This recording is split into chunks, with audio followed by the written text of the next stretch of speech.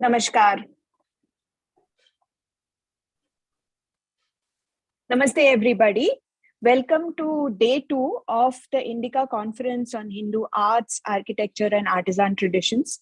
Yesterday, we had a very, very interesting day, very fruitful day with some amazing papers from scholars on the sculptural traditions of Hindu art and what is the science behind it, what is the philosophy behind it, how we perceive art and how we perceive beauty, and how every piece of art that is made in India, whether it is for a sacred purpose or for a secular purpose, there is a philosophy to it, there is a basis to it, and every work of art is offered as an offering, as a sacred offering to the divine, which is why our art sort of transcends the fact that it is not just an end in itself, but it is means to an end. It is an offering to the divine.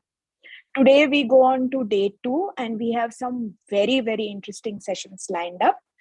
And we begin with a very, very, very special session with a very special guest. Unless you have been living in a cave recently, or even if you were living in a cave, you would have heard about Arun Yogiraj, the young sculptor who was commissioned with this Murti of Shankaracharya, which was installed at Kedarnath by the Prime Minister of India, Modi ji, very recently. It is a beautiful murti, and he's since then. I mean, you've seen the murti all over. It was all over the media, and when I started to find out more about who is the sculptor who is sculpted this murti, who is responsible for this mammoth work of art, I discovered Sri Arun Yogiraj. It is my fault, I guess, that I discovered him this late. And when I saw all the work that he has done and saw his life story, and I got myself acquainted with his life story, I was really amazed that someone so young has created something that is so beautiful and so in tune with the glorious traditions of Indian architecture and sculpture. And recently, he shared a murti of a Hoysala dancer, Hoysala Apsara. And if you compare it to the works of the great Hoysala artists in the temples of Belur and Halebeedu, you would be thankful that the art still lives, and the kind of attention to detail, the kind of beauty, the kind of facial expressions, the kind of devotion that you see in the face of the murti that Arun Yogiraj created is exactly the same as the murtis created by the great Hoysala artists before the 12th century. It's really amazing. I welcome Arun Yogiraj ji, and it's a great pleasure for me. Namaskar. It's a great, great pleasure for me to have you here. And our audience is eagerly looking forward to your thoughts on the Indian traditions of sculpture, the Stapati tradition. And what I am more interested to know is that for us, sculpture is not just about taking a piece of stone and just working on it at that moment. There is a process behind it. You have to read the scriptures, you have to understand it, you have to follow a certain lifestyle in order to become a traditional Stapati. And yesterday, Umapati Acharya ji gave us a very beautiful lecture on how that whole process works. But you are a very young guy. You are a guy who has worked with contemporary sculptures as well as religious sculptures, and I have seen your work. You have done life-size murtis of real-life historical figures. You have done mammoth statues of Chamrajendra Vadiyar, I think, right? And Ramakrishna Paramhansa. You've done work on many temples and pavilions, and you have created murtis for many temples. I have here a small bio which I will read out for the benefit of my listeners here. But before that, let me share the link. Just give me 2 minutes.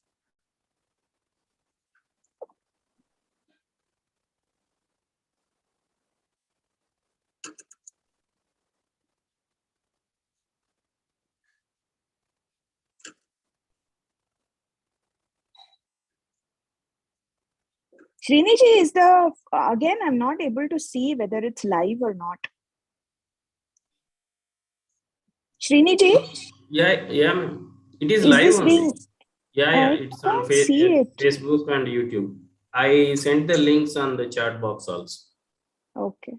Chat box I can't access because, one second, let me How do share you the want? YouTube link. Just give me one moment.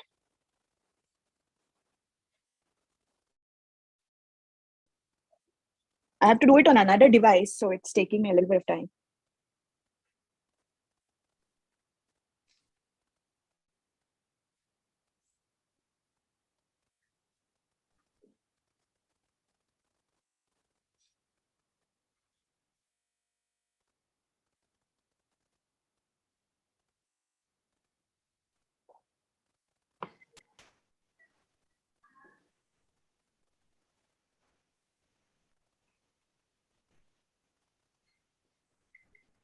Yeah. Yes. So sorry about that because I'm operating another device. Namaskar, Nagaraj ji. So good to have you here. I will read out a small introduction of Arun Yogiraj. It's a very interesting story, actually. Arun's relationship with stones is since birth, actually, even before birth.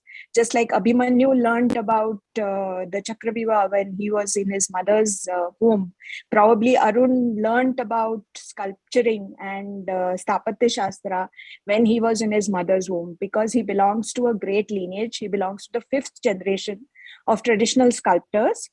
He's he belongs to the family of Chaudappa Achar, Basvanna Shilpi, Yogiraj Shilpi. They were all popular artists. His grandfather, Basavanna Shilpi, was a recognized artist of the Mysore Palace.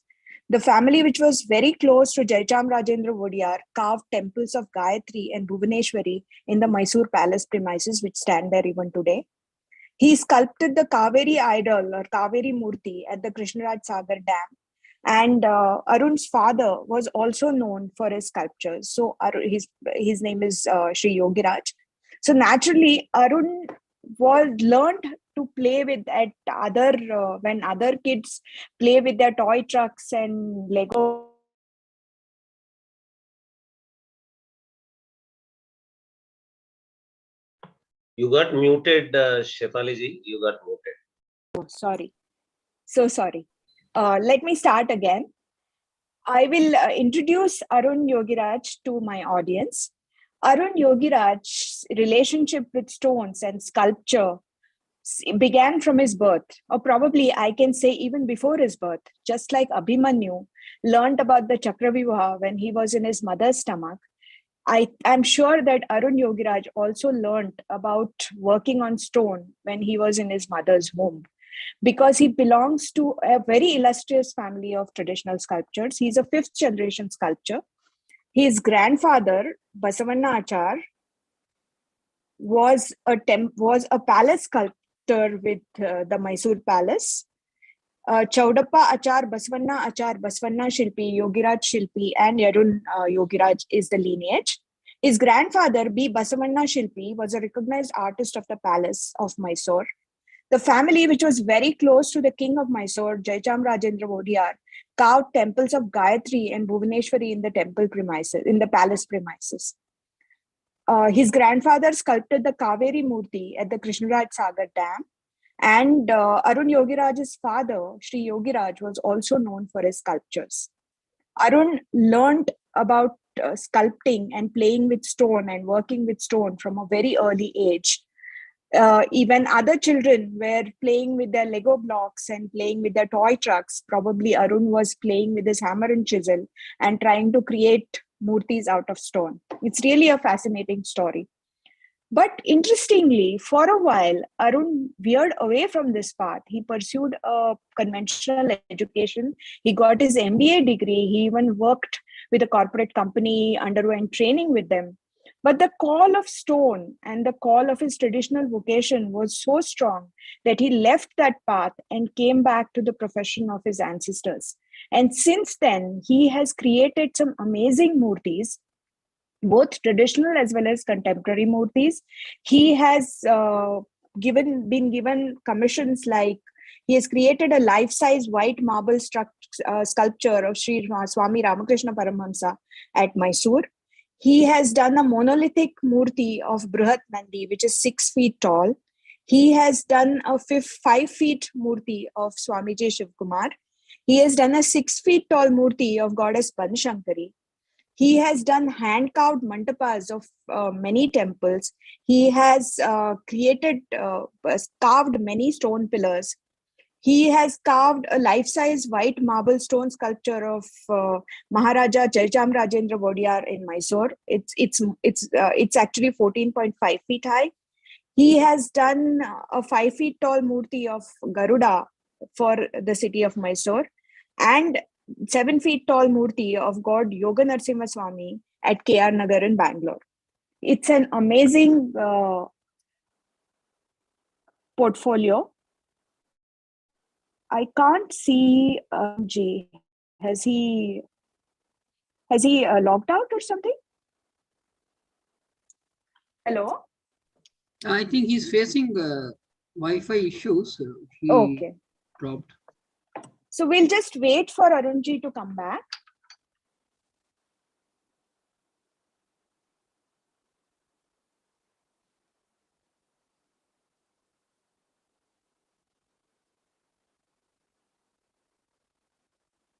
Just give us 2 minutes.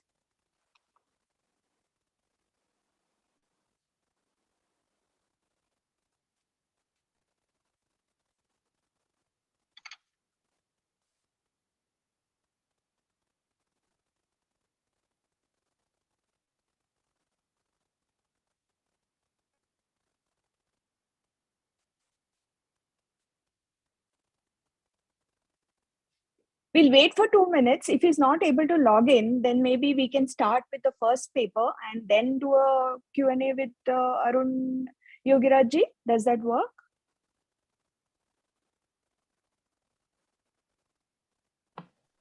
After waiting for 1 or 2 minutes, we can go to the next. Yeah, let's just wait for a couple of minutes. Yeah.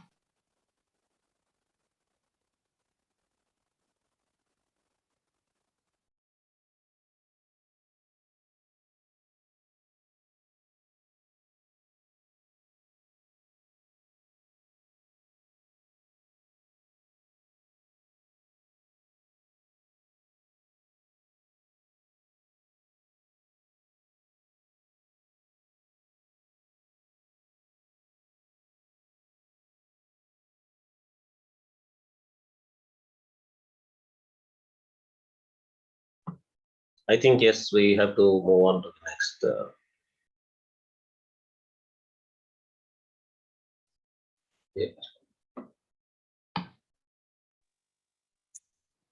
Okay, since Arunji is having some issues logging on, we'll start with the first paper, and then maybe after that, if Arunji logs on, then we can do the Q&A with him.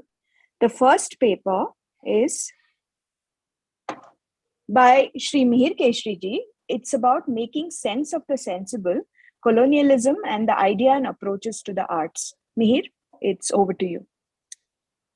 Can you share my PPT?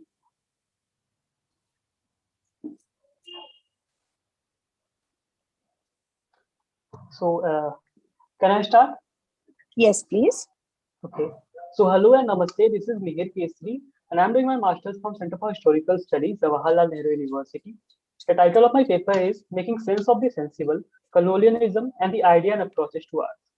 The term colonialism or colonization has gotten inherently associated with the European political and economic subjugation and exploitation of the rest of the conquered world.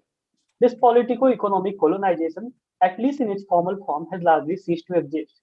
However, it would be a grave mistake to reduce European colonialism to mere sphere of politico-economic subjugation and exploitation. Can I have the next slide? So this paper discusses some important propositions of the decolonial and other such scholars who conceptualize European colonialism in a much broader sense, including colonization of cognition, consciousness, experiences, senses, and epistemology, and hence argue that colonialism is anything but over, and it manifests, replicates, and perpetuates itself through various knowledge structures and other such frameworks, which are essentially and inherently Eurocentric, racist, and colonial, but has been projected as universal, objective, and rational. Basing on this premise, I will build on the above discussion. This paper will suggest that our conception of art and the way we approach art is similarly guided by Eurocentrism and European colonialism. Alternatively, this paper will, through a brief case study of Kohvar art of Mithila region of Bihar, will try to explore a different conception of art, its meaning, and approaches to it by rooting itself to the subjectivities of native consciousness and experiences, and not by alienating it from the context, milieu, and understanding that produces it. Right? Can I have the next slide? Thanks. As discussed, that even if the former politico-economic colonial structures have been dissolved, colonial socio-cultural, racial, and epistemological structures continue to decide, direct, present, and future of the hitherto colonized region, and hence the relationship between Europe and its erstwhile colonies continue to that of colonial domination. Pisono proposes that to facilitate socio-cultural control, the colonial regimes are marked by systemic repression and replacement of the native modes of knowing, knowledge production, and system of images and symbols with that of their own patterns of expression and the beliefs and images prescriptions to the supernatural. And subsequently, European knowledge structures and modes of knowing were made lucrative, seductive, as it provided access to power and material wealth. Okay, so on similar lines, S.N. Balgangadhar has propounded his own conception of colonialism, colonial consciousness, where colonialism insulates the colonized from accessing and making sense of our own socio-cultural experiences, as the only framework accessible to analyze such experience is rooted in European experiences of itself and others. By using this theoretical framework, mere reproduction of colonial description of native culture is possible. Hence, in this way, colonialism maintains and perpetuates itself. Closely linked to this idea is that of concept of colonial consciousness. You can read more about colonial consciousness in my paper. Due to paucity of time, I won't well into it. So moving forward, let us try to understand the above seemingly complex idea through an example from our daily life, that is the category or the concept of religion. The concept, idea, or the category called religion is assumed to be universal, something which exists in every culture, and with this assumption of universality of the category of religion comes certain theoretical framework, right? This framework is essentially a product of Abrahamic worldview, hence is anything but suitable for analyzing non-Abrahamic cultures such as Hinduism. Nevertheless, the conceptual category of religion is continued to be used to understand Hinduism, which as per Balgangadhar focuses on practice, is ritualistic, symbolic, and derives a justification for its perpetuation from the past that has to be followed and can be better understood as tradition. On the other hand, religion is largely centered on belief or faith and derives justification on the basis of truth claims such as revelation from God, etc. So the basic point is that the problem is not with the content, but more with the categories, because these categories does not occur in isolation, right? They are guided by particular theology, they're guided by particular history, right? Which are rooted in their own experiences and are alien to our own experiences. So how far it is fair to use these categories and concepts in a bit to make sense of our own experiences, right? So similarly, as suggested in the introduction of this paper, our conception of art and the way we approach art is shaped and guided by the colonial domination and discourse and framework. This is not to limit the discussion to the mere suggestion of certain differentiation and hierarchization of art forms during the colonial period as high, fine, folk, tribal, and craft, which the colonial logic necessitated in a bid to justify colonial domination, but to dwell into the very conception of art and the approach to art, which was only possible in now universalized but essentially European epistemological framework. Pisono questions the fundamentals of European paradigm of rational knowledge based on a so-called subject-object relation and situates this framework to peculiarities of the past European social condition, where the individual was subject to clutches of social structure, hence the conception of subject as an isolated individual free from intersubjectivities of social structure and from the object was an effort for individual liberation. Nevertheless, Pisono highlights the shortcoming of such framework. So the basic point is that the rational knowledge of the European paradigm is based on the binary of subject and object, right? Where subject and object are independent, insulated, and isolated, hence the intersubjectivity is denied. You can read more about this on my paper, which will be uploaded by Indica. Due to paucity of time, I'm again forwarding, right? So if one is to analyze the dominant perception of art and the way one approaches it, it closely parallels the above discussed subject-object logical system. Hence, the objectification of art as a product with essential inherent meaning encompassing within it, which is external to the subject, and subjectivities of the larger socio-cultural system, of which somehow both art and the subject are independent of, is made possible. Interestingly, even here, the dominant framework of art and the approaches to it is that which is conceptualized from a very individualistic perspective, where art as a product is an individual pursuit and art as an object is essentially to cater the taste of and reveals itself to unconnected and independent subject existing in isolation both from the art object and the fellow subject who find no acknowledgement within the dualistic framework. In addition to it, the stress on finding meaning within the art object and the mystical aura associated with the art object is the Christian theological line. The Christian gods create everything in nature with some inherent meaning, and others are required to interpret that meaning within the object of the creation. Hence, from the above discussion, it becomes pretty apparent that the dominant conception of art and approaches to art emanates from the European epistemological framework rooted in European experiences and universalized by the colonial power structure. The decolonial scholars have taken cognizance of colonization of art and aesthetics and have tried to provide differing decolonial options to conceptualize art, particularly aesthetics, by emphasizing the conception of decolonial aesthetics as opposed to aesthetics. I have discussed this aspect in detail in my paper. You can read from there. Now, if one has to conceptualize art and an approach to art as different from the dominant colonial epistemological framework, one has to give away the broad pretensions of objectivity and universalism of the European colonial epistemological framework and take cognizance of subjectivities and experiences of the native practitioners of traditions, which involve conceptualizing and creating art, which is neither an end in itself nor a commodity for the market. The cover art of the Mithila is one such example. It is commonly and primarily described as a ritual painting associated with fertility symbolism and rites, as it is usually painted within the nuptial chambers with symbols of sun, moon, fishes, swan, tortoise, trees, snakes, lotus, and bamboo trees, etc. These symbols have been subjected to various interpretations by different scholars. W.G. Archer sees the bamboo tree and lotus ring as symbolizing sexual organs and tortoise as symbolizing lovers' union. Similarly, Wyeth Vekant interprets lotus and bamboo as representing vagina and penis respectively.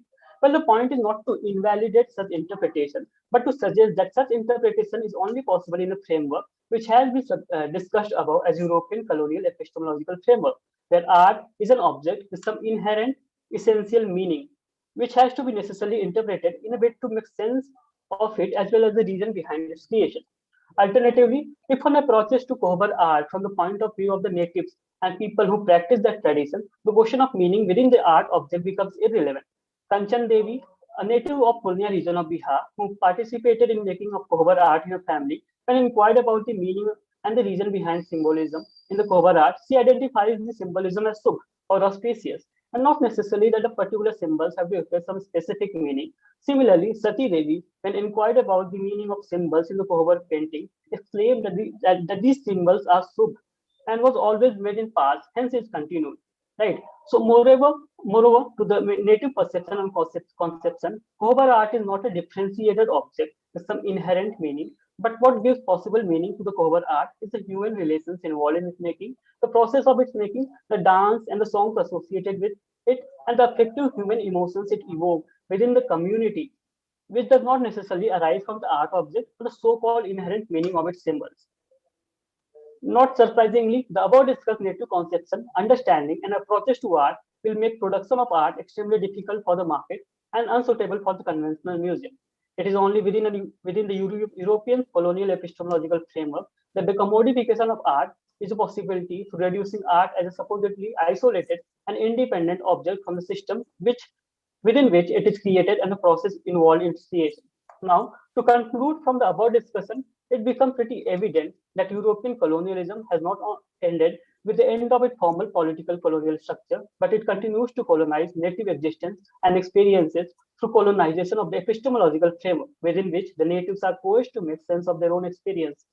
The same holds for the dominant perception of art, what we consider as art, and the approaches to art, in which art is treated as a meaning encompassing, isolated, and independent object which can be traded in market and curated in museum.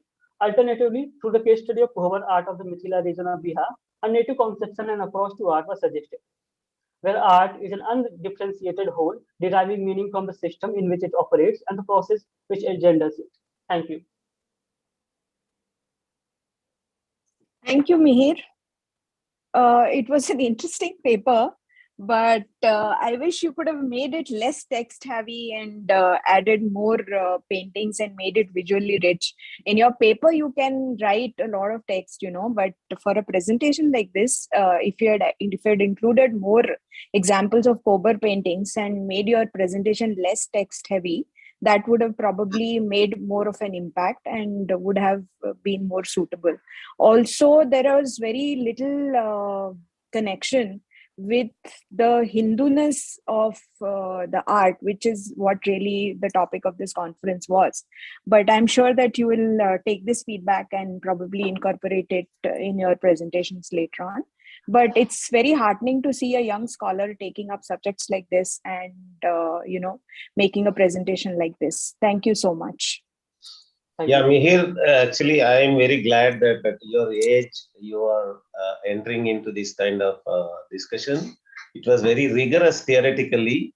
What I see in this generation, some of the scholars, is the balance between theory and empirical study has to be improved. More theory than empirical examples is probably a JNU stamp. That's good. Actually, JNU is doing good thing by giving you all algebra. But higher algebra of sociology cannot be sociology. Sociology has to have examples. And we have to be closely connected to the reality. That's really great that you have acquired all that rigor that such universities give you. But you could have brought more examples to exemplify whatever. You brought in one Bihar art group case, but that could have been more examples. And then Mihir will be an asset for all the Indic studies in art. We are waiting for you to be an asset for us.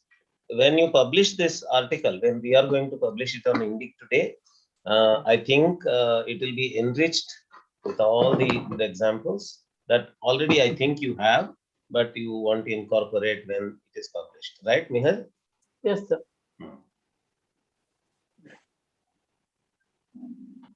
Thank you so much. And now I think Arun Yogiraj ji has joined in. And I'm sorry Arunji, can you hear me? Yes, ma'am. I'm sorry for inconvenience. No problem. Thank you so much. As I was saying, let's go straight to the interview because I've already introduced you to the audience. As I was saying, you come from a very illustrious lineage of sculptors. You're a 5th generation traditional sculptor. Your father, Yogiraj Shilpi, was the child of B. Basavanna Shilpi, a Mysore palace artist who created the temples at the palace and also the Murti of Kaveri at the Krishna Sagar Dam. Your father was also an award-winning sculptor. And yet, for a while, you chose to veer away from this traditional vocation. You chose to do your MBA and you chose to join a corporate company. Why did you feel the need to move away from the traditional path of Hindu art and architecture? Good morning.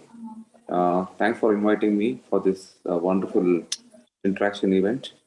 First of all, I grown up with a family of tradition sculpting from few generations, and knowingly and unknowingly, I started playing with stone when I was young.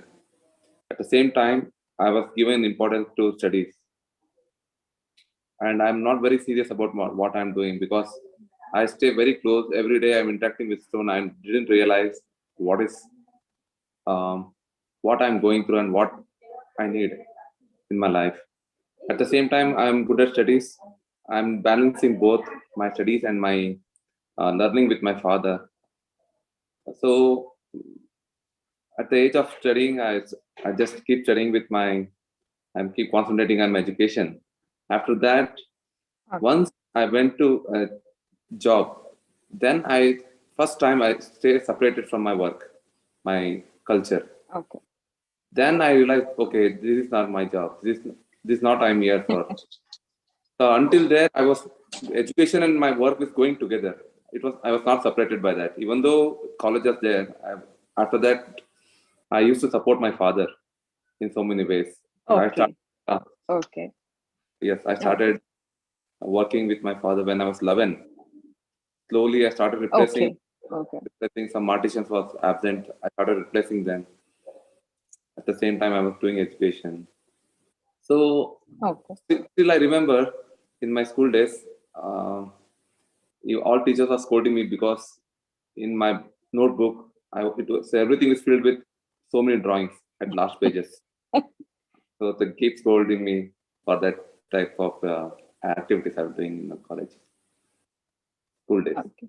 It's really amazing. So when children of your age were probably playing with, football or cricket or with Lego toys or whatever, you probably were playing with the hammer and a chisel and trying to help your father in creating some stunning works of art. What was it like? I'm sure that as a child, you were always surrounded by beauty. You were always surrounded by the sound of the hammer and the chisel all around. And you were always surrounded by exquisite works of art that your father and your grandfather created. So what was it like, that childhood? How did it shape you into a kind of a person that you are?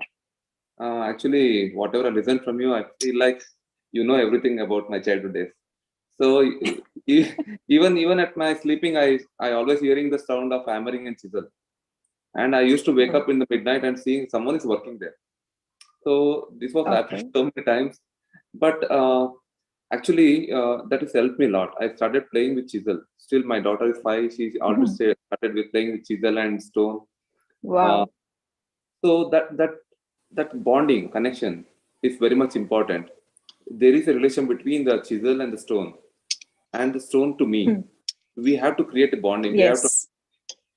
Right now, if 10 people working there, if there is small changes in the sound, I can easily identify something is wrong in the stone or something is wrong with the hammer. So that type of connection I started developing with my father when I was young. So I still feel so many artisans are very difficult medium. Stone itself is a very difficult medium. For me, stone it's like I'm comfortable than clay in stone. So that type of I started with playing. That playing helped me to what you call play with stone. So stone started listening to me. Stone started responding to me. That is what right now I'm feeling. And me and stones are very good friends.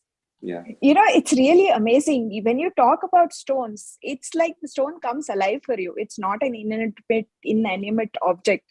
It is, as you said, you understand the stone and the stone probably understands you. And the stone is a very unforgiving medium. I mean, if you make a mistake when you are sculpturing, it's not like computer that you can do Control Alt Delete and you can do backspace. That stroke stays whatever you do. So even then, to have that kind of bonding with stone, what kind of lifestyle that you have to follow as a traditional sthapati when you take up a commission of, say, a religious murti, like a murti at a temple or a temple mandapa? Obviously, those kind of commissions are very different from the statues of, say, a king or a political leader that you make.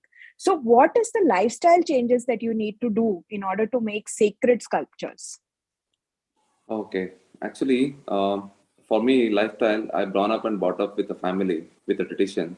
So it was practiced from my childhood days itself. We are very disciplined on what we eat and what we do. At the same time, Shilpa Shastra also a applied science, where there's a theory regarding Dhyana Sloka, where you can apply it. But in application, they have said that the measurement from Nabi to forehead to Nabi, it has written that the measurement was given. But in that measurement, we have to bring life. That is in the hands of the artist. Even though the lifestyle, especially my father is very strict on whatever I'm doing as a student. He was a very strict teacher when I was a student. Also, when I was hurted while working, He was also a father who just made a first aid treatment. Okay. So we follow some very disciplined things. We do some early morning wake up, that is every day, and also we do some yogasana. Okay. It's a physically challenging job. Okay. Physically challenging job. Yes. I will do yes. activities early morning. I wake up without miss at 5:30. I will do some physical exercises at the same time. After completing that, I will do some puja rituals, and also each idol demands different what we call preparations for yes for if you commission something to me, it's my duty to collect the information regarding that, collect the information regarding the Dhyana Sloka, collecting the information of Chakra with Talamanas and everything. First, I will make a note of everything. Then I understand the process. That is, knowledge transfer happened between 5 generations. How the theory is already available for us. How to make it in a apply it in a stone.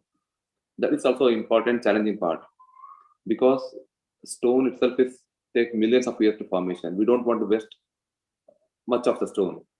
I saw so many artisans big blocks and making small idols, and for big sculptures they take a very less thickness stones. So this type of imbalance should not happen.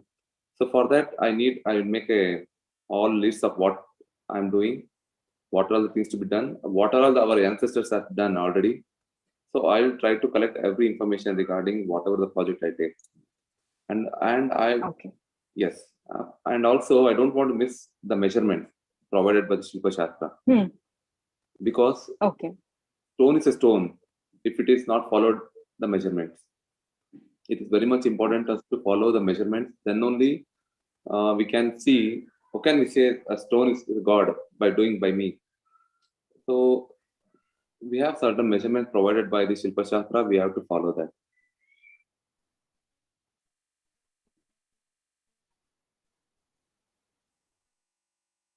Hello.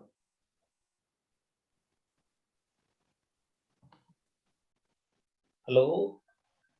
Oh, we seem to have missed Shakti. Meanwhile, I had a question, Arunji.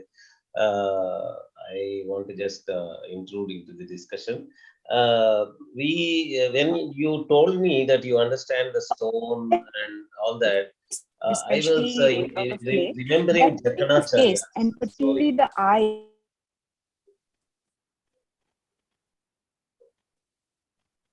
Shefaliji, there is some internet problem, it looks. Okay.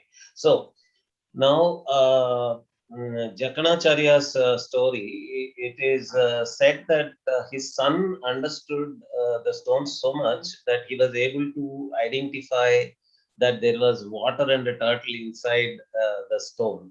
All these days I thought that was just a legend, just some mystic belief. But from what you say, it appears to be true that you understand, for example, if there is water inside or if there is a turtle inside, you really understand.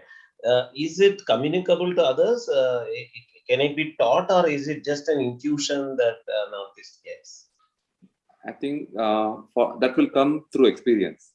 And also, we have to be very sensible to the stone, the sound, what you hear.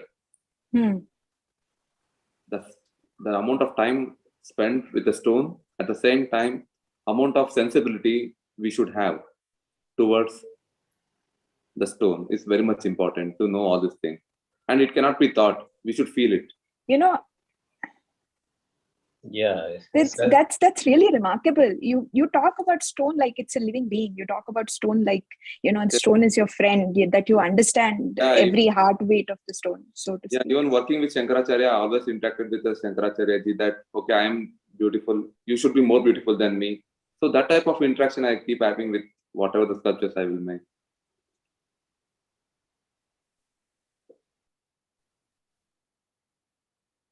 Hello?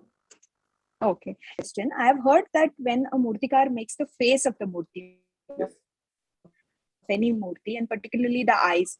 That is supposed to be the most moving, most life-changing experience in the life of a sculptor, because the murti and the murtikar have to be on the same spiritual plane to be able to breathe life into the face or eyes. Can you share your experiences about take any murti, for example, the recent Shankaracharya murti, when you were making the face and when you were making the eyes, what did you feel spiritually?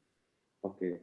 First of all, it's my duty to know about Shankaracharya, and at the same time, I would like to look in the art point of view regarding the age of the person. His achievements, he traveled India for 3 times at the age of 33. So his body is clean, and he is a fit person. At the same time, making a big face, actually sculpture, even big sculptures, even small mistakes will look big. Yes. The point I have considered very much. And making a bald person wearing a shalya, making him look divine and beautiful, is a very challenging job, because hair itself is a beautification thing. We don't have that in here. At the same time, the same facial features like humans, like us, 2 eyes, nose, and lips. Still, it should not look like a person. It should look like a Shankaracharya. That is a challenging part for me. So for that, I would like, I made a lot of exercises like mixing of human anatomy regarding golden features of the face. At the same time, even my experience helped, because I carved so many traditional sculptures, murtis in my entire career. On an average, I made around 4,000, 5,000 murtis till now. So while doing Shankaracharya face, I have experienced something. Actually, I have done with my eyes and everything. Still, I'm not happy. I'm so much upset for 2 days. I'm not able to do. It's not connecting to me. So I made a decision to chip off what I've done. I gave holiday to all employees. I just chipped off the eyes what I've made, because it was not connecting to me. Okay. So I don't know. I think that might be the wrong decision. But I just chipped off my eyes what I've done. I started carving new eyes again. While carving, I feel that he saw me. He saw me. Okay, stop it. Because the artists, we have always in a confusion mind where to stop. Even though I have so many things, I should not keep doing it. We have to stop at one point. That was guided by Shankaracharya when I was doing. Actually, even I can show the zoom photos of the eyes. Actually, I have not cleaned what we call properly, because he saw me. At that point, I stopped doing anything. I have not touched anything, even though I have to do so many work, because I felt I saw him. I stopped it there. After that, Mysoreans have a chance to see that. So many of them coming and telling, after seeing the eyes of the Shankaracharya, they started crying that he's alive. So even in my realistic portrait also, initially I was crying because it was not coming. The resemblance of not coming, even it's not up to the mark. I was crying in my initial days. Now my customers cry because they're seeing their parent, whatever the commission they're given to me. So it's a remarkable story. Actually, I have goosepimples when you said that. I felt like Adi Shankaracharya was himself telling me to stop. It's really amazing. I've seen photographs of your murti of Ramakrishna Paramahansa, and the kind of expression and the kind of karuna that is there. That's the only word. I cannot find an English word to describe it. Yes. When I was working Shankaracharya, again I was because of lack of information about the pattern of hairstyle and the beard. So I was getting a tea from a boy from past 8 months. That he was not there. He was absent. Another person came bringing tea to my workshop. He looked exactly like Shankaracharya. Same amount of beard, same amount of thing. I have a photograph of that. When I was taking the photo, he was there behind that, and I told him, "Please remove your dress and please, I want to learn something." The same beard pattern is exactly same age, same amount of hair he's having. He's just like Ramakrishna Paramahansa. So this type of thing I don't even, after seeing the photo, even I have not realized it is amazing for me at that moment. After when I was seeing my photos, what I've done earlier in my career, just have a look. Then I realized, oh, okay, this has happened. How it happened? So just I shared my experience with you. It's really amazing. Actually, it's fascinating, and it is proof that how our sacred art is truly sacred. It is not just an end in itself; it's a means to an end. It's an offering made to the divine. I want to talk to you about two of your works, actually, which I have seen photographs of. One is the Ramakrishna Paramahansa Murti, marble Murti that you've done in Mysore, and the other is the Saraswati, which I really loved. That is a little bit like the Saraswati at the Brigadishwara temple of Gangaikonda Cholapuram. Little bit, not much. But the kind of expression on the face of that Saraswati again, and the karuna that is reflected on the face of Ramakrishna Paramahansa that you created. To me, this is how probably Ramakrishna Paramahansa would have looked like. I obviously I have not seen Ramakrishna Paramahamsa, but in my mind, the way I conceive Ramakrishna Paramahamsa's expression of the karuna that is there in face, you have managed to get it perfectly on that murti. So how do you get it? How much of this is divine intervention, the kind of expressions that you manage to bring onto the face of murtis, and how much is it your training and your what you call it, talent? Okay. Difficult question. No. Okay. When I was doing Shankaracharya statue, Ramakrishna Paramahansa statue, I went to Ramakrishna Ashram again. I spent some time with Ramakrishna Ashram. I played with the students. I just spent some time with the Ramakrishna Ashram. And also, I read about Ramakrishna Paramahansa regarding, I want to know whom I'm doing. So, on an average, it's a big sculpture. Actually, India's biggest Ramakrishna Paramahamsa statue, that is 10 feet in posture. That's India's biggest now. And again, I love to do big. I don't like small things. Even I remember I'm motivating myself when I was young that one day I will be making big sculptures to the nation. I believed in that. So, and also I'm preparing for that every day. Small or big, we can't perform one. We have a big opportunity. We have to be prepared for that. We have a lot of techniques and skills to acquire. So, like Ramakrishna Paramahansa, it's very challenging because marble, in marble, it's very hard material, not very supportive to carving, and also we have one chance to execute whatever we are doing. So, Paramahansa again, even though I'm working 12 hours a day, in my sleep also I started working with him. I started interacting with him. And also sometimes I feel like he's sitting with me in front of me in my room. So we are so much connected emotionally with, it's like our baby. We are creating our, even though it's Paramahamsa, it's my baby, I'm just creating it. So at the time of delivery, I started feel like someone is going from my home. That is emotion bonding. It connects. At the same time, it misleads us. I have some example for that. In my initial career, I started getting ego. That make better than my father. Like that type of ego I started getting when I was around 2 years of experience. My father was always scolding me that no, it's not coming good. You are doing something wrong. This is not the way. He's simply scolding. I was so angry on him. That one day I sit and realize there is something wrong. Why my father is scolding? Then I took the photo of my grandfather to make one of the commission work, and I started sculpting. After finishing, it was looking very beautiful to me, very beautiful, and it's all okay. Then I made a small experiment. I took the photograph. I called a photographer and I told him to take the photo of that.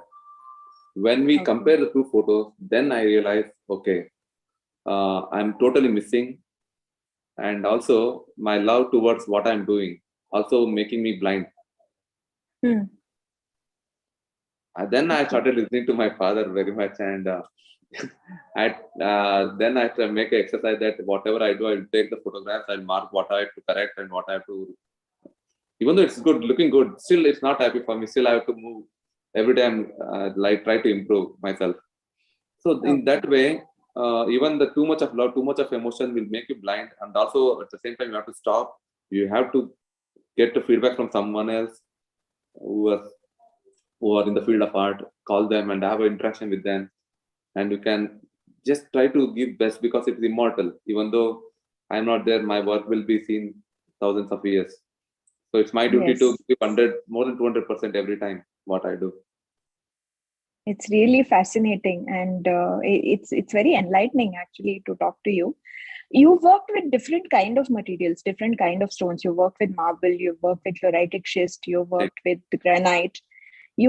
So out of these, I know it's very difficult to expect you to answer this, but which stone would you prefer, or do you really enjoy working with? Okay, for big sculptures, I love to do it in granite because it's available in huge sizes. Hopefully, do very, very big sculptures for the nation in future in stone. Okay. This where from past 200 years, we are not able to find very beautiful large sculptures sculpted by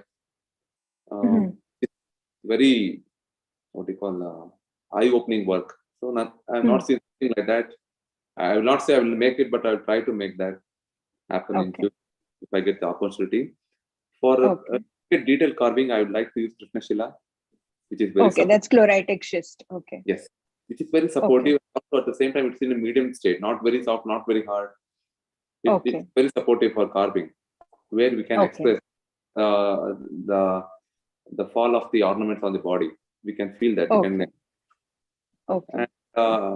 if you want some very colored, in India we like bright colors like white, especially. I like to work Italian marble. Carrara would like to work. If someone affords a Carrara marble, I would like to do one of the very mixture of everything, tradition, our realistic, and also contemporary, mixing some forms and create some very new sculpture. In Carrara marble, I would like. You've worked with contemporary sculptures as well, and you have obviously done a lot of sacred sculptures. So is your mind, frame of mind very different when you're sculpting a traditional murti for a temple versus installation, which got nothing to do with being sacred or whatever? How do you differ in your mind as a sculptor? Okay, in every project, I feel like I'm not Arun Yogiraj. I'm the new person working on new project.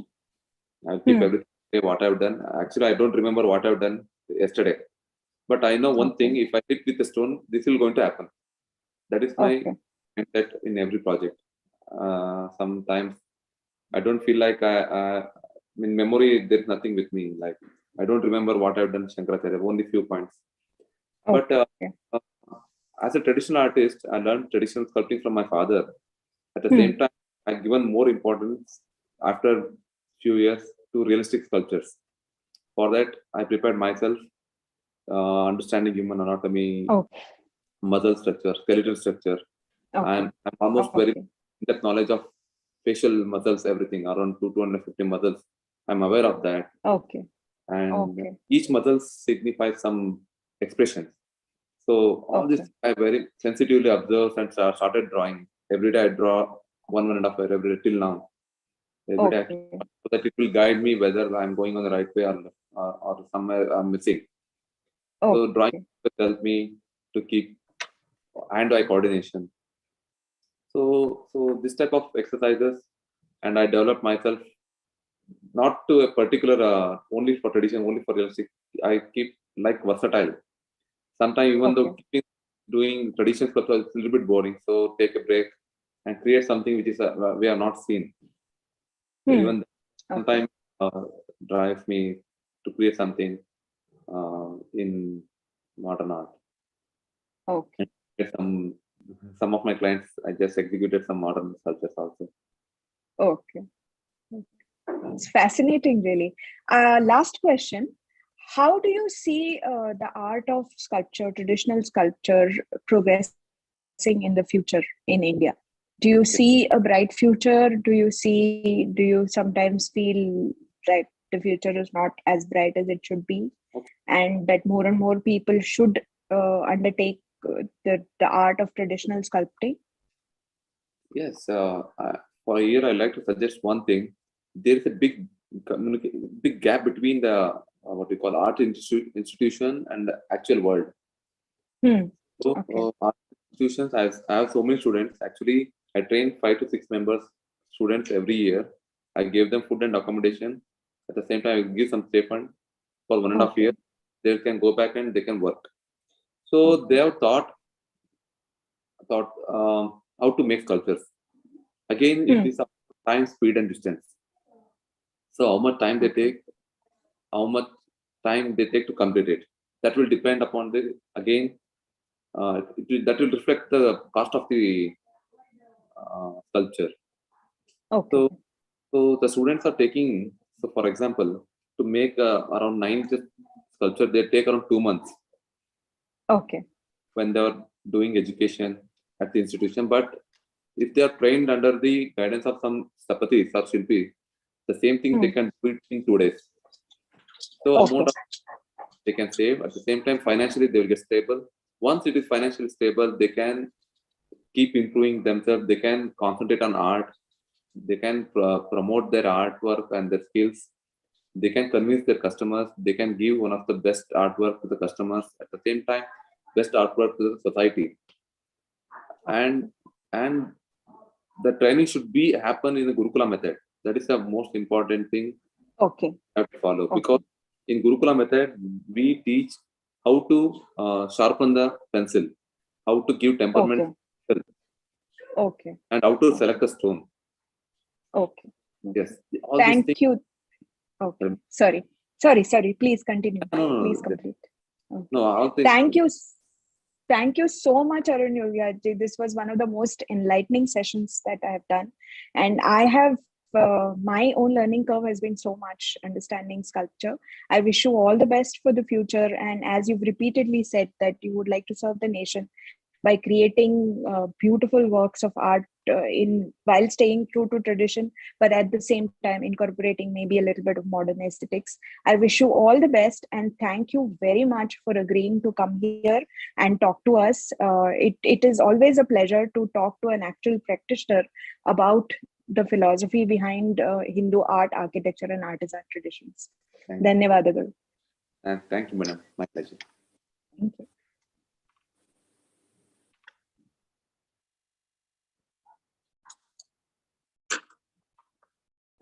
And now we move to the next paper, which is by, just let me dig out this thing.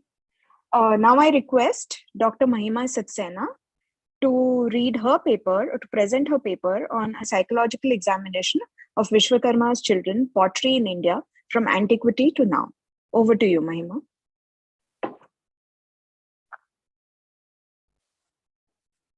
Thank you, Shefali ji. I'm very excited and grateful to be here. I'll request the organizers to kindly share my slides so I can begin my presentation.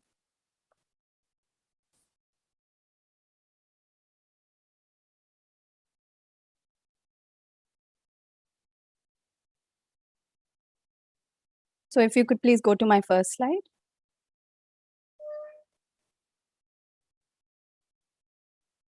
Thank you. So namaste, everyone. I'm Mahima Saxena, and I'm very excited to be here. I'm really grateful to the organizers for the opportunity to share my research with all of you. I'm going to talk about a research investigation that psychologically examines pottery as an occupation. So pottery work and the experience, the work experience really, of those engaged in pottery from a holistic, unbiased perspective. Next slide, please. May I have the next slide, please? So just to give you a little bit of background into, sorry, can we just go back to slide 2? This is slide 3. Thank you. So just to give you a little bit of a background on in terms of who I am and what this project is about, I'm a psychological scientist and I specialize in work psychology. And in what I will present today, I examine the work of pottery from a psychological lens. So what do I mean when I say holistic and unbiased, as I did in the previous slide? What that means is that in the academic literature, there are multiple sociological, anthropological, labor studies, historical, and even economic analysis of pottery and similar forms of artisan work that go back to the early British era even. I'm only talking about sort of the modern kind of academic literature. But what I have tried to do here in this investigation that I'm going to present is to stay starkly away in terms of the guiding questions, the data analysis, and the result generation, at least tried to, from various preconceived micro and macro analysis of the subject in order to let the data, to let the voice of the workers, the Prajapati community that I'm going to talk about today, the potters really speak for themselves. And the reason for this is that analysis that tends to begin with labels and various other disciplinary leanings suffers from, in general, a Western-centric, possible colonial hangover of sorts, which is to say that an investigation or analysis or following a certain methodology that delves into native or indigenous knowledge, cultural knowledge, but it approaches it from, in a sense, a whitewashed lens, a lens that fails to fully capture or understand indigenous or local cultural knowledge without having innate or intrinsic knowledge of the phenomena at hand. So this is not to say that I don't have a disciplinary leaning. I do, but in psychological sciences, there's actually very little work done in this area. So in a sense, it presents uncharted territories to discover the psychological mechanism behind the work of pottery work, really. And what's happening here then is that researchers' preconceptions are not biasing the findings, hopefully. And so the findings that I'm going to present today come from grassroots level field data. It's a broad initiative. It comes from primary data, and I'm going to present some findings that specifically cater to the broader theme of this conference. So to get a little bit more into the research approach I took, the research approach was an abductive or inductive approach to research, and not to get too technical for those who are aware, that's great. But for those who aren't, I'll just give a very quick introduction. What happens in inductive research, which is the approach taken here, a deliberate attempt is made to steer clear of a priori theory and existing findings. Now, that is the hallmark of deductive research in the scientific method. So what you're doing in this type of approach that I'm following here, the inductive approach to doing research, you limit your over-reliance on theory.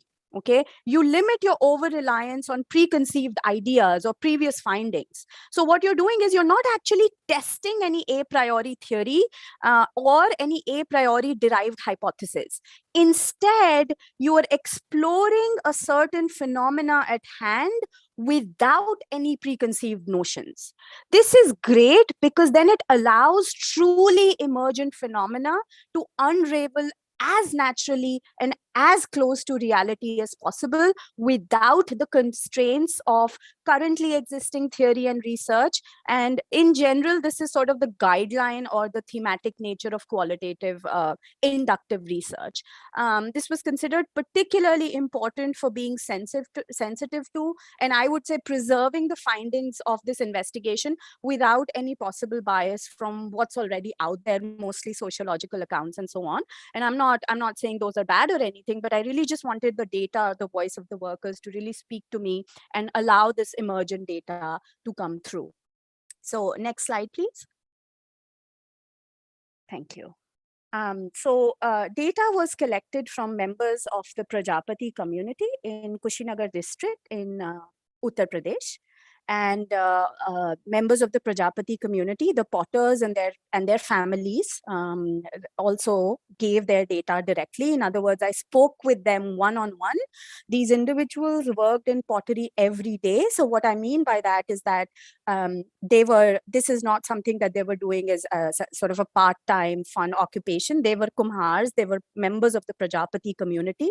This is what they lived and breathed and did on a day-to-day, daily basis. They sat on the chak or the potter's wheel daily. And what was really interesting, and you may know this as is true for most artisans in our country, each potter had a different speciality. Each village of the multiple villages and various districts that I sampled had a different speciality. So for example, one village or one community or one area in a district would have perhaps the speciality of making the kullar, or what you see on your screen right now. Another one would be highly specialized in making diyas, small diyas. The other one would be really specialized in making the surahi.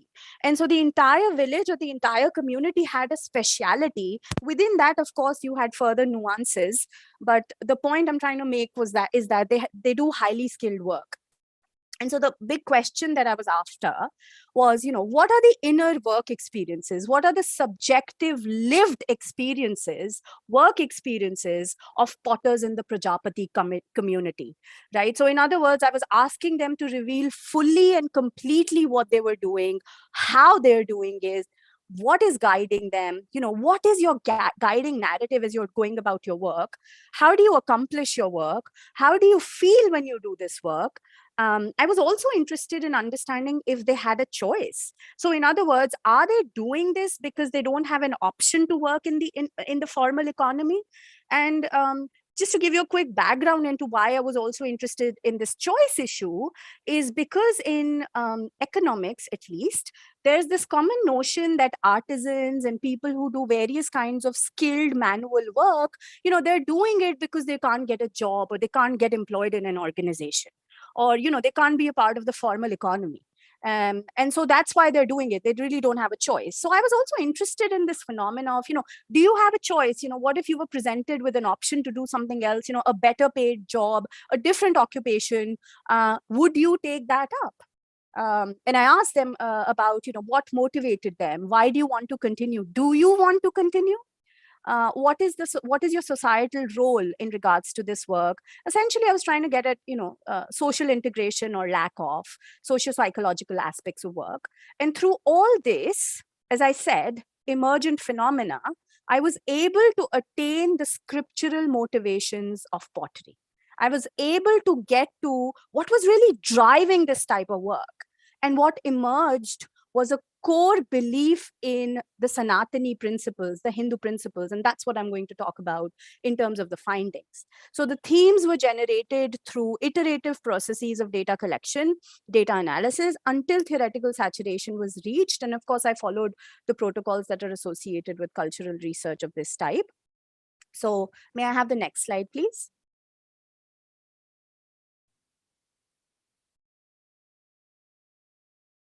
Can we go to the next slide? Slide number 4, please. Thank you. So what I found, as I said, the truly emergent phenomena, these Hindu beliefs that were the foundations of pottery work. So I'll go through these one by one. The first core kind of Hindu belief or principle that was driving this work and the identity was this notion that they said that we are Prajapati's Vanshaj. Okay, this idea that the Prajapati community, as they said to me, goes back directly to the lineage of Lord Brahma. And what this also means is that this occupation is as old as the origins of human beings. It goes back to the origins of humanity itself. It's one of the oldest occupations. We know that in general. But in terms of their own belief system, that further corroborated this generic understanding we do have of pottery from around the world. And so coming directly from the lineage of Lord Brahma was a very important core principle that they believed in and followed. Now, related to that is, of course, this core generational component, right? So it's an intergenerational occupation. And what I mean by that is that, the son learns from the father, who learned from his father, who learned from his father, and so on since time immemorial. And so I would really like to also quickly talk about skills here, okay? And we often tend to think of this work as unskilled, okay, or low skilled.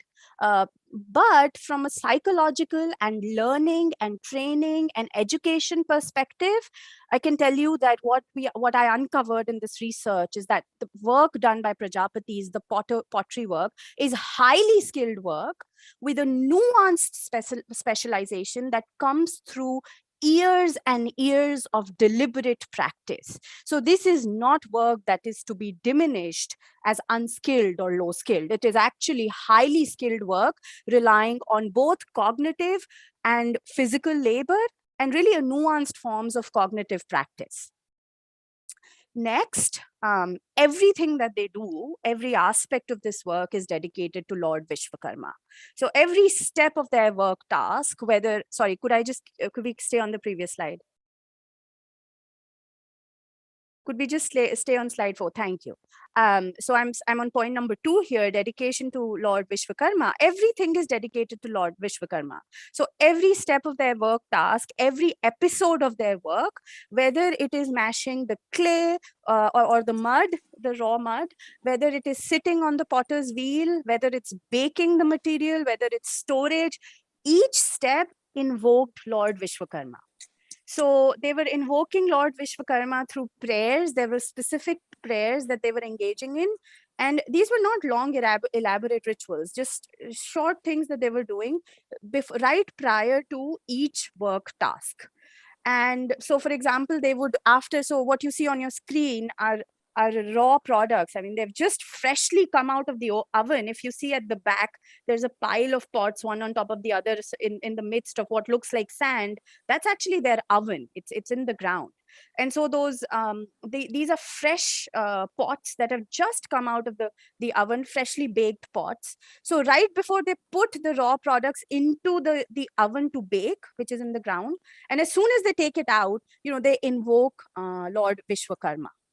And nothing really happens without invoking Lord Vishwakarma. Once a task is completed, it is devoted, it is surrendered, or rather they arpit karte hain to Brahmaji. So there are deep ties to Lord Vishwakarma at every step of the work of the Prajapati. Thirdly, Mahima, yes, you will need to speed up a little bit because it's just the slide 3 and you've already done about 12 minutes. Right. I only have 6 slides, Shefali ji. The last one is just a thank you. Yeah, slide. but So, you will have I'm on to time. make the Yeah, points very briefly rather than just elaborating on one point for a while, because people will anyways read your paper. You have about 3 minutes to finish the entire presentation. Oh, yikes. Okay. So I'll quickly go over this then. Then this work is also deeply intertwined with Hindu festivals.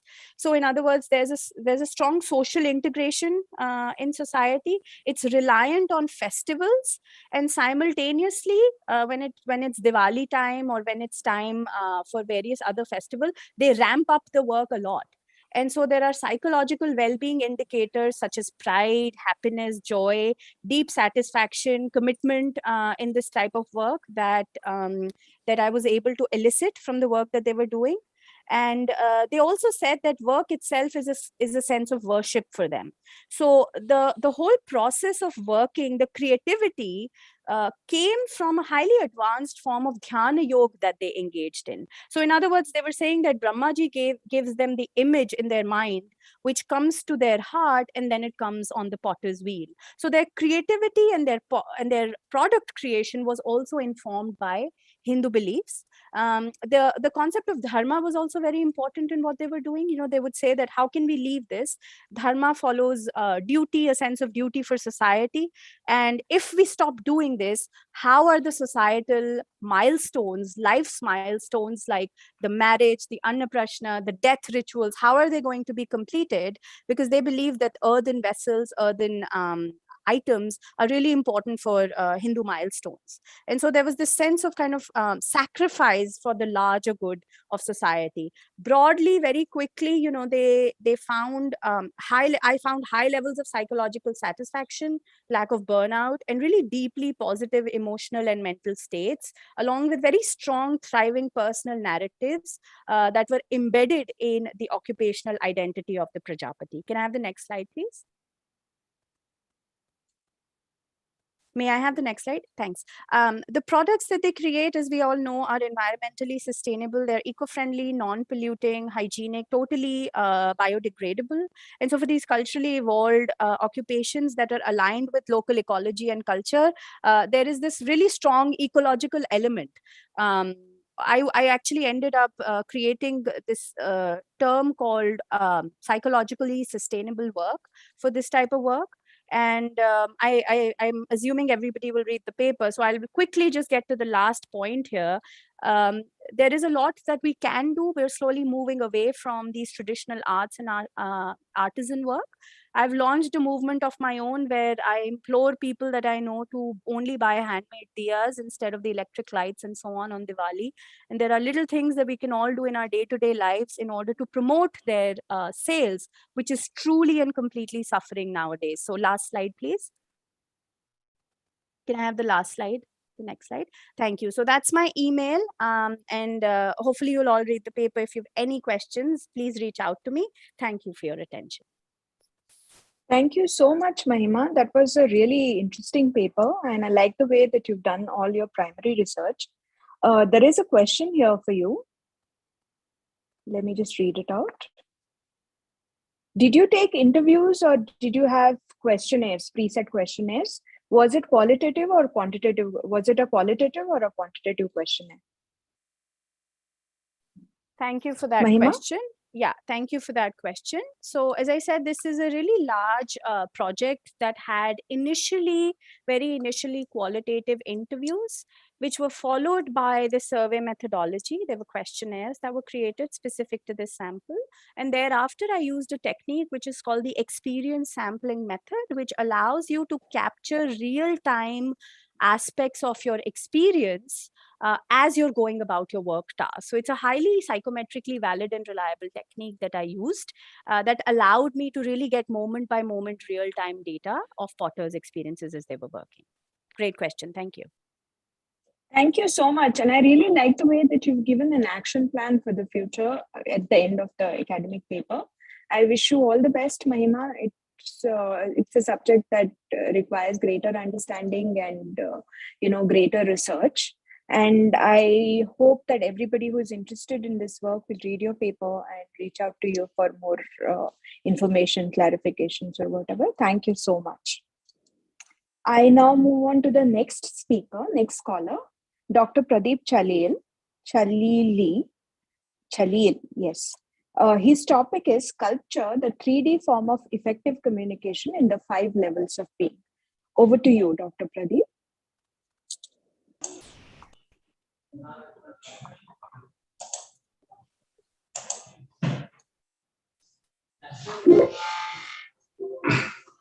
Namaskar to everybody. First, I'd like to thank this wonderful conference organizers for giving me an opportunity and my colleagues to present this paper.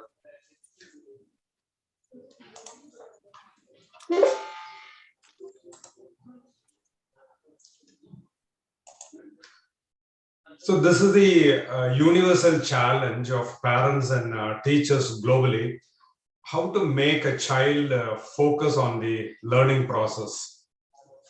So here we have a system called UniFi system of teaching. Excuse me, sir. Sorry to interrupt, your screen is not visible. Oh, sorry.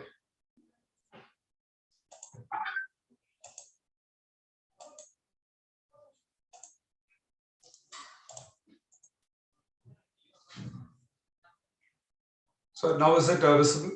Yes, please go ahead. Yeah, so the the topic I'm presenting is about the UniFi system of learning. And what I'm bringing up the challenge that we parents and teachers globally have is how to make a child focus on learning process. And we want the students in the classroom to be attentive and not disturb the functioning of the class.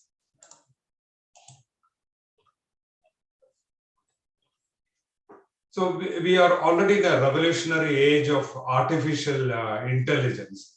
We know now smart cars are coming up where without a driver, the car can actually go through the heavy traffic without any accidents. And this is possible because these lifeless machines are programmed to actually look at the patterns and sense the pattern of traffic and then respond accordingly. So the question we often ask is, if lifeless machines can be taught to recognize patterns and become smarter, why not children also learn advanced patterns and become smarter? So this UniFi system of teaching and learning is an ancient Indian system. In fact, it is a Gurukula system where the teacher conveys all the knowledge in the form of 5 Panchabhutas, and the knowledge is also structured in the patterns, and the learner also, or the student also grasps it. And this is how the pattern of alphabets and numbers came into being. And you know that we all learn initially the pattern of aksharas, the letters, and then it becomes automatic that we know how to apply it to read a book or write and apply in any field. The same is with the Indian system, and we are all aware that we were the discoverer of zero, but the Roman system of numbers do not have zero, and so that is not a pattern-based number system. So that is why they were not able to do computing. Not even multiplication was very easy. Whereas the Indian system with the 0 to 9, we are able to have a pattern-based number system, and that is why all these technologies have developed. So even artificial intelligence is made possible only with the 0 and 1. So what I'm trying to convey is it is the Indian tradition of learning through patterns. Now, this ancient pattern is called as Panchabhutas. It is nothing but about how the energy unfolds in this universe. We all know it is from Big Bang, this from modern science that everything originated. But the ancients knew that that energy which unfolds as the universe actually goes through a pattern, and that we call it as Panchabhutas: earth, water, fire, air, and space.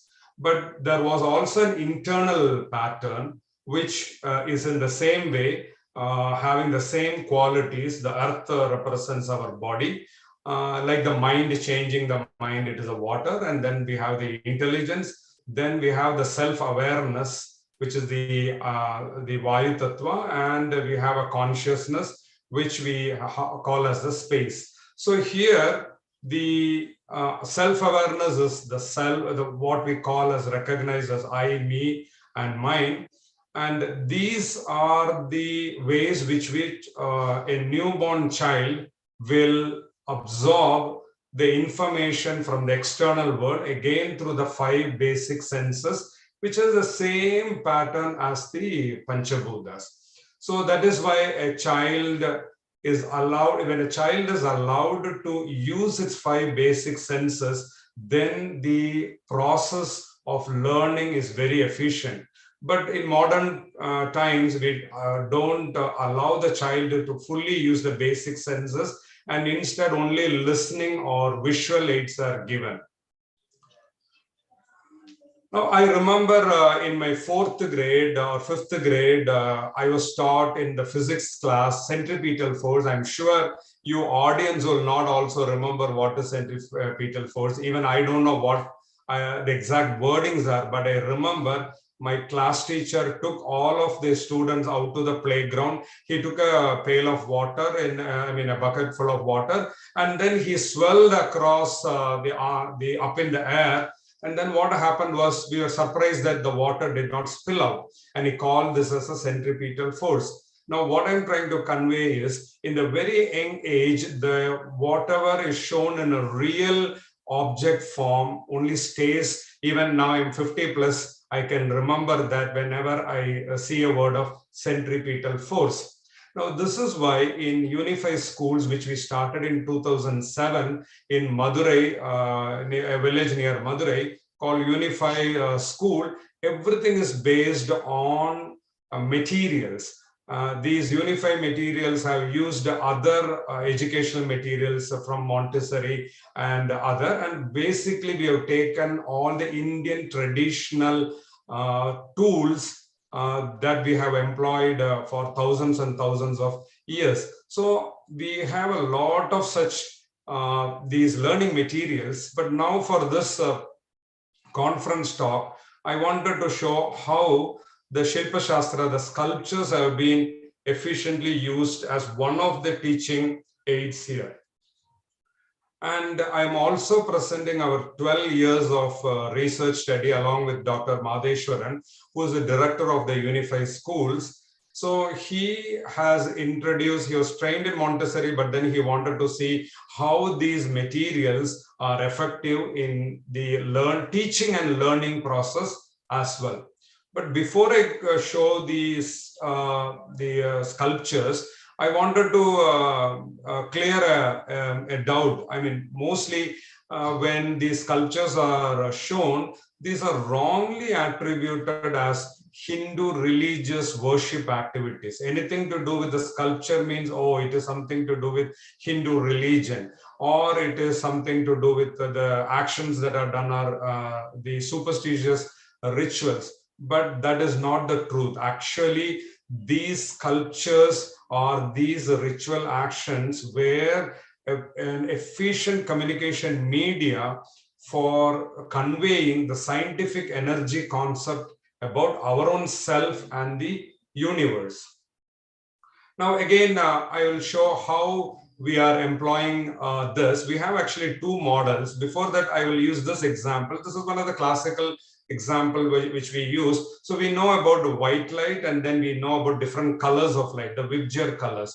Now, what is the cause for this? It is because these white light, when it goes through medium, not in vacuum, it has different speeds. This different speeds is what our brain interprets as colors. Now it has different speeds. Now look at, there are two ways which we can show to our students. Now we have two models called the UniFi Sharp model that you see on the left side, School for Advanced Recognition of Patterns. That's an acronym for SHARP. UniFi is this Panchabhutas, that is about this one energy. So that is the one model, and I will show you how we teach the Whipger colors. So you can see that the teacher is holding a picture of sun, which shows that the light comes from the sun. And then there are 7 pencils in 7 colors of Whipger, and you can see they are arranged in a descending order. And they also have color paints. So this gives the student, even we show this to age of 1-year-old, 2-year-old onwards, we show this model, and they get the idea that not only there are 7 colors, but the colors have different speed. But now I will show you how there is another model to show the same concept, which we call as UniFi A-sharp model. The A represents anthropomorphic medium, meaning human form-like. So here we show it as Surya Bhagavan. Instead of showing the sun, we show Surya Bhagavan with his Aruna the charioteer with 7 horses. And you can see the size of these horses are different. And also we arrange in the descending order, showing that the ultraviolet ray horse is faster and the infrared horse is the slowest. So meaning that when they go to the higher levels, they will understand ultraviolet light has higher frequency than infrared.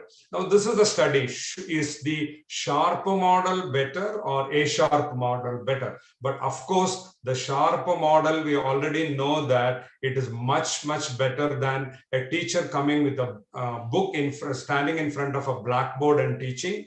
There, the span of attention is not good, but it is more than from that model to the sharp model. When we introduced, it was really a big change. But now we see that when we introduce a sharp model with the sculptures and all the from the Shilpa Shastra, it stays in a longer span of time. Now I'm showing again in the UniFi model the whole research presentation. So from the body level, physical level, what do we see?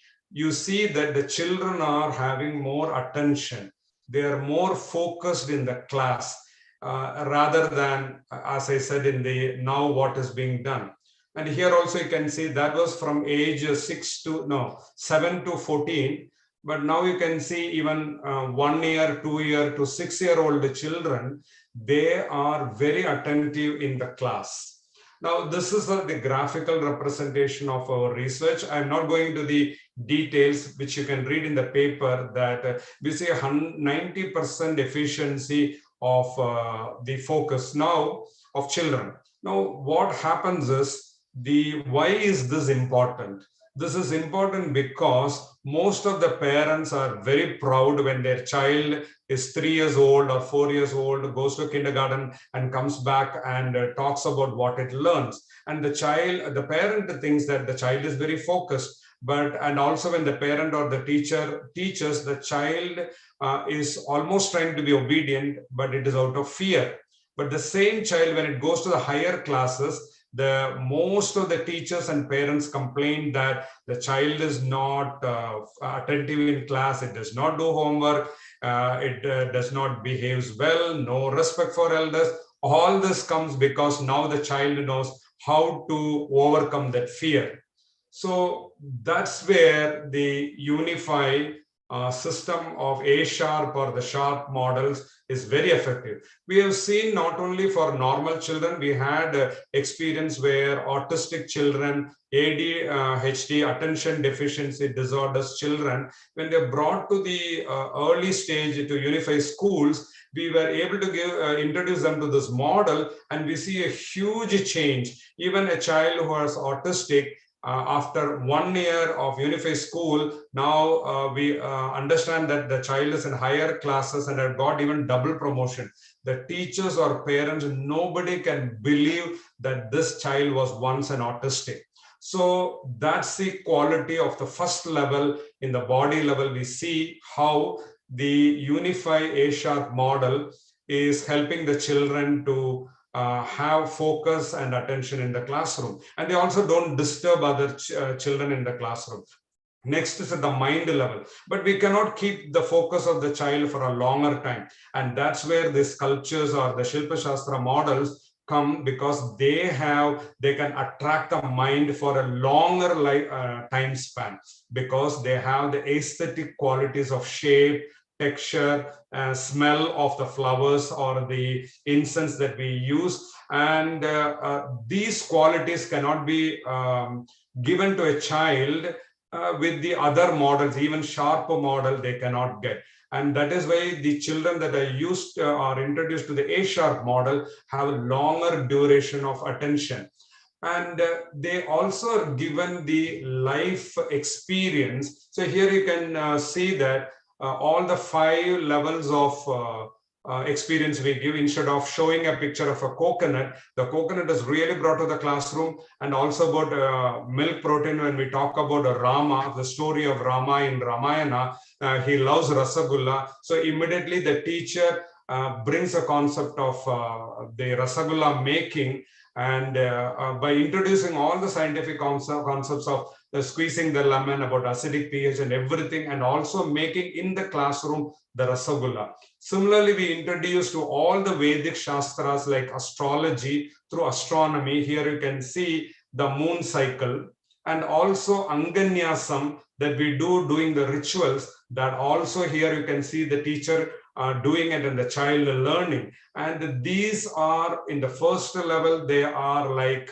the body rituals, which helps like a small type of yoga. They are introduced. Not only that, we also introduce to rituals, dances, music, and all the shastras and all other subjects in a very young age, and the children is able to grasp it very well. Now again, when they grow big, okay, now they reach Dr. Chalil, yes. You have about 3 minutes to conclude, please. Thank you. So then next is the symbolism. Now what happens is in the higher level, they are challenged with the concepts of symbolic messages. What do they denote? And they're able to decode the messages of what these sculptures convey. So again, we stimulate their thinking through the symbolic images given by the sculptures. So first I had to re-emphasize again, the sculptures are not toys and educational material. They can offer more. A child, we all know when we buy a toy for a child, it is only interested for 5 minutes, 10 minutes or a day. After that, it has no interest because it is not stimulating. It is not challenging for the child. No, the sculptures are not only stimulating at the body level, the mind level and intellect, but also stimulates at the other levels of being, which we call as awareness about our own self, our energy. Irrespective of religions, the children here are very much interested in the energy rituals, and they are able to connect to their life and about higher qualities in life and how to lead a purposeful and happy life. The final is through the sculptures, we show what are the steps that are needed for higher evolution. In the higher evolution, they develop the love and compassion, which is very much decreasing now in our society.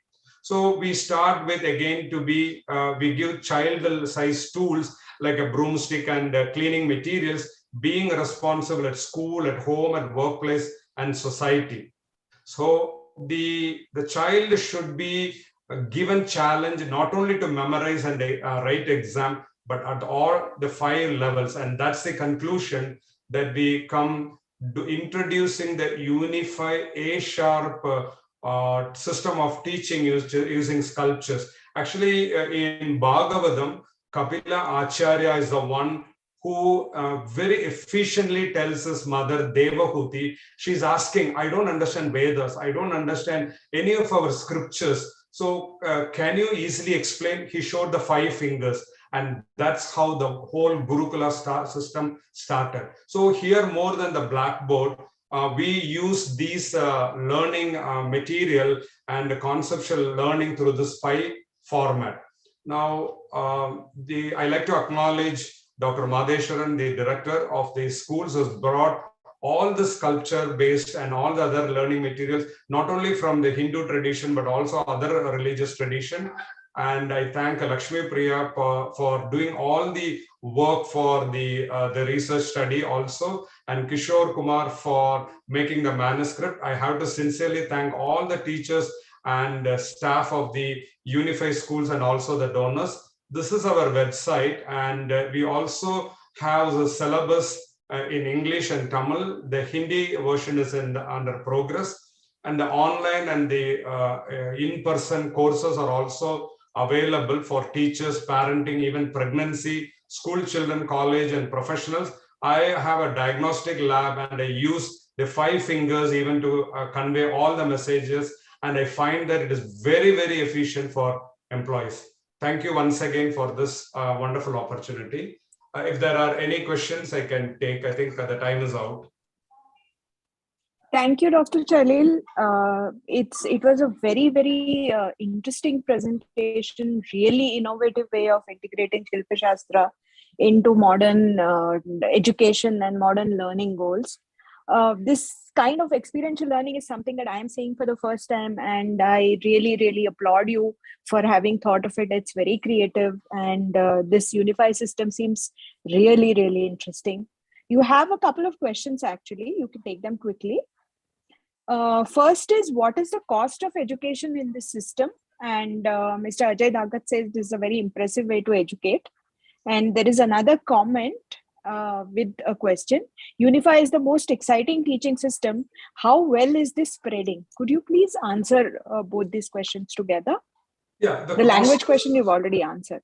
Yeah, the cost is, it varies from 50,000 rupees for these educational materials to 2 lakhs and 3 lakhs, which is very, very affordable. In fact, we started the schools in villages. Most of our schools are in villages, so you can understand it is a very cost-effective approach. And then you can be very creative to bring any type of model like pottery and all. We in fact have pottery and all other traditional artisans methods also to be used. So it's not anything very expensive, and the cost we are charging for training and everything is very, very nominal. So it is a very cost-effective approach, and we encourage the government also to take a look at the system and introduce across the country, and also we are spreading it to other countries as well.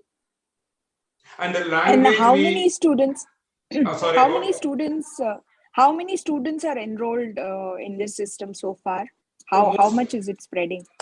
Yeah, in the pre-primary schools, we have between 30 to 45 students in the classroom. And in the higher level, it is now incorporated till 8th grade. And a lot of parents and parents do get our syllabus in other countries like Singapore and all US, European countries. They use that as in the home study course also, they use that. So they give us a feedback, it is much more effective. Okay, thank you so much, and I wish you all the best. It's a very, very interesting presentation. Now we move on to the next paper, which is by Ritik Pramod. It is about the analysis of mural paintings in Virupaksha Temple, Hampi. Yesterday was the day dedicated to our Sthapati tradition, sculpture and architecture. Today we talk about other arts and artisan traditions. Ritik, over to you. Yeah, thank you. I'll share my screen.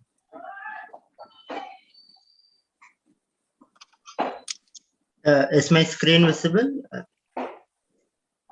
Yes.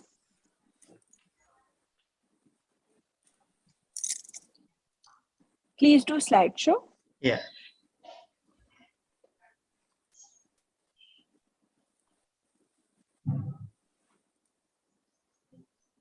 One second, I'm facing some issues.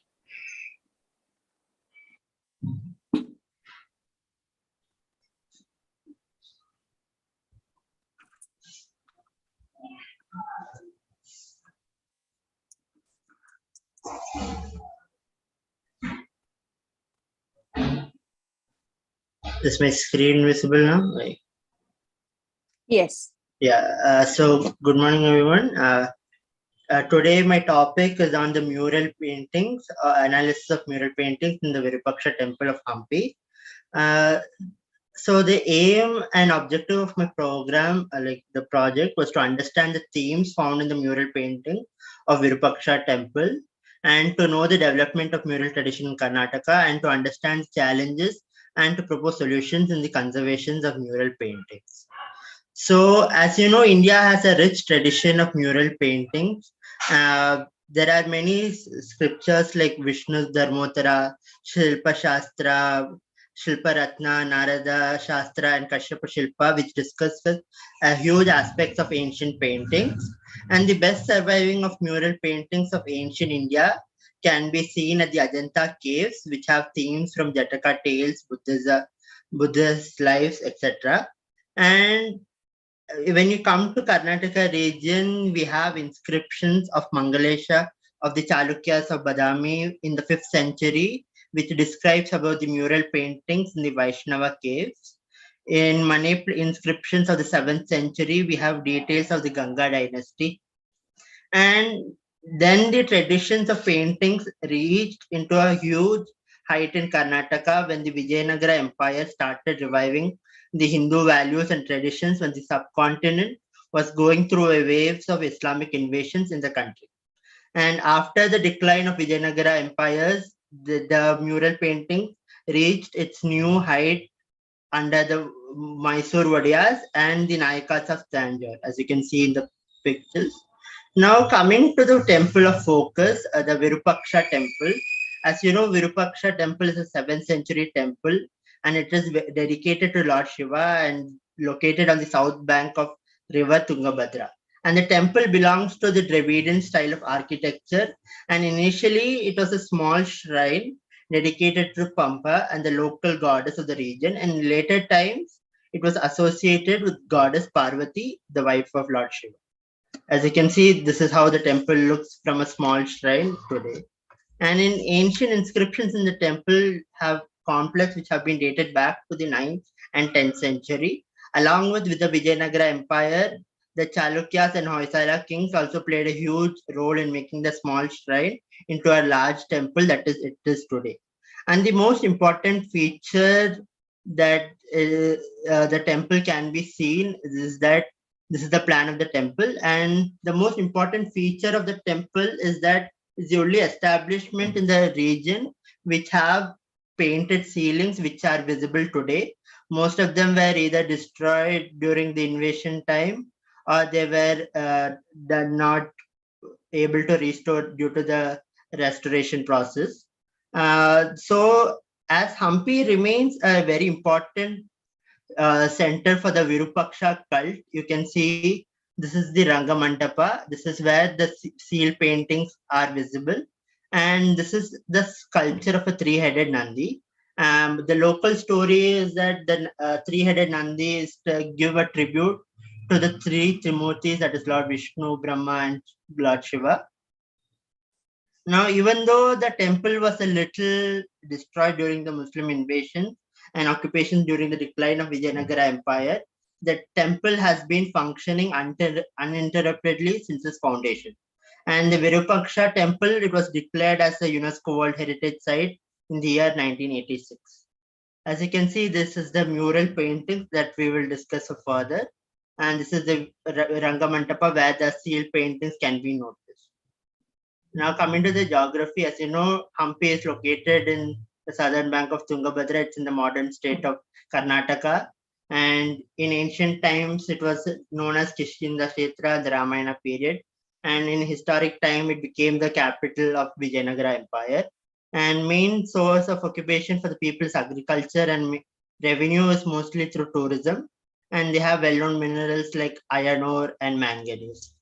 Now coming to the themes found, since we have very less time, I'll be discussing only a few and the rest can be seen in the paper. So this is the plan of the Rangamandapa, which we saw earlier. So coming to the first theme, that is the Trimurtis. As you can see here in the slide, the first panel, it shows Vishnu in Vaishnavism. As you know, Vishnu is considered as the supreme god and he is known as the preserver.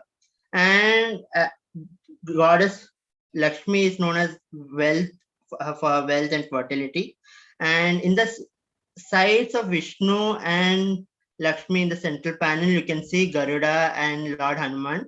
And in the central panel, you can see Lord Shiva. And one can notice that Tumburu and Narada, and only in in South India, we can see Tumburu associated with Lord Shiva. Usually Tumburu is associated with Lord Vishnu in the entire country, but only in South, in Hampi region, you can see Tumburu associated with Lord Shiva. And then you can see Brahma with the Adishpalas. And coming to the second theme, the Girija Kalyana. As you know, the Girija Kalyana is a story about the marriage between Lord Shiva and Parvati, who is also known as Girija because according to Shiv Purana, she was the daughter of King Girija. And this is the story about the penance taken by her and her effort in marrying Lord Shiva. And the place associated is also in the Hampi region. And you can see local stories in and around Hampi about the story of Girija Kalyana. And in the third panel, as you can see, this is the three panels from Ramayana and Mahabharata. One is the Sita Swayamvara, Sita Kalyana, and the Draupadi Swayamvara. As in the Sita Swayamvara, as everyone knows the story of how Lord Rama won the arrow contest, which was part of the Swayamvara of King Janaka's rule to marry Sita, and that depiction is shown in the picture. And then coming to the Sita Kalyana, the marriage ceremony which takes place, and then from one scene from Mahabharata is the Draupadi Swayamvara. As you can see in the Draupadi Swayamvara, it's mostly Arjuna's arrow shooting movement. Next to him, you can notice Draupadi and the Pandavas as disguised as Brahmins. Now coming to the fourth theme, that is the procession of Vijayaranya, and he served as a prime minister to the empire's founders, Haryara Raya and Bukkaraya. According to many local stories, one day when Haryara Raya went for a hunting season, he saw a big rabbit and he decided that he wanted to kill the rabbit, and he sent his dog to make sure it hunts the rabbit down. But to his surprise, he saw that the rabbit was attacking his dog, and the dog was running away from the rabbit. It was such a bizarre incident that he couldn't stop thinking about it. So on the way to his camp, he noticed a saint, and that saint was Vijayaranya, and he narrated this bizarre incident to the saint, and he told what all happened, and the saint in response told that this region, that is the Hampi region, is a very sacred place, and he should establish his capital here and make sure that he is the rabbit and the dogs, the attacking forces are the Muslim empire, so that he can protect the South India from Muslim invasion. And he was very successful when he established his kingdom in the South Indian region of Hampi, and the Vijayanagara Empire started processing.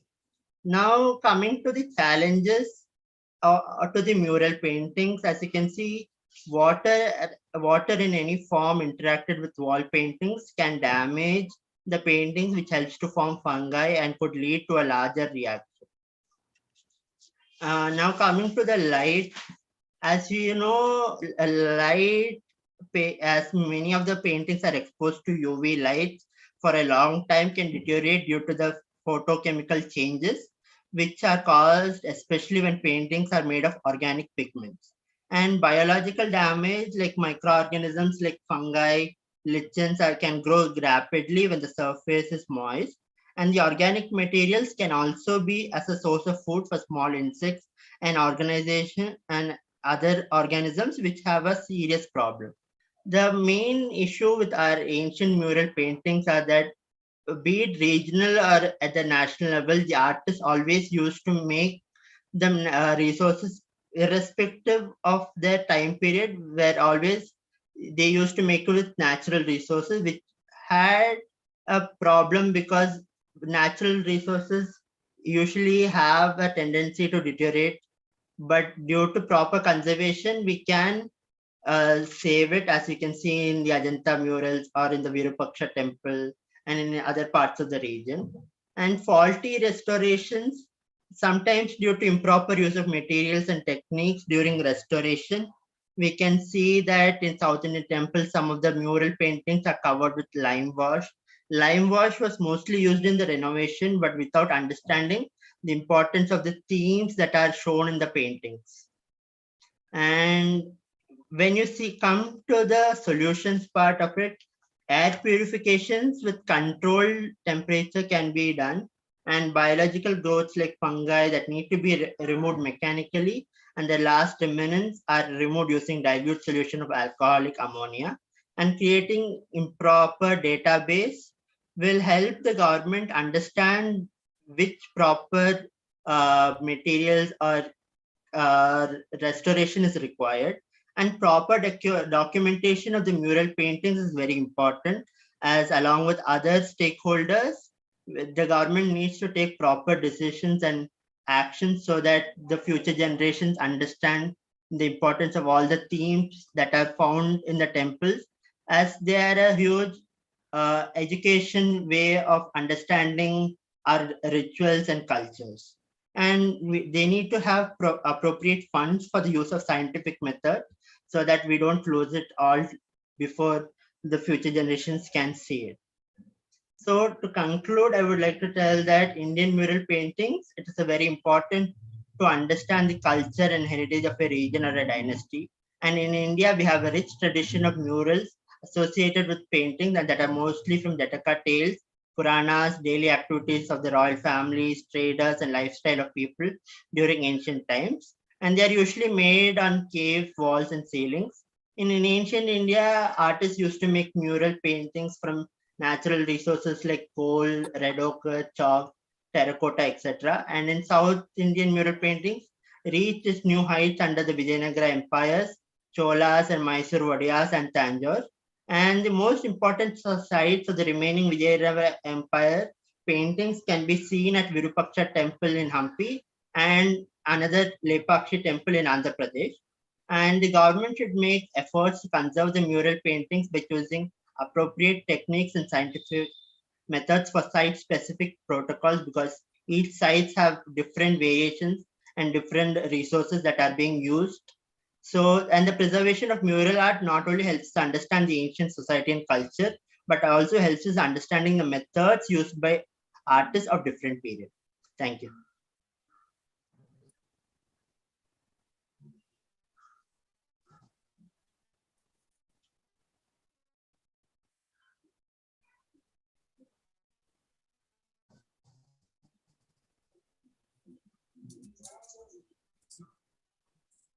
Hello.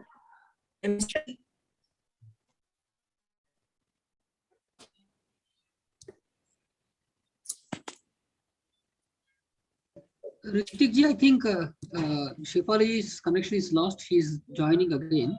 Yeah. Please Yeah. wait.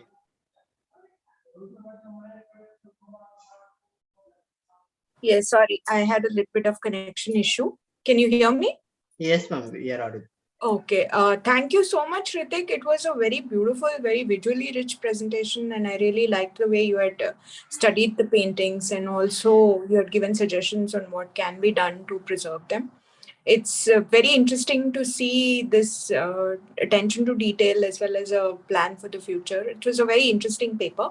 Thank you so much for sharing it with us. I'll see if there is a question. Just give me a moment. Yeah.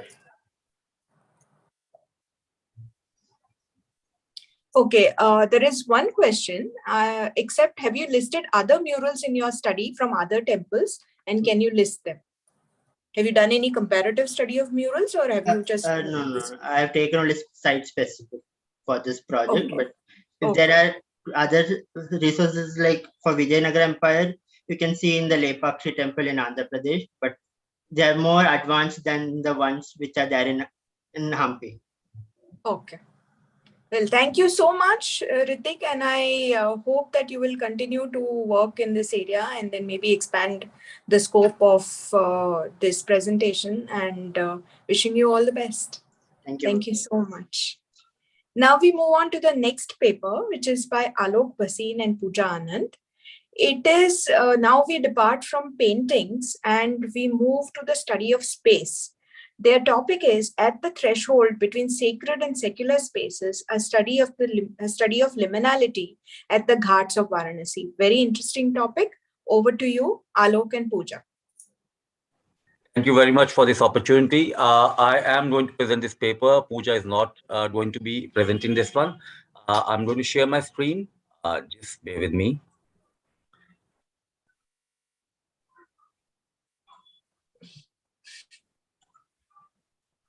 Just want to check if my screen is visible to everyone. Yes, it is. Okay. Turn it to slideshow mode. Yeah. Yes, I'm going to do that now. Okay, so as the topic says, it's the threshold between sacred and secular spaces, a study of liminality at the Ghats of Varanasi. And let me take you through that.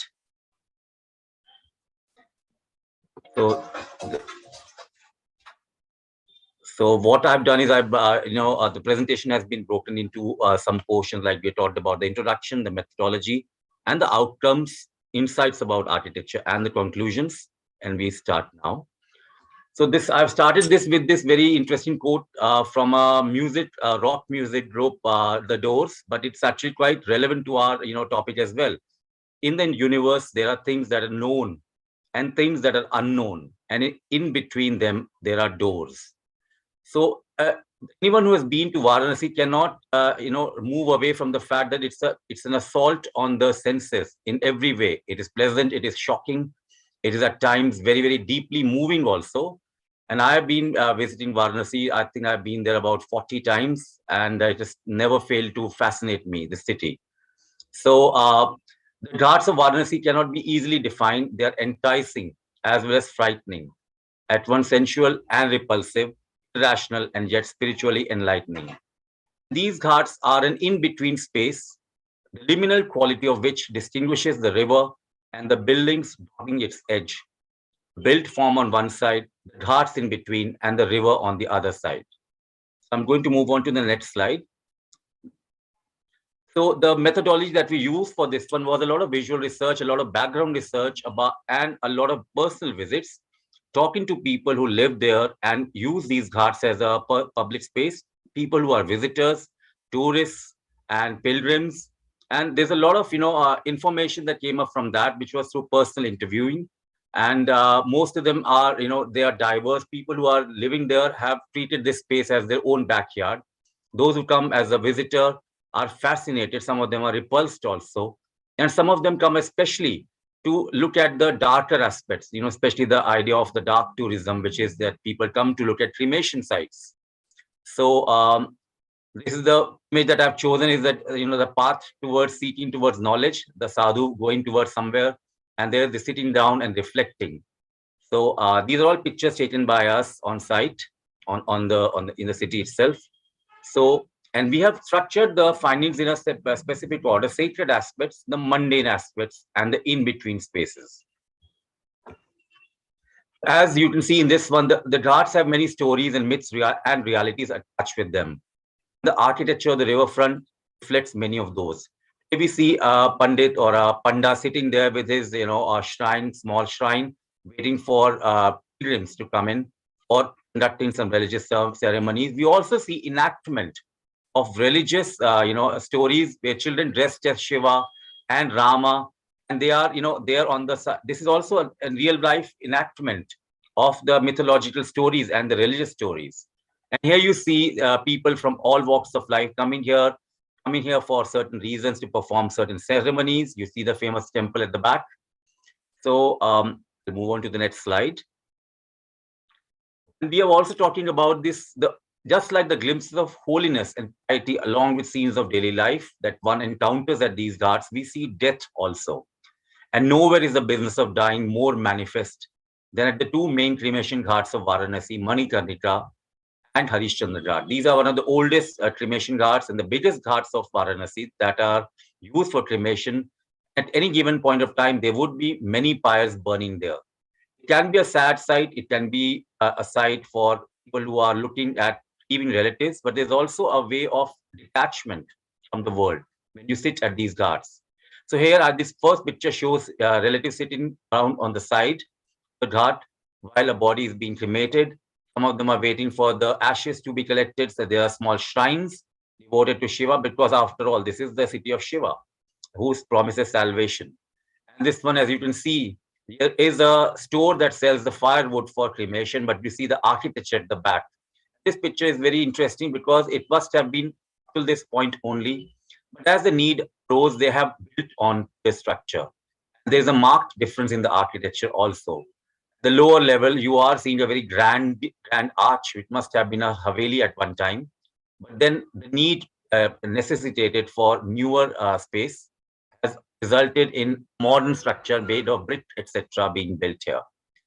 So I'll move on to the next slide. And apart from these, the sacred aspects, the ghats also play host to a lot of festivals and fairs. And one of the most famous one that is everyone knows about, most of us know about, is the Ganga Aarti in the evening. The government also conducts Ganga Mahotsav it's an annual event recently started, which starts at the Shashamedh Ghat. And some of the festivals that are that are observed here is the Nag Nathaiya festival, As we all know, most of us, yesterday was Kartik Purnima, Dev Deepavali.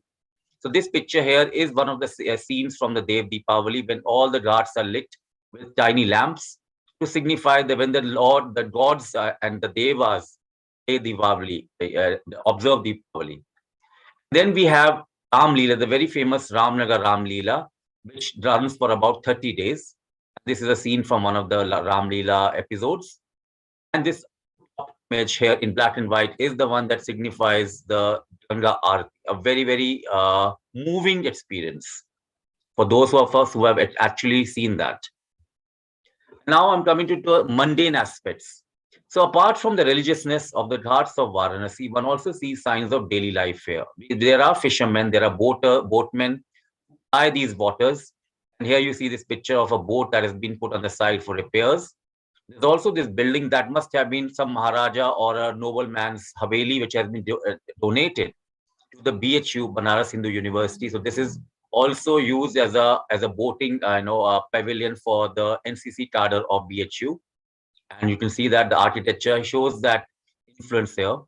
And on this side, you see the steps leading down, and there's commerce happening. There is transactional space, a pan bidi cigarette seller, also cold drinks and tea.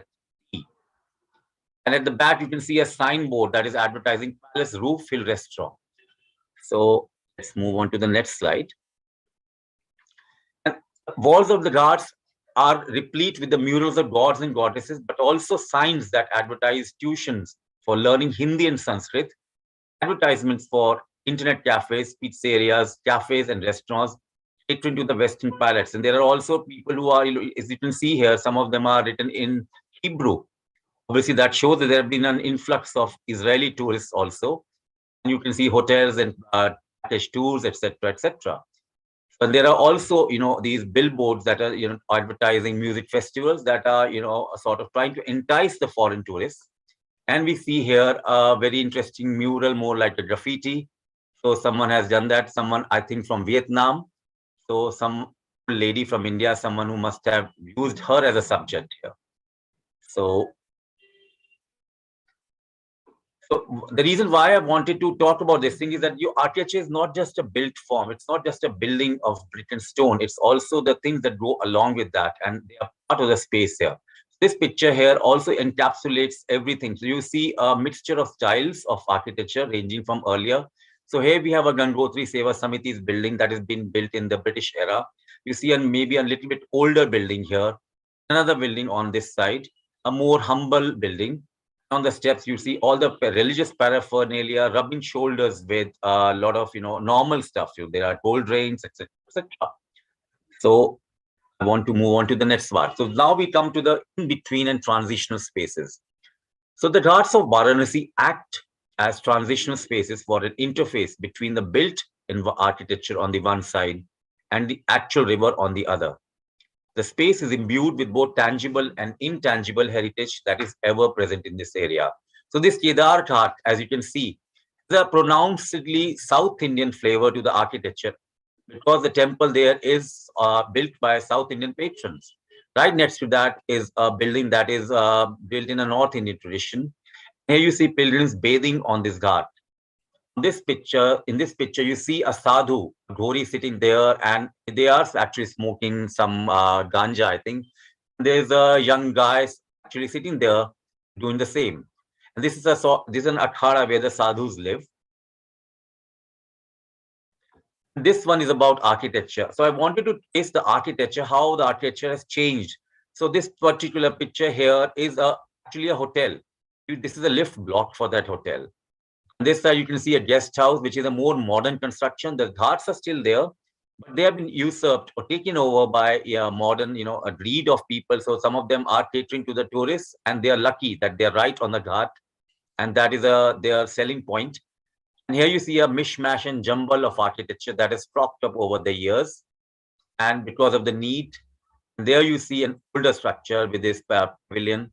And there's this marked difference. And there's a huge, range of architectural styles that are visible there. So I just wanted to say that the attributes of liminality are necessarily ambivalent. So this is another thing about the transition spaces. So here we see one of the, one wall of the ghat here has advertisements painted. There's a hotel, there's a swimming club, and there's also Namami Gange. That's a campaign to purify the river. But you see the ramparts of a fort-like structure here. A sadhu with a kamandal walking, and the guy wearing, it's a tourist, I think, carrying a camera. I'm seeing these two people sitting at this point at a higher vantage point. See a kund here, which has got Tamil lettering here. So there is a very, very important, this kund is very important. And here you see this octagonal burji, that form, the structural form. That has also, these are meant for strengthening the river front, but also act as observation platform. So here you see a sadhu sitting here, another sadhu watching, but there are young people here, some young people standing, taking selfies, a panwala, chaiwala selling stuff here. So, and there's a boat landing dock here at the right, the left-hand side here. So between spaces, the transition spaces, due to the immense religious importance of Varanasi and the need for salvation and ritualistic purpose, the ghats of the city have been ringed with architecture for the living along with the dying. I want to go to this last picture here that shows in a nutshell how the ghats have been built. In some places you see how the ghats have stretched beyond the actual river line, trying to encroach space. A mixture of styles. So here you see the brackets or the chhajjas hanging over overhangs, and some of them are built more recently. And this one is a more recent construction, trying to renovate an older building. And this one is again about so people are using this space as an outdoor space for them. Now they're playing cards here, just chilling out, and some of them are snoozing, some of them are gossiping. A boat lying on the side for repairs. Person walking around here, and there's a man sitting here he's selling some devotional literature, and at the back there's an akhada, a sadhu's is to stay, and there's also a small shrine at the back. So now we come to the conclusion that we came out with. The tangible heritage of Varanasi's history is sometimes manifested in the forms of its buildings, especially along the ghats. And beyond the tangible, behind the tangible lies the unseen and intangible aspects that have deep symbolism and sacred importance for the people who dwell here, as well as those who visit this place. So in this case, I have, we are seeing this chaotic scene from the traffic down just near the ghats. As you can see, madness of the traffic here. And then you come down these ghats, descend down these ghats, and finally you see the river. So the deep cohesion between space and I'm just sorry, I can't, just a minute. I think I've just need to move this portion. So the deep cohesion between space and the users affected by culture and customs and social needs is visible in these ghats, and they have adapted themselves to newer modern contexts also. The comparison between the messy and twisted alleys finally leading to the broad expanse of the river can be likened to the release and liberation from the worldly coils into the infinite, merging with the Supreme Being. And from the chaos, one is led through the threshold, a portal that promises salvation. So, and this is my last slide. So this is, as you can see, this picture encapsulates everything. You come down the ghats, you come down to the cacophony, the chaos of the shops and the crowds and the people and even cows. Then you see the broad expanse of the river that signifies salvation and moving towards light. And with that, I have, used this quotation, this mantra. So, and I would like to end this presentation with this invocation of the Ganga Aarti, because no visit to the Ganga Ghats is possible without being, your senses being affected. But I can only use the audio here. So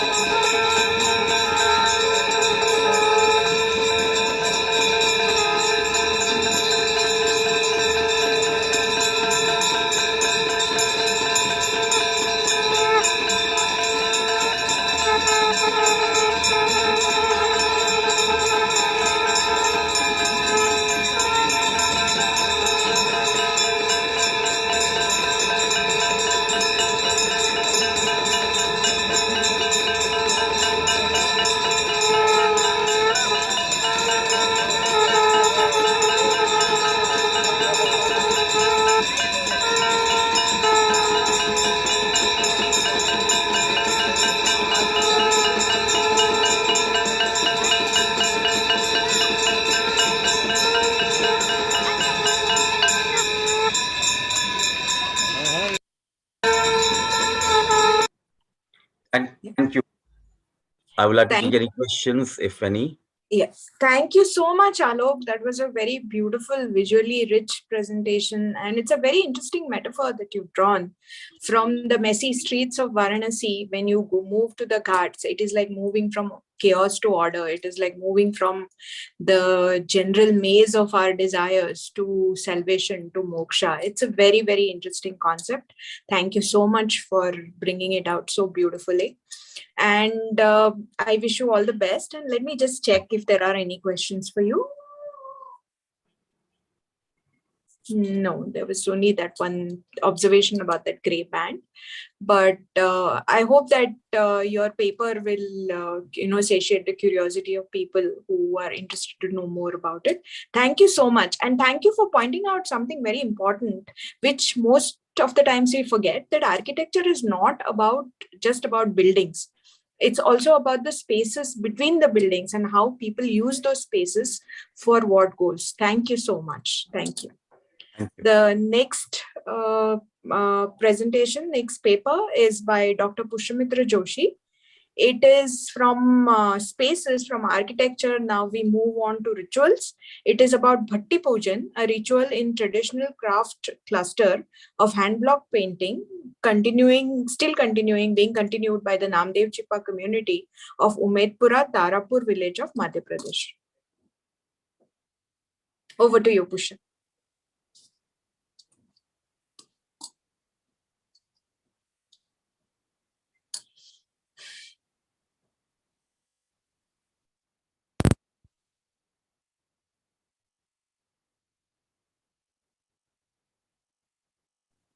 Sorry, Pushamitra ji, we are unable to hear you.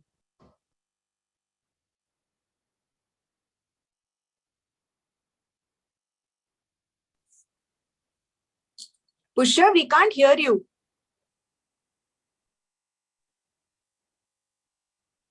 We can't hear or see you, Pushamitra. We can only see the presentation.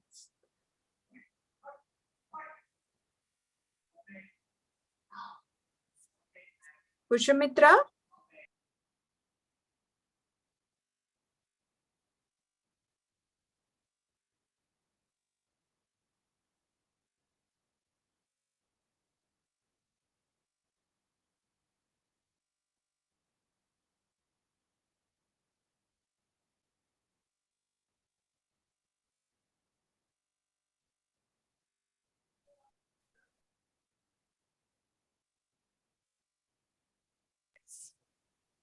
Hello.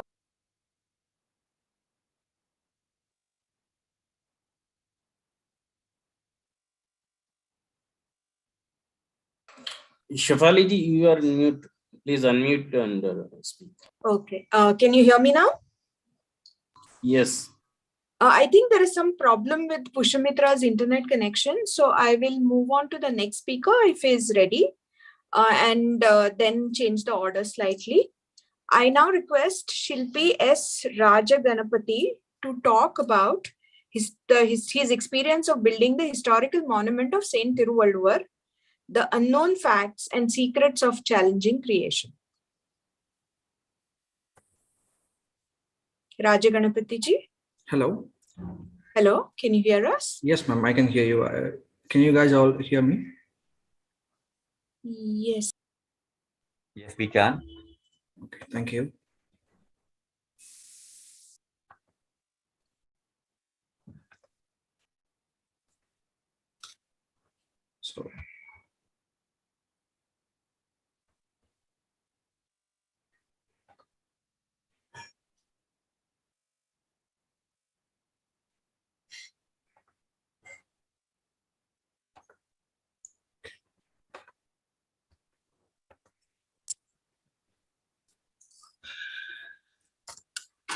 Hello everyone. My name is Rajaganapati Selvanathan. I'm from Sri Vaidinath Stapati Associates. I'm a graduate in media studies, and I've been doing my family profession for the past 2 years. And my ancestors are belong to a continuous Shilpa tradition. They are architects, temple architects. of 35 generations, and I'm the 37th generation. Am I audible? Hello.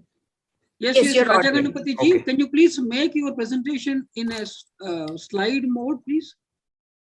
I think it's in slide mode. Is it not? No, it's No, it not. is not.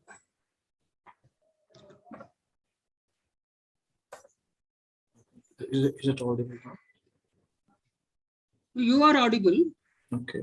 It is not full No, screen. no, I think you have selected this particular presentation window. Please stop your screen sharing. Again, you please share and Okay. take the first option. Sure.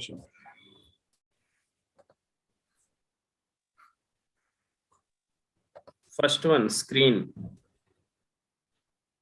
Yes. Yeah, now it Can you is. see it? Yeah. Thank you so much. So I thank you all to giving me this opportunity, and I'm here to talk about the historical monument of Saint Thiruvalluvar Statue and the unknown facts and secrets of a challenging creation. So let me start with the presentation.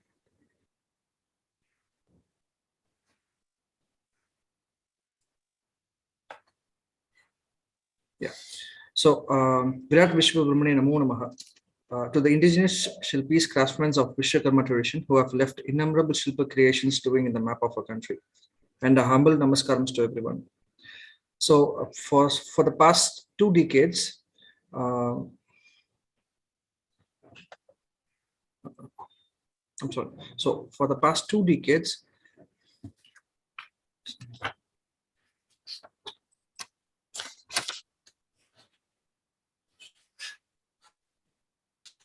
the historical monument was built in a top minor rock about 400 meters from the coastline of Kanyakumari to the southern tip of Indian Peninsula. This monument is a stone sculpture was built for the renowned Tamil poet, a philosopher named Saint Thiruvalluvar. So the drawing has been displayed in below, sir, and a colossal stone statue measuring 133 feet tall, standing amidst the sea, is a scenic beauty created by the Shilpis of the modern times. The traditional science and technology to create this tall stone statue is not known of many of us. Hence, my paper is to reveal the following facts and secrets behind the stupendous stone statue. About the creator and his unbroken Shilpi lineage, Padma Bhushan Dr. V. Ganapati Sthapati, the designer and the sculptor of Thiruvalluvar statue, belongs to a continuous lineage of traditional Sthapatis. Over 35 generations, a graduate in a BA English, started his career as a teacher. He studied and practiced temple architecture and sculpture in a Gurukula style under his father, Shilpakala Sagaran, Sri M. Vaidyanatha Sthapati Associates. The great master architect and sculptor of many edifices across India and overseas. One of his forefather was the illustrious chief architect, the Sthapati named Kunjaramalla Rajaraja Pirandachan, who designed and built the great Bharadishwara temple in Tanjore in the 10th century. So Sthapati was the principal of the Government College of Architecture, and he initiated and established by his father, Sri M. Vaidyanatha Sthapati, under the guidance of the Tamil Nadu government in early 1950s. After the retirement, Dr. Sthapati started his own professional guild in Chennai and propagated the ancient science and technology through his temple projects within India and all over the world. So that's the picture of Sthapati marking the statue's eyes. So I think you guys would have seen that. And he has already built landmark monuments, to name a few, like the magnificent Vallavakotam, Umbukar Kalaikodam, the Tamil Nadu University of the library building and administrative building, etc. A devoted scientist and Vastu scholar, Dr. Sthapati published more than 30 books on Indian Vastu Shilpa science and technology. He was the recipient of many prestigious honors and awards such as Vastu Scientist, Shilpa Guru, Kalai Mamani, and Padma Bhushan. In early 1990s, Dr. B. Sthapati was selected one among the Sthapatis by the Tamil Nadu government to design and build the Thiruvalluvar statue measuring 133 feet high. Honorable the then Chief Minister of Tamil Nadu, Kalangi, Dr. M. Karnanidhi, commissioned this challenging project of building Thiruvalluvar statue to Dr. V. Ganapati Sthapati. Dr. Ganapati Sthapati, the chief architect I'm sorry, we're coming to the design technology part. So Ganapati Stapati, the chief architect, took the following methods to design the statues and in accordance to Shilpa Shastra grammar. Thirukural contains of 1330 short couplets under 133 chapters, which is classified under 3 subjects. It's virtue, wealth, and love. That is contains of Aram, Porul, and Inbam in Tamil. It contains 38 verses of Aram, and Porul and Inbam contains of 95 verses. After thorough research of Thirukural, Dr. Ganapati Stapati derived the measurements of the pedestal as 38 feet high and an Alankara Mandapam surrounding the pedestal with proportions. The remaining 95 chapters from wealth, love were taken to design the statue from hairlock to feet. Based on Shilpa grammar, the height of the Valluvar statue is 2.5 times high of its pedestal, as shown below. The pedestal contains of 38 feet high and 10 couplets and 380 verses. And the statue is 2.5 times into 38, it's 95 feet again, and 10 couplets, 950 verses. So the total statue of the height, including the pedestal, will be 133 feet high and 1330 verses. Hence, Dr. Ganapati Stapati proposed to build the statue on the minor rock with cut stones similarly of the building, massive temple gopurams and vimanams measuring more than 200 feet high. In this way, the built-up form would be proportionately sharing the load bearing with stability. Building Valluvar statue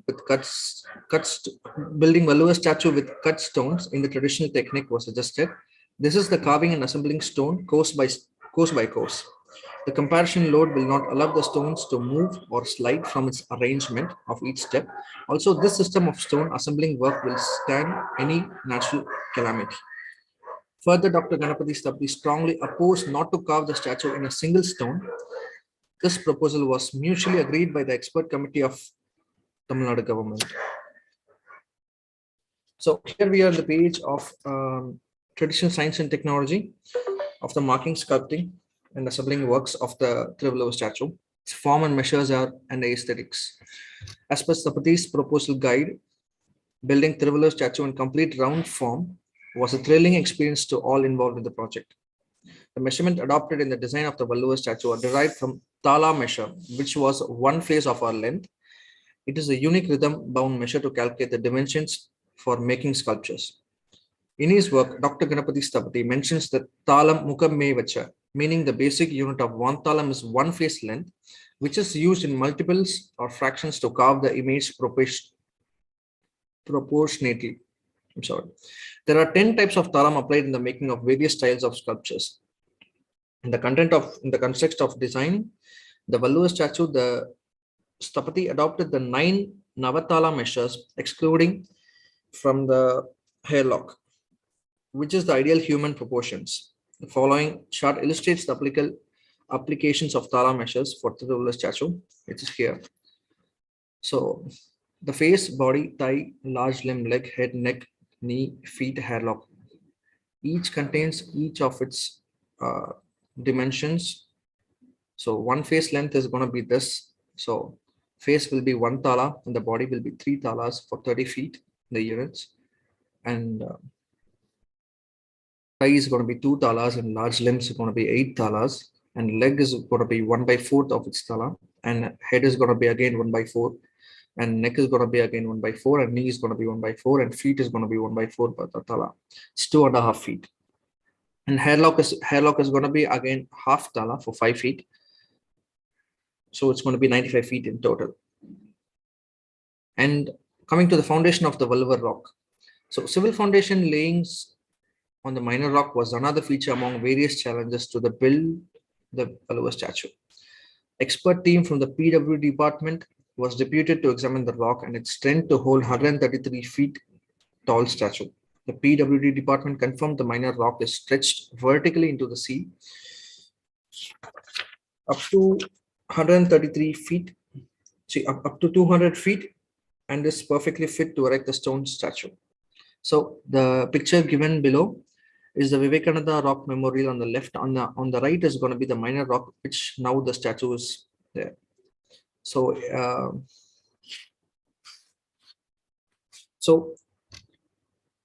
Why Thiruvalluvar statue is designed with a slight bend from waist to the right leg. From architectural perspectives, this bend is given to the leg remains unanswered question. People look at it as a dancing posture. During the sculpting of Vigrahas, 3 types of expressions are used for the demonstrate the grace of an image. The expressions is technically called bhangam. It's called flexion. It's one part. So there are 3 types of bhangams, namely abhangam, samabhangam, and adibhangam. So abhangam is called one curve or one flexion, you can say that. And samabhangam is equal balanced position, and adibhangam is more than one flexion. So Dr. Sthapati used abhangam. So Saint Thiruvalluvar hails from a weaver's tradition, and his poetic verses are composed in a gentle and graceful manner. Based on this background, Sthapati selected abhangam posture as a one curve flexion to demonstrate the Thiruvalluvar with grace, humble, and politeness, holding the 10-foot long palm leaf manuscript, and in his other hand, 3 fingers stretched upwards, symbolically indicating the 3 aspects of Thiruvalluvar: virtue, wealth, love, aram, poral, inbam. So Dr. Ganapati Sthapati technically used the flexion with one bend abhangam as supporting element and added another additional back support for the stability of the statue. So there are 10 majestic elephants around the pedestal, which are indicating the presence of the 10 directions, including the space, which are considered as sacred Hinduism. So these are the pictures given below. So I think few of them could have noticed the elephants when we have gone there. So it faces each directions: south, west, east, and north, and northeast, southeast, southwest, and northwest, and earth and space. So it is considered as a sacred in Hinduism. So coming for the final design, based on the final design and dimension, blue granite stones were procured from various stone quarries as follows: Sridhamur quarry and Pattumalekupam quarry for the statue of the outer core stones, and Ambasamutram quarry were used for the inner stones of the statue and the pedestal stones. So for every course, Dr. Ganapati Sthapati made a stucco model in actual size, which later was replicated on the granite stone. This system was a successful method to render Valluvar statue in form and with aesthetical features. Carving works were carried out at 3 different work sites, engaging more than 250 shilpis, shoring node at Chennai to facilitate easy access to transport the quarried stone and carry out the carving work of the face, hands, and legs. Ambasamutram and Kanyakumari sites for carving the pedestal and inner core stones. So you can see the pictures. Shilpis are carving the fingers of the Thiruvalluvar. I mean, the leg, toes, and fingers are sculpting over there. So once the finishing is after the installation of the leg, would be like the second one picture. And Dr. Ganapati Sthapati is marking the 10-foot long palm leaf. You can see on the lower picture. His height is almost about 6 feet, and the actual size of the stone would be approximately 8 to 9 feet.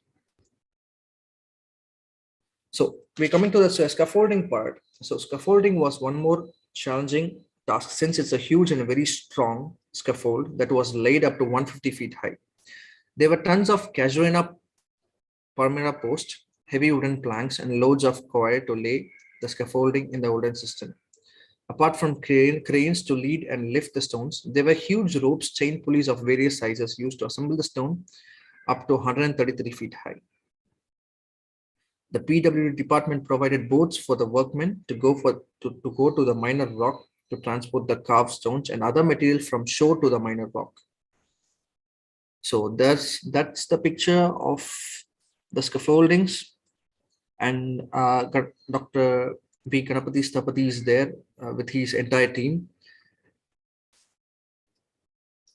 And the stability of the statue. How did the stability was planned? The stability of the statue is also based on the corbelling technique followed in our ancient temple Gopuram and Vimanas. The left picture indicates of the Vimanam. So the corbelling technique is used like a narrow body ahead. And the technique was used to support the structure's roof in a tapering way, layer by layer, as shown below. This was in practice in all ancient temples like Tanjore Temple and Madurai Meenakshi Temple and so on. So the same method used for the cobbling technique in the Vimanam is used in the same as the Thiruvalluvar statue. So we're coming to the HR management in the tradition. So our ancestors followed a system to manage workforce in building huge temple structures.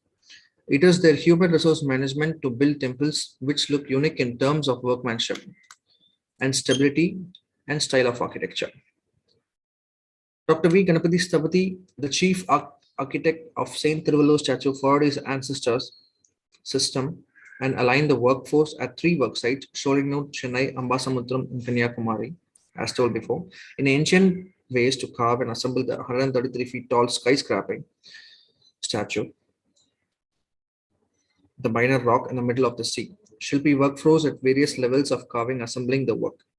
So the given chart below is the Sthapati chief architect, chief designers and directors holding all over the responsibility over the architectural works and structural stability of the project. And from the lower to the next one is the Sutragrihi, chief executive. I mean, he's below the Sthapati chief architect. Chief executive will be having control over different minor groups of takshakas, the carvers. He will also supervise the guide, the work of vardakis, the joiners.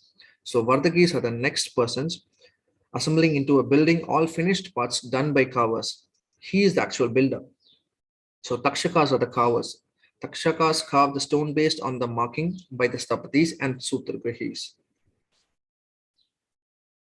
And the pedestal and the statue. I'm sorry.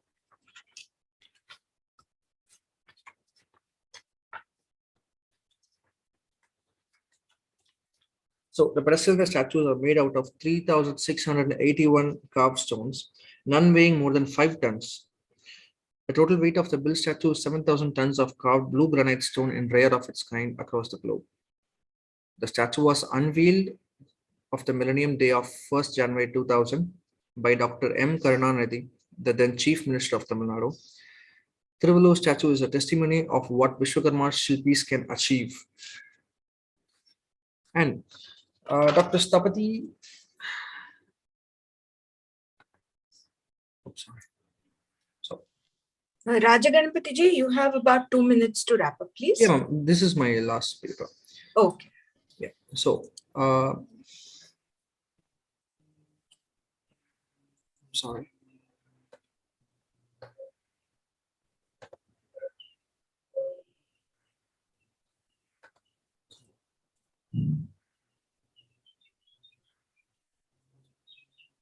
So, Dr. Sthapati was about, like, Dr. Kalangar looked at Sthapatis for an answer. The press meet asked about what is going to what should I say to the press meet about asking the press meet is asking about the questions of how long will the statue survive. So Ganapati Sthapati instantly replied that this statue will stand till the existence of the sea waves and the minor rock. In Tamil they say alayum malayum ullavari sile nirkum. So this reply was inspired one and all in this press meet. As stated by Ganapati Sthapati, this massive statue stood unaffected when the tidal waves of tsunami on 26 December 2004 hit the Indian Ocean. I am very delighted to share some of the secrets in building of Thiruvalluvar statue by my grandfather Padma Bhushan Dr. V. Ganapati Sthapati in the august presence of respected scholars. No doubt that this massive structure of Saint Thiruvalluvar statue will represent the excellence of Vishwakarma in the crafts tradition. I thank Namaste Indica for giving me this great opportunity to participate and present my paper for the very first time.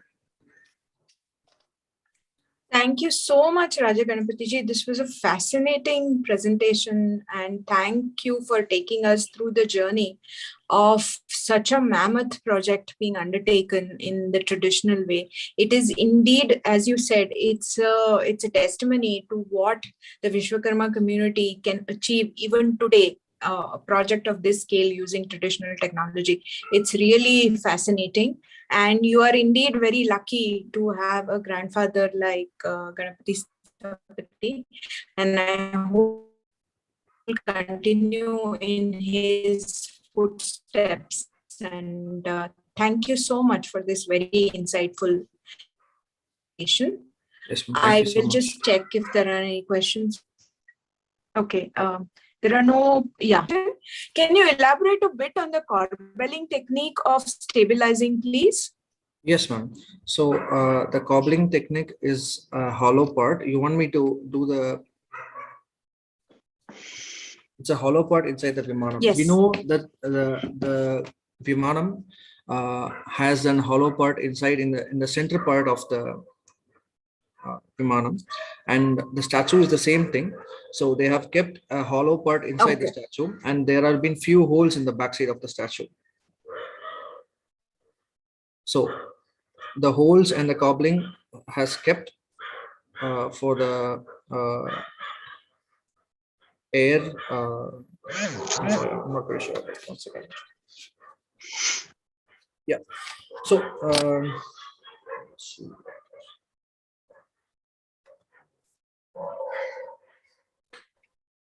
Hello. Yeah.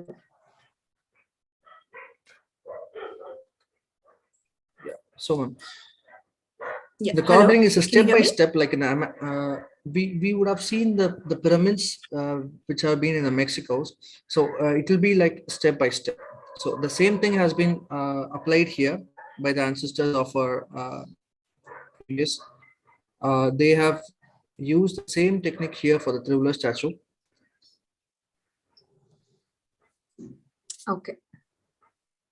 There are two observations. One says that thank you for the fascinating insight into making of the statue. Wonderful paper and very well presented. There is a question. What is your view of the religious tradition of Saint Thiruvalluvar? What is the view of the? What is your view of the religious tradition of Saint Thiruvalluvar?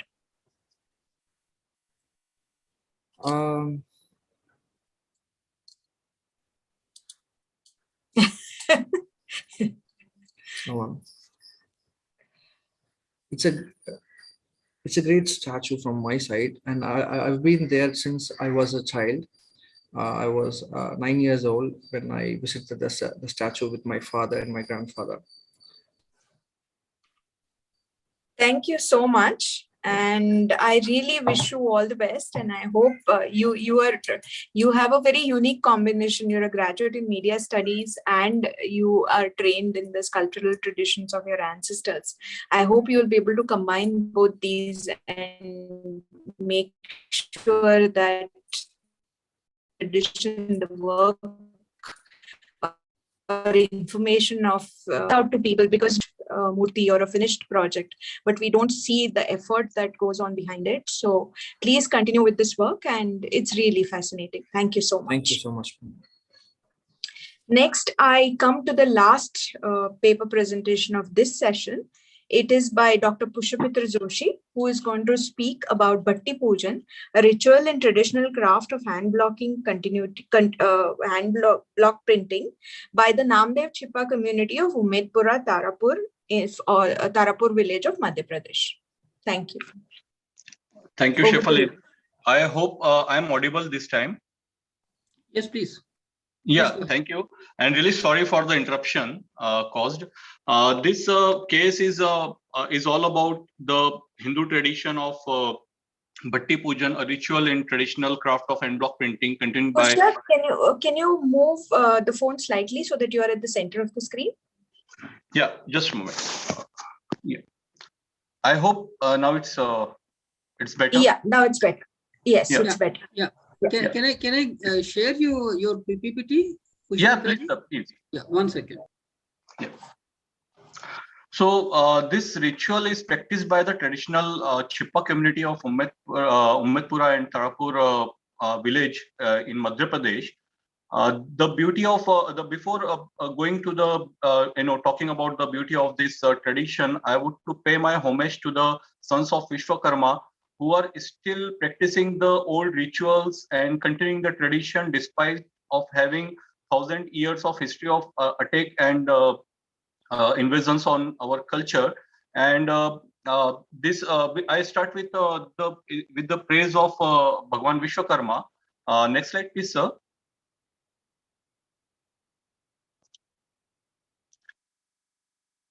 Next slide, please. Yeah, and again, next slide. Yeah, yeah. So a brief background about this craft tradition, that it was actually started by the Sant Namdev, poetic saint of 11th 12th century, and these craft community consider I mean they belongs to that, they feel that they believe that they belongs to that the lineage of Sant Namdev ji. And since last 400 years, they are following this tradition of block painting. And Bhatti Pujan is a ritual, one of the ritual related to that the whole process. So there are many tailoring craft and craftsmen and dyer community who feel that their lineage belongs to the Sant Namdev Maharaj. And next slide, please. So this is the traditional hand block printing techniques practiced by the traditional craftsmen in a traditional manner. So Sahi Beggar print is one of the printing technique, Dabu print, which is a kind of resist printing technique. And Sahi Beggar, it requires a boiling of the textile after printing to get the colors and shades. And the rest two are the combination of this Sahi Beggar and Dabu print, but having different motif and different color combinations is used. Next slide, please. So this is the whole process of this traditional block printing. There is a first process is sizing, where procurement of the fabric is there, and then the washing in a traditional manner by mixing sea salt, castor oil, soda ash, and sometimes animal extract like cow dung and goat dung is also used. And then printing is started with the first dyeing of the fabric with harda or myrobalan, and then mordant, that is a alum and iron, which is a kind of mordant or a fixer to get the color, is printed using hand blocks. And from alum we get the red color, and from iron we get the black color. So alum in technically they call beggar, and iron they call syahi or black color. And then there is a post printing. Then they keep it in for 3 to 4 days, so that it grabs by the mordant is well received by the threads of the fabric. And then vishle, which is a technical word for washing, which is very technical term also, and the practice also.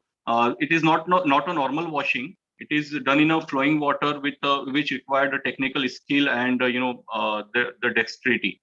Then dyeing is the final dyeing, that boiling process, which is known as Bhatti karna in local language, which requires 2 to 3 hours, and it is dyed with dhaudi flower, Woodfordia fruticosa, with alizarin today. And in past, manjishta roots were used to get the red color in place of alum printing.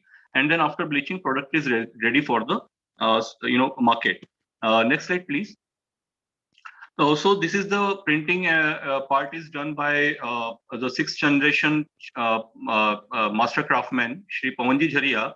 He is creating a beautiful pallu of a sari using wooden blocks and syahi and beggar, these two mordants. And next slide, please. In next slide, I have created few videos, but I hope it will work on this presentation. Sir, if you can help me out to open the Vishley video. I'll have to again share this screen for the video. Can you please bear with me? Yeah, sure.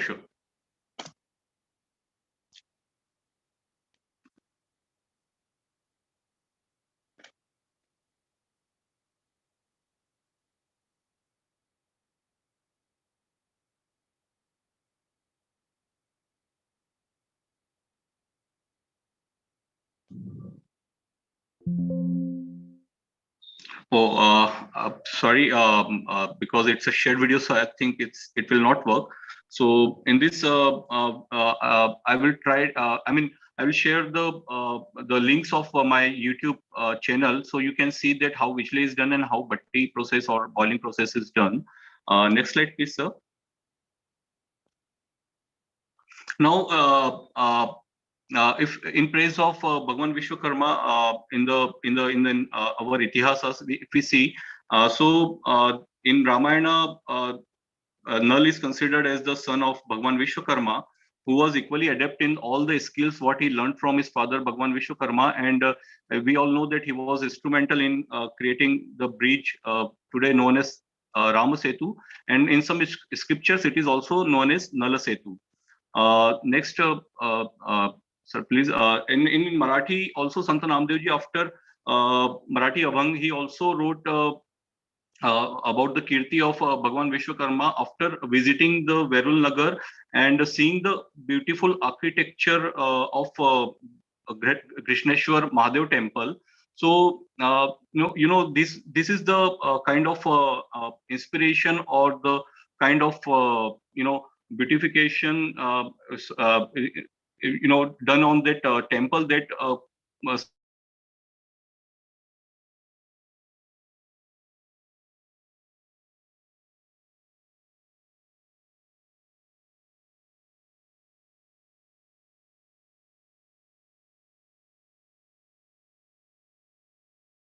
so next, also the Stella Kremwich discussed the importance of the traditions and transfer of this tradition and skills from one generation to different generation to the next generation, and attributed all this knowledge to the Bhagwan Brahma or Vishwakarma, and she termed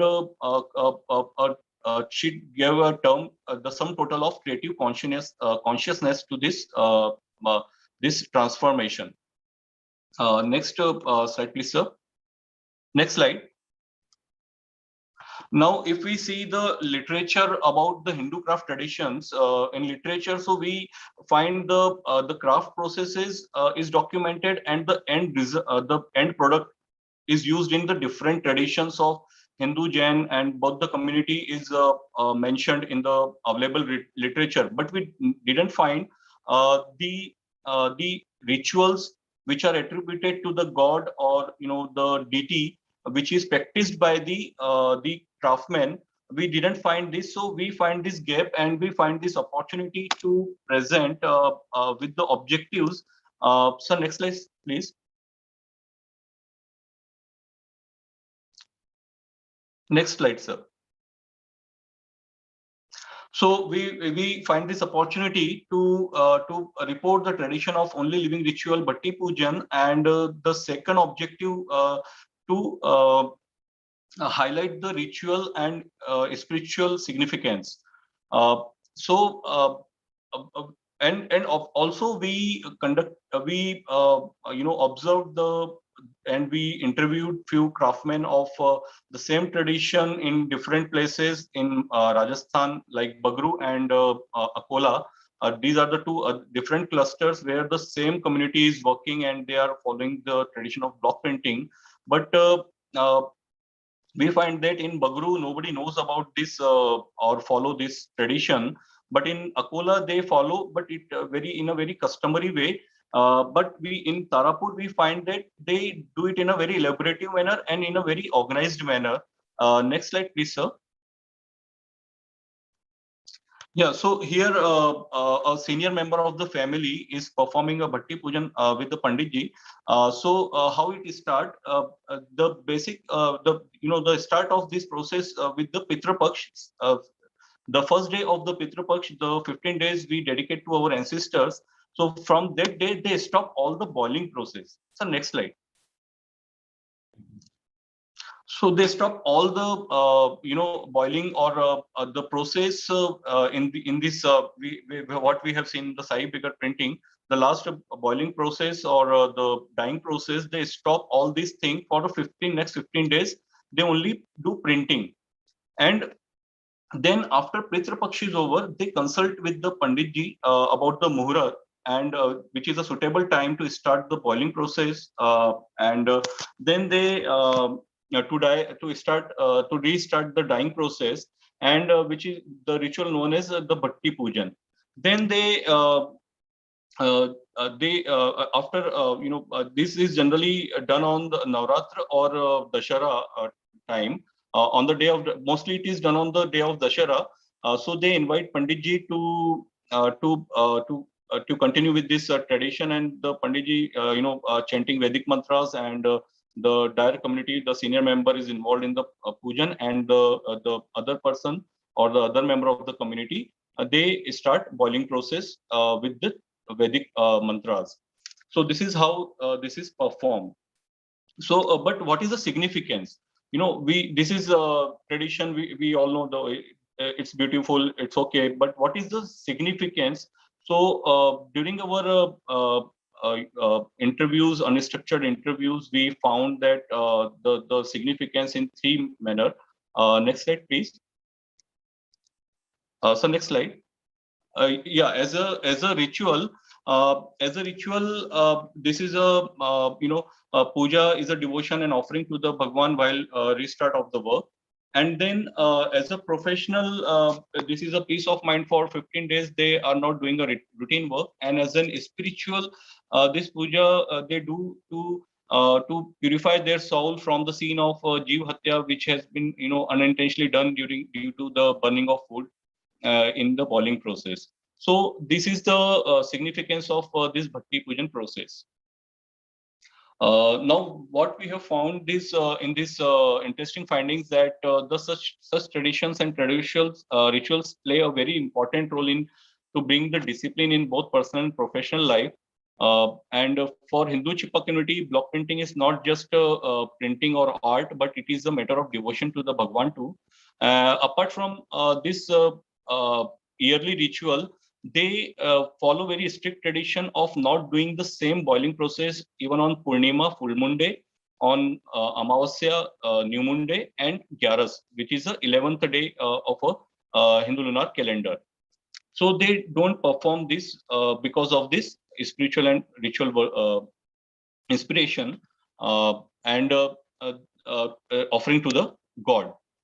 So this is all from my side. I wanted to show a few videos also, but actually this link is not working.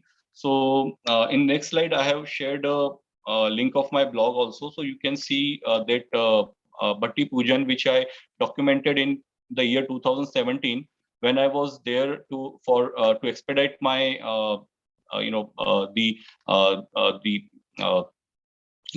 collection of my sarees. So they were not doing it. So I was very furious. Why you are not doing it?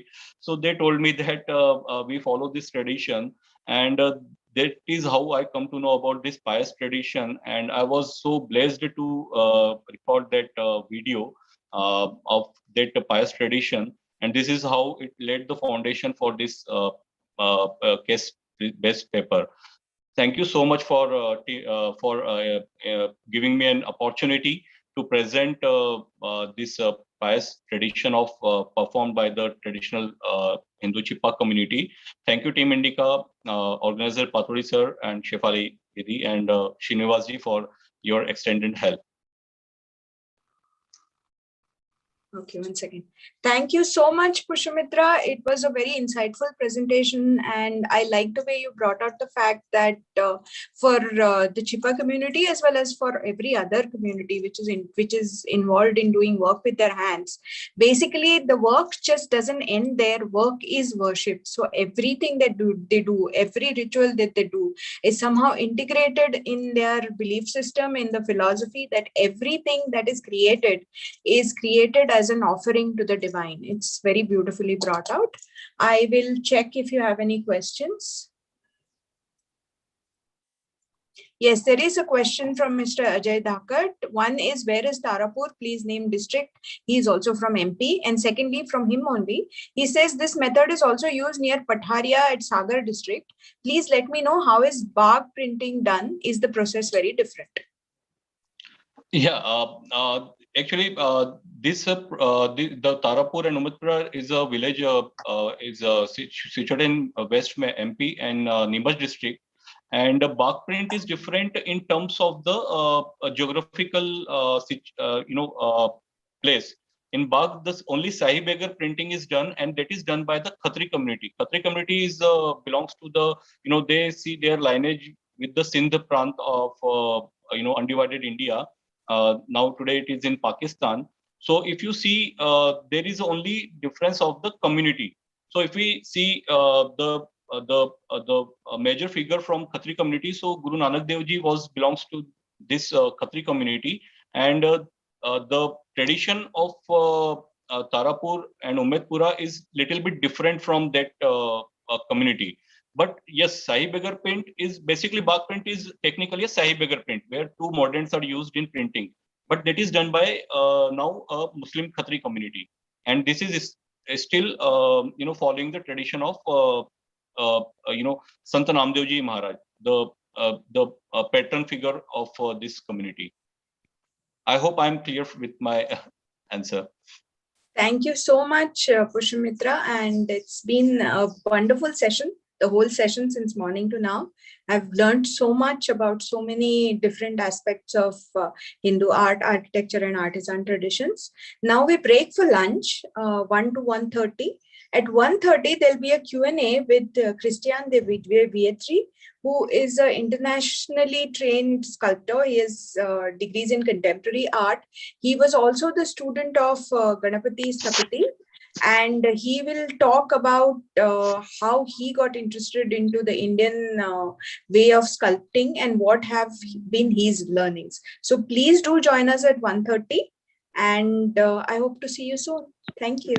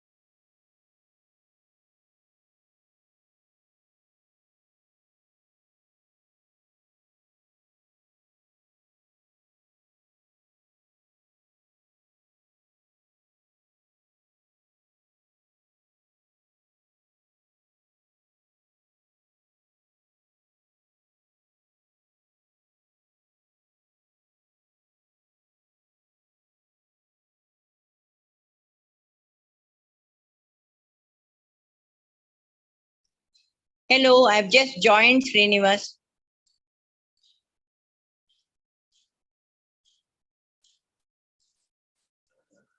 Hello. Thank you, ma'am. Can you please unmute your video as well? Hello. Can you please unmute your video? My mute is unmuted. Video you want me to start? Yeah, Okay. yeah. Yeah. Yeah. Fine. You're joining from mobile. I have to because the Wi-Fi is not connected in this house. No problem. No, it is fine. But only thing is, you please keep it in a horizontal mode so that we can view. Yeah, properly. I will do it. Yeah. Yeah, this is much better. Okay. Yeah, this is much better. I will put on my earphone and then listen to it. Thank you. Thank you so much. I will join at 1:30 and keep it on mute. Okay, and let me know whenever I have to speak. Okay. Yes, around 2:40 your session will start. Okay. We will indicate you. Thank you so much for joining. Thank you. Namaste. Namaste.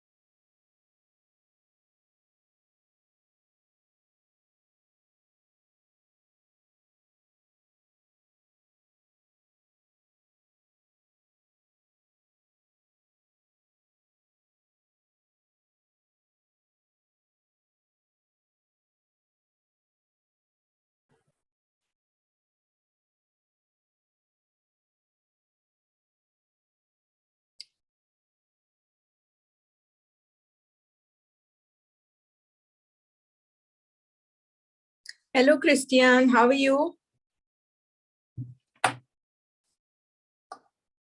You're muted.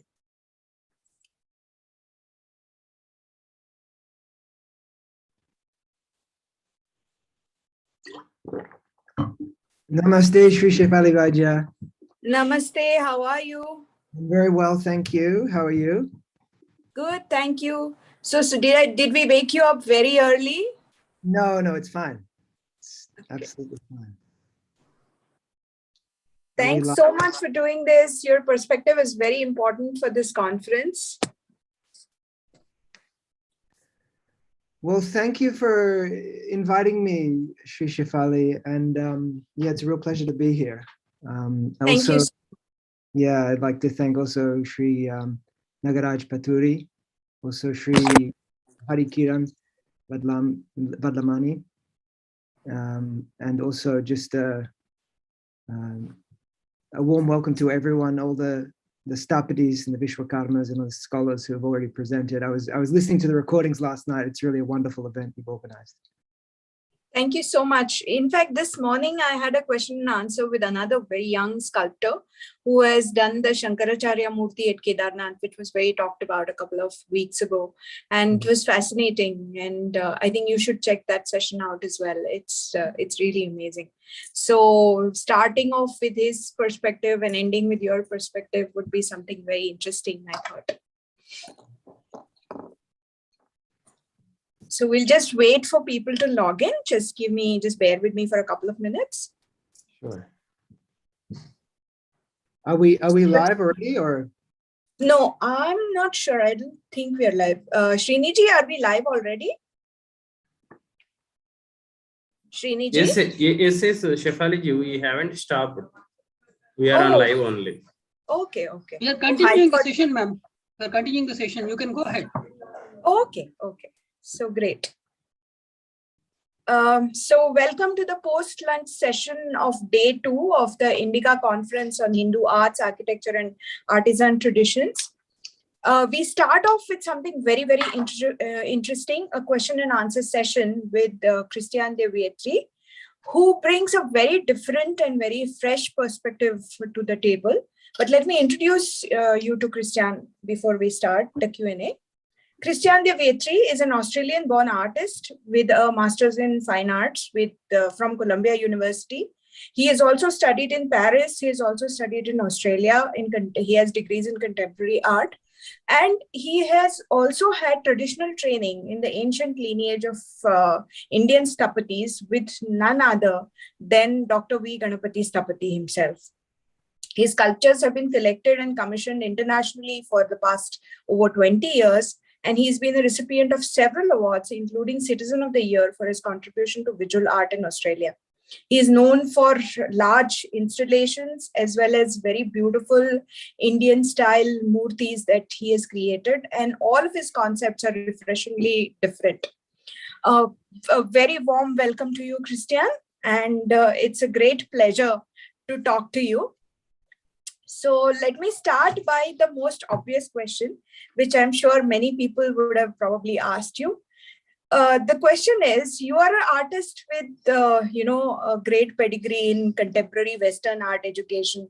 You studied in Australia, you've studied in Paris, you've studied in US. You're very familiar with the paradigms of Western contemporary art. But what prompted you to explore traditional Stapati traditions of India, which idiomatically are very, very different from the way the West perceives art? It's a wonderful question, Shri Shefali, and thank you again for inviting me to this conference. This exploration began really in earnest about 10 years ago. I'd recently graduated from Columbia University from the MFA program there, and I was working in the contemporary art world in New York.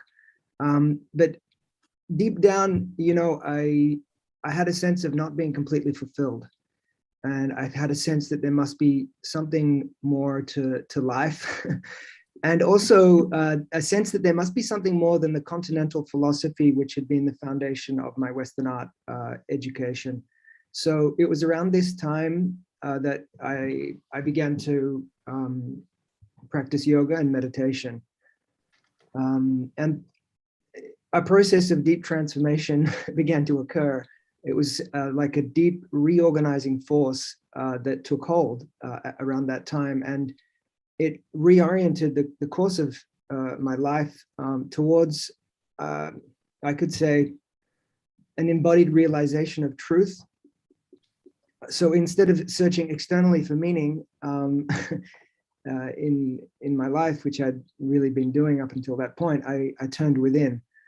And what drew me to the Indian tradition specifically is not only that there is an exceptionally clear articulation of the nature of reality, but there is also the purpose of human life, but there's also there's a methodology for attaining it. And so, I became a practitioner. And so I began to engage with the Indian tradition from this perspective, I should say. And I also, as I went along this path, I began to wonder, what role does art play in the process of liberation, in this process of union, which is the goal of yoga? And so I inevitably came across the deity forms of the Indian tradition, which I was very fascinated by as an artist. At first, it was very confusing to me. I wondered, I wondered, like, what are these arms? What are all these arms? What are the implements, these weapons, the gods and the goddesses, and what does it mean? What is the purpose of what's the purpose of these forms? So, being naturally curious and investigative, as an investigative person, I just I searched for answers. And I've never been satisfied. I've never been someone who's satisfied with blurry ideas or superficial understanding. So I went quite deep, and I just followed this golden thread, if you will. And I began to understand that Indian art is a language. It's a visual code with a very particular grammar. With a very, and it's something that's been preserved through the ages, and it's something that is learnt in a very specific manner. So this led me to travel throughout India and Nepal, learning from traditional artists. And it eventually brought me to the Mayonic tradition, Mayonic science and technology, also known as the Vastu tradition, and the Vishwakarma tradition. And to train under the tutelage of Vastu Ratna, Dr. Jesse Massey, in the lineage of Dr. V. Ganapati. So, yeah, so that's how I ended up here, I guess. I could say too that, my approach has been quite different. I mean, a lot of Western artists have been inspired, of course, by the Indian tradition. I'm not the first one. But I wasn't, a lot of these artists have synthesized aspects of a foreign culture into pre-existing artistic identities. My approach in that sense and my interest was quite different, because I wasn't looking to import anything into my Western framework, and I didn't want to impose any of my own ideas either. My interest was really in a kind of total reprogramming, because I'd recognized that a lot of the ideas that I'd been holding on to were problematic in a sense. So I really wanted to understand and to practice traditional Indian art authentically, within its own context, because I'd recognized really that there was a very profound wisdom in this tradition that wasn't present in the contemporary art discourse that I had been exposed to.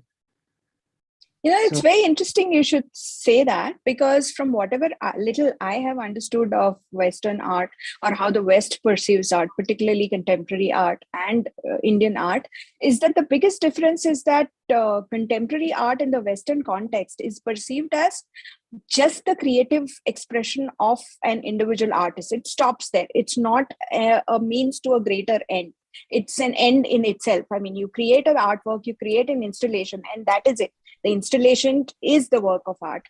It does not stand, it is not a symbol for any metaphysical thought, or it's not a symbol for any, not metaphysical, but it's not a pathway to any spiritual thought or philosophy, at least as far as I can understand. Maybe I'm wrong. But all art in India, it doesn't matter whether it is religious art in the conventional sense, like the temple architecture, or the temple murtis, but even the so-called secular art like weaving or like utilitarian objects or jewelry, whatever, even that is done as an offering to the divine. In that sense, work is truly viewed as worship. So what is your take on this? Did you feel this difference? Is that how you perceive Western art versus Indian art, or rather the way the West perceives art and India perceives art? Yeah, it's a really clear distinction that you've made, an important distinction.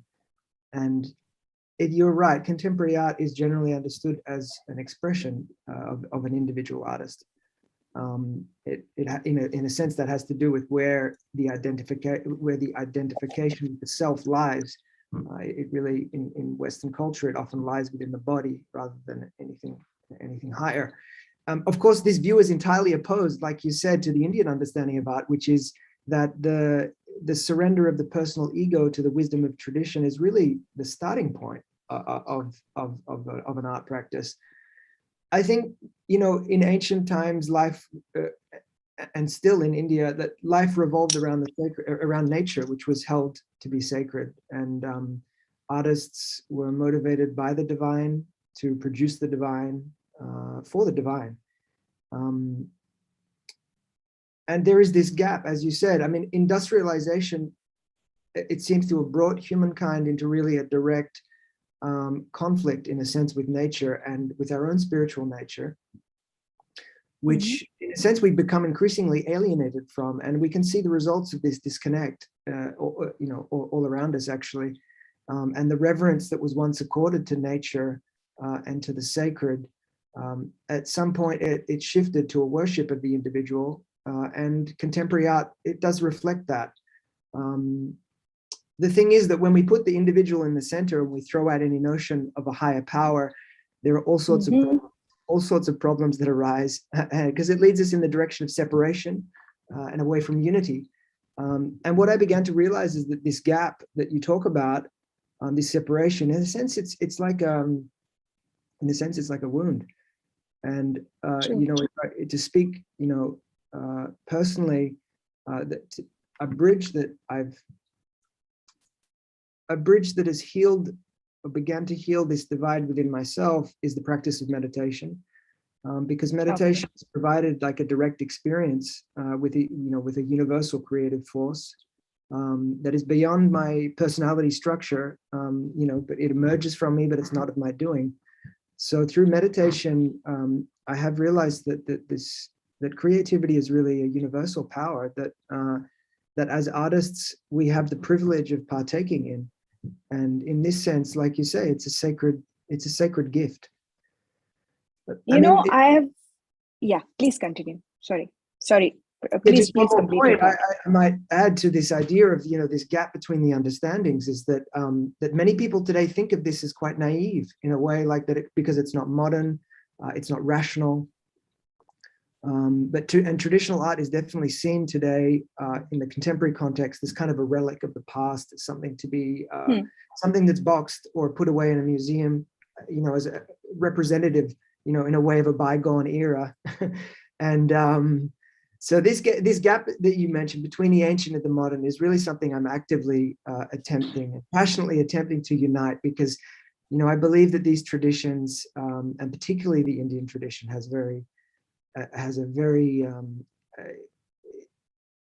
a supreme relevance for the present, is my feeling. And and I think also that the stakes are high. The stakes are high because if we're to survive as a species, and not just survive on a basic fundamental level, but to thrive and really have an uplifting society, that I think it begins with reevaluating the sacred within ourselves, and also within our art. That's actually very profound, and that is something that I've encountered with all ancient cultures.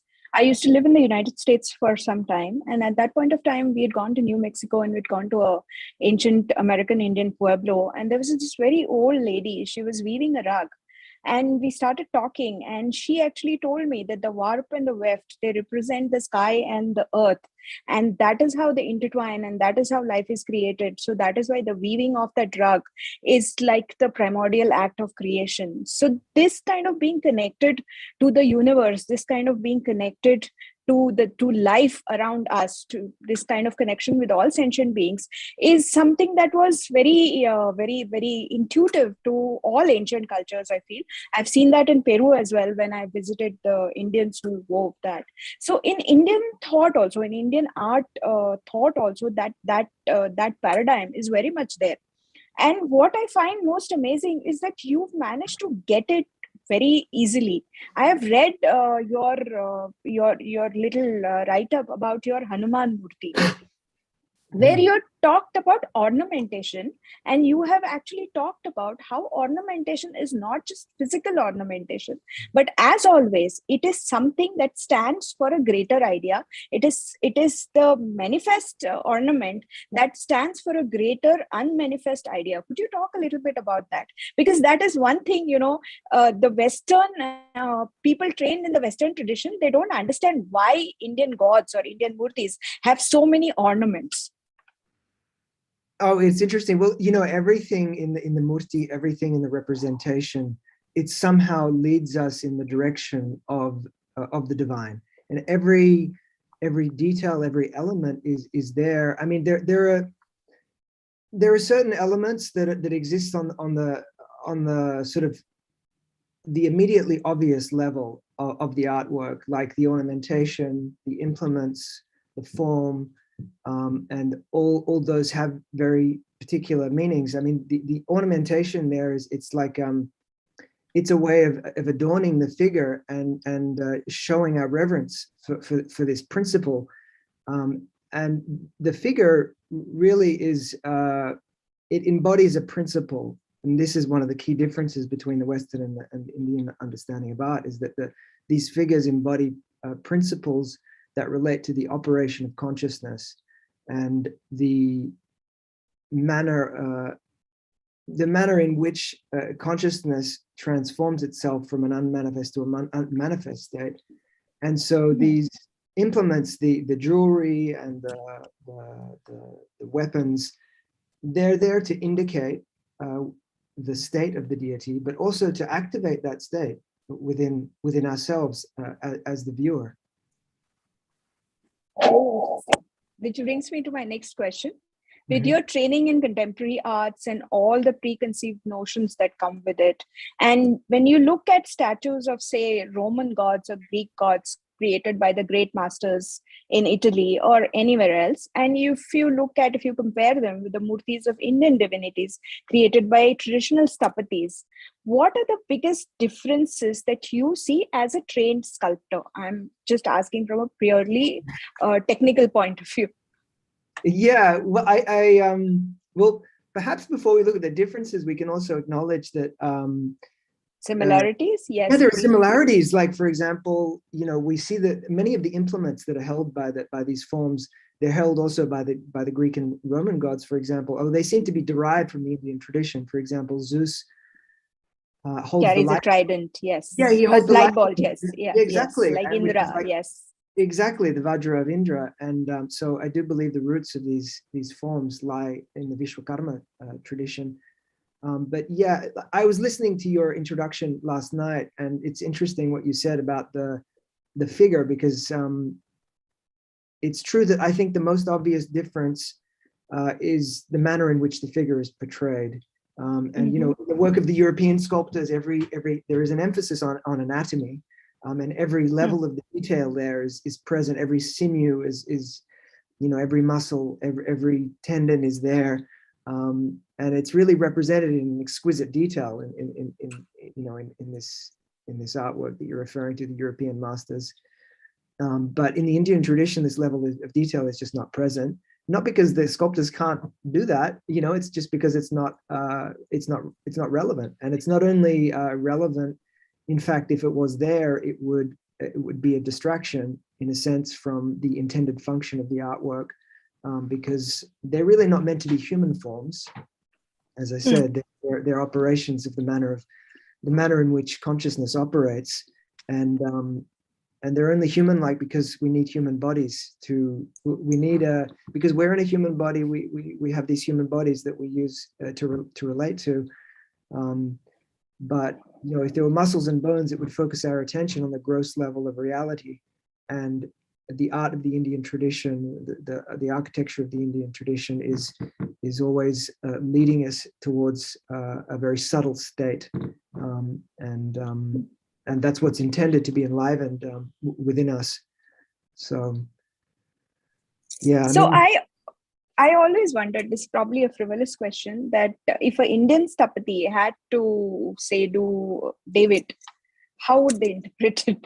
I'm asking this question to you because I think you're probably the best person to actually answer this. Well, there are specific rules to follow in the tradition in terms of how the figure is represented and what the proportions of the figure would be. And certainly there is a difference between the deity forms and the forms of siddhas and saints, in the sense you fall into that category of a human form. Yeah. Because human forms are also given sculptural form. Yes. But yeah, it's a good question. I mean, it's an incredible artwork, but yeah, it's an interesting speculation to consider. Yeah. It's an interesting possibility. Yeah. Well, thanks so much. My next question is, actually, you have created exquisite murtis of Matsyendranath and Hanuman, and I've seen them, and I've been very, very moved by the expression on the faces as well as the artistic representation. I want you to talk a little bit about the fundamental transformation that you underwent, like every Indian Sthapati is supposed to undergo, the dhyana mantras, understanding the scriptures, and creating something like that. So could you lead us through a little bit of that process? Sure, yeah. Dr. B. Ganapati Sthapati, he used the expression, a beautiful expression, that the sculptor becomes the sculpted. And in other words, the artwork is like it becomes an extension of the artist's inner state, and the artwork is also it's a process of the artwork is like a process of chiseling and polishing oneself, which it's true. In making art, it's as much as about internal growth as it is about the growth of some external form. And every step of the way in an artistic process and every problem that arises is, in a sense, it's an opportunity to evolve.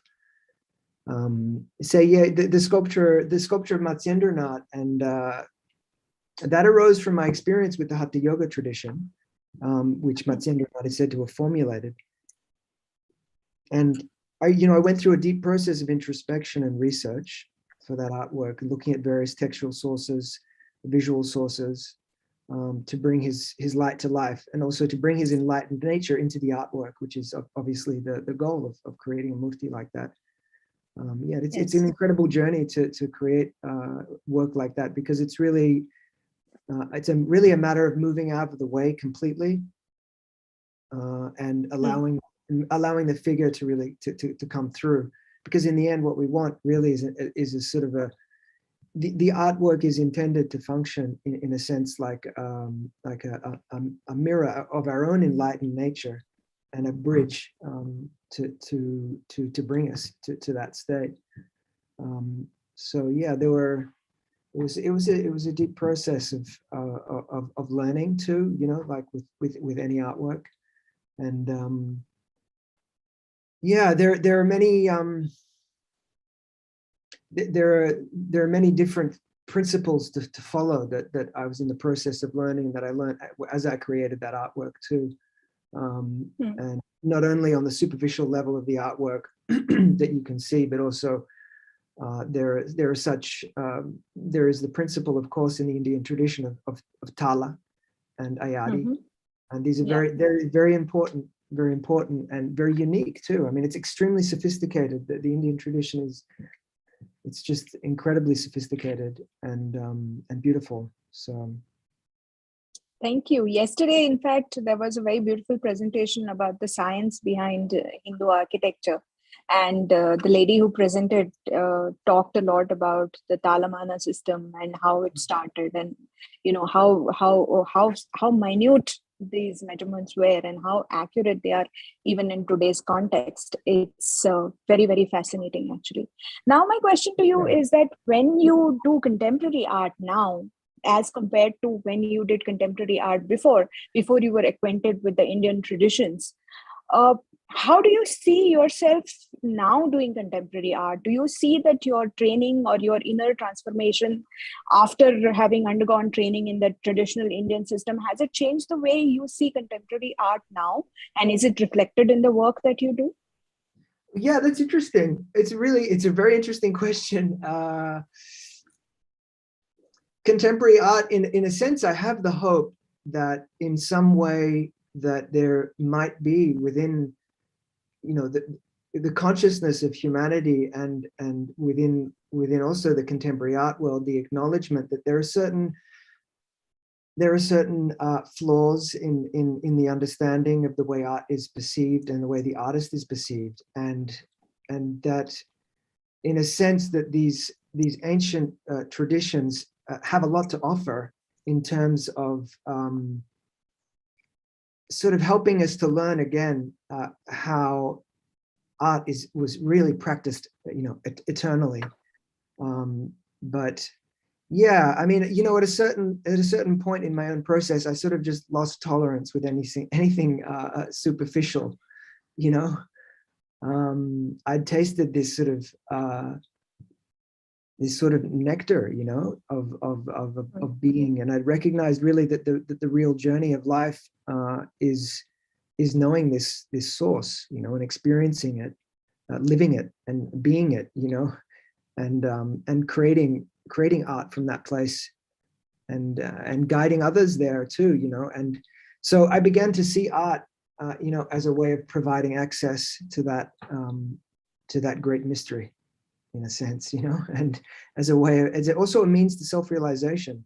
I mean, that's something that's really not considered in the contemporary art context. So yeah, and it's true that's actually that's very profound, and that is the basic premise. You use the word self-realization. I think that is basically the premise behind all Indian art. Eventually, it is supposed to lead you into a journey within you. It is supposed to lead you to self-realization. That was a perfect choice of words. Please continue. I would just say also that the purpose of these art forms and mnemonic science is really that to align. It's a process of aligning the creativity of the individual with the universal process of creation, and through the 5 arts in India, which is it's just so amazing, that in this process, the qualities of the infinite, unbounded source of life is brought into the world, and this is amazing thing, and in a very practical sense, it's like this is the creation of a heaven on earth, and I don't know what higher mission there is in life, Yeah, that's very profound. In fact, your mission statement, if I remember correctly, is that as a sculptor, you use structural form to share sacred teachings using contemporary technology. And I think that basically sums up what you're doing. I really, really appreciate you coming here and spending this time. And I hope you'll stay on for the next few sessions. I have to end here because we are kind of bound by time. But it's really fascinating, your journey and your inner transformation. And I wish you all the best. And thank you so much for coming here. And I wish you all the best for your future. Thank you. Thank you so much, Shivali. Thank you. Namaste. Namaste. Namaste. Thank you so much. You. Okay. Yeah, I hope this. One second. Christian, could you just hold on? I'll see if there are any questions for you and from the audience. Sure. Okay. No, right now there are no questions. So I think we're good to go. Thank you so much. And I hope you'll stay around for at least a couple more sessions. Yeah. Thanks so much. Thank you. Bye-bye. Bye. We move on to the next presentation. It's by Dr. Shri Rama. It's about dancing Shaktis, depictions of the sacred and secular feminine principles through dance in Hoysala sculptures. Over to you, Dr. Rama. Thank you so much, Shefali ji. It was a very, I would say, profound interview. There's so much to learn from a practicing artist, and I'm a dancer myself, so I can appreciate the journey too. And one point that struck me was about ornamentation. And as you're going to see in my slides that are going to come up, Hoysala art is known for its profuse ornamentation. In fact, I like the description of ornamentation which Christian used, that ornamentation is kind of an ode or an acknowledgement of the divine principles. And I hope I have slightly changed my PowerPoint listening to all the lectures that I could yesterday. And it's going to be just a very visual presentation, lot of pictures that I've taken of the Halebeedu and Belur temples, and very little words. For the paper, you can, of course, look at my paper, but just to make it interesting, I thought I'll just stick to the visuals. Now I'll share my PowerPoint. And before I share my PowerPoint, I would also like to acknowledge and thank Dr. Nagaraj ji, Shefali ji, and Hari ji for organizing this conference. And it's we very rarely get to hear this kind of thought-provoking papers put together. So I'll start mine so that others don't get delayed.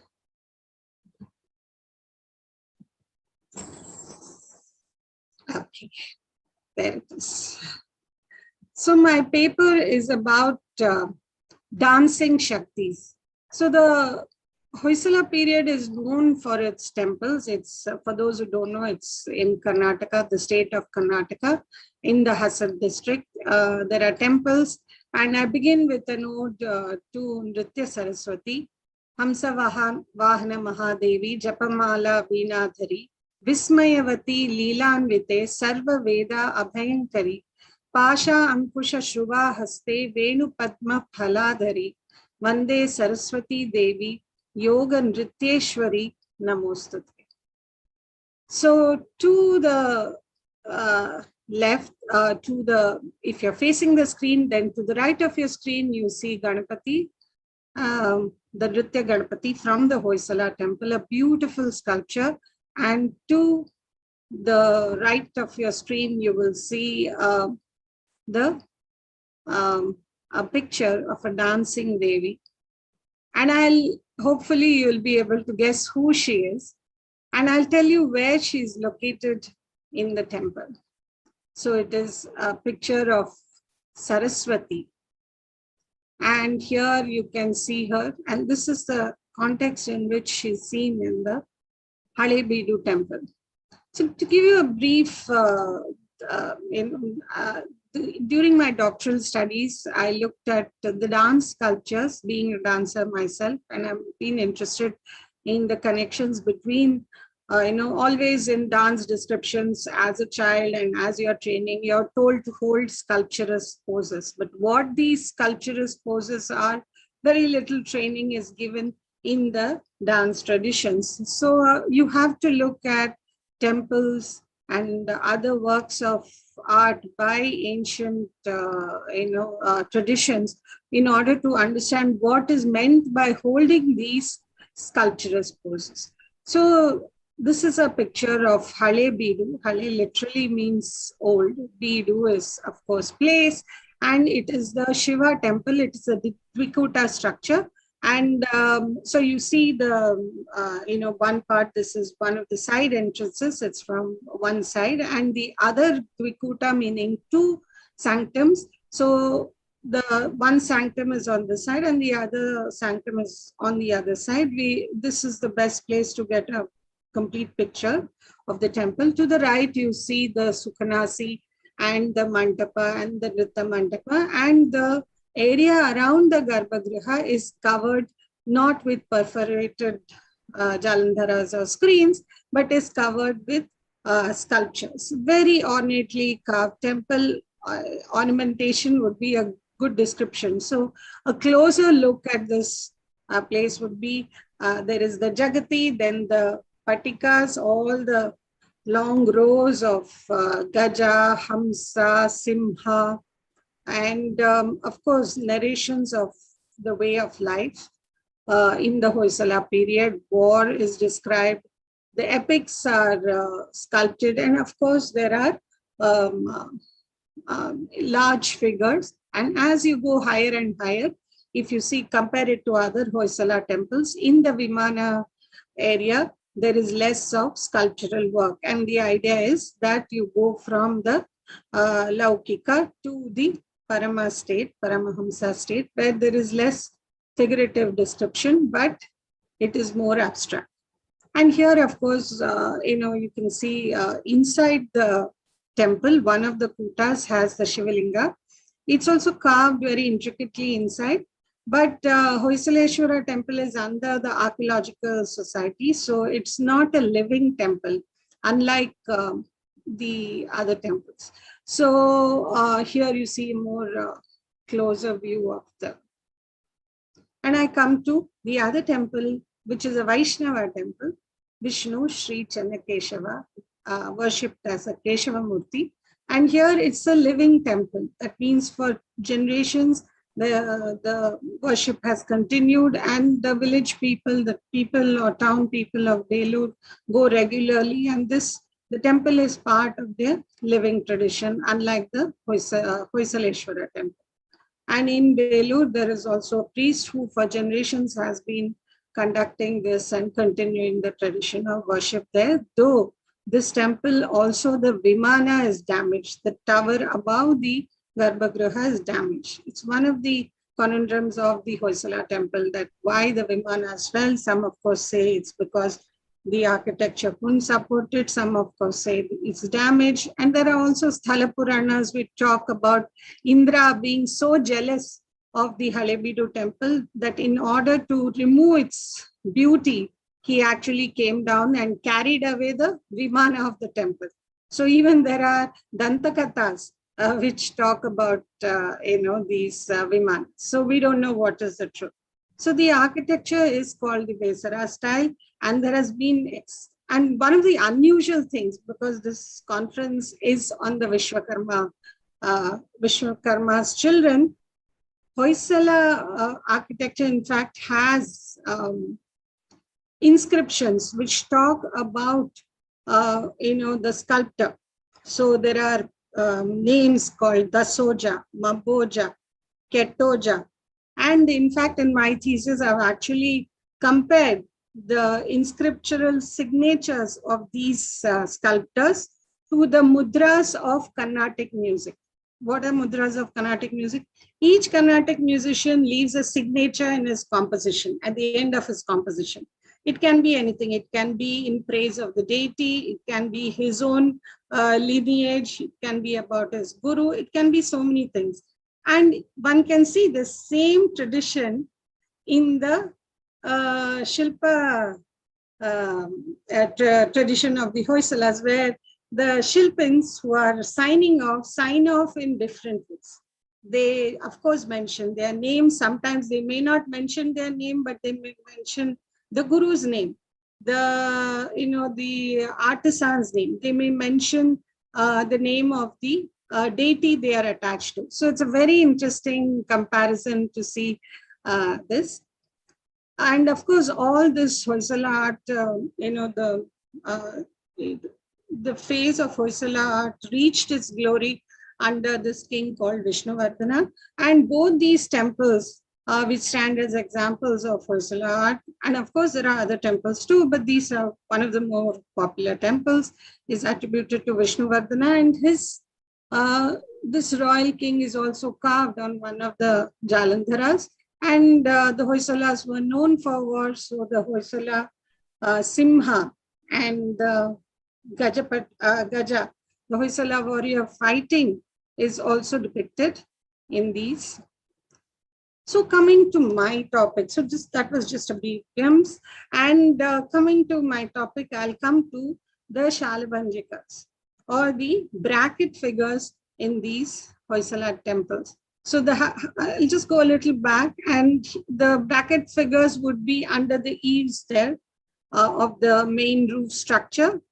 And they kind of attract one's attention because of their beauty, their ornateness, and of course, poets like the great poet Gundappa of D.V. Gundappa of Karnataka has written, poems which have been danced and sung for more than 40-50 years in Karnataka. And this is the drum dance. So you can see that the Shalabanjikas are shown dancing and they are holding up the drum. And it's not just a repetition of one movement, but of different movements. And then, of course, the dancer, Nartaki, she's also this thing. And interestingly, this is where the idea of divine dance being attributed to Shalabanjikas come. And where I feel that the dancing Shakti became a very important part of the Hoysala philosophy and was reflected by the Shilpins of that era. Because if you see an inscription under one of the Shalabanjikas, it will say that this is a Shalabanjika done by such so-and-so sculptor. It then never mentions this is Mohini, this is Vishnu, it doesn't mention. But if you ask the living priest in the temple, he will tell you that all these Shalabanjikas are a representation of Vishnu as Mohini. In the myth, Mohini Bhasmasura, and in the temple, every April, a festival is conducted called Mohini Alankarotsava, and which coincides with the Kamana Haba, or the holy festival. And there, the Bhasmasura figure is burnt, and Vishnu, or Keshavamurti, is dressed up as Mohini, and he sways, and towards the end, Bhasmasura is burnt. Of course, over the years, because the Kamana Haba, the holy festival, became more popular among people, the Mohini Alankarotsava is done, but in a very small way. This was actually told to me by the residing 4th or 5th generation Pandit in the temple. So the idea of these Shalabanjikas not merely being dancers, and in fact, this particular idol Shalabanjika, you see, they call it the Mohini. Even poets have called it that, because the hand is raised above the head, and that's the movement when Bhasmasura burns himself, when he copies Mohini's dance. So like that, there are beautiful images and of this, and so it's not that just divine images are there and divine myths are superimposed on these images, but there are also images of dancers. So there's both this supposedly secular aspect where dance among the common people are shown, and strangely the dance of the common people and that of the gods is also the same. The movements are the same. So that is also a very interesting point. So there are thousands of images like this, and each image is carved differently with some beauty attached to it, of some element that you find totally different. And this is an important image also because it has an inscription. This is again a Shalabanjika among the Mohini, so-called Mohini images at the top, bracket figures. But this Shalabanjika has a Trishula in the hand with a skull, a Danda, Trishula, and with a Kapala on that Trishula also, with a bowl. So clearly a Shaivite dancing, and often called a Durga image. And under the image, the inscription is Baligame Ruvari Dashoja Madida Shalabanjika. So it is clear that even though the Shalabanjika is holding the Trishula and is clearly a divine figure, she's still being called a Shalabanjika. So these are some of the questions that need to be explored. And of course, everywhere in other parts of the temple, in small ornate carvings, you can see this dancing Devi with the Trishula being shown. And of course, I now will come to Halebeed, which was the source of, my, discovery almost of these dancing Devis. And you can see that the profusion. So when you go to the temple, there are so many images that, and if you go as a dancer, you see only the movements. If you go as a worshipper and you're not observing, certain things, then you go and see all these different images of Ramayana, Mahabharata, Shiva, Vishnu. You kind of don't, perceive this because it's part of a big ornate structure. So it's only when you start, looking at it more deeply and meditate on it almost, that you start seeing this. And what I found, which I have not found in many places talked about, are the dancing Shaktis of Halebeed. And that's my main contention, that these dancing Shaktis are very beautiful and need to be highlighted. And it is interesting that in temples of Shiva and Vishnu, the Shakti is shown dancing as much or even more than Shiva or Vishnu dancing. And each time a Shakti is shown dancing, next to her, her consort, whether it is Brahma, Vishnu or Maheshwara, is shown in a Samapada stand or a standing posture. So it's very interesting that in the Chola architecture, we have Shiva dancing as Nataraja and Shivakama Sundari standing and watching the dance. And here in Hoysala, it is almost as if the sculptors were showing another way of looking at the universe of Shakti dancing and Shiva in this thing. And of course, we have seen that in the Pancharatra and other philosophies also, that over a period of time, Shakti dancing or showing her, being the visible energy of the universe became important. And maybe this was reflected.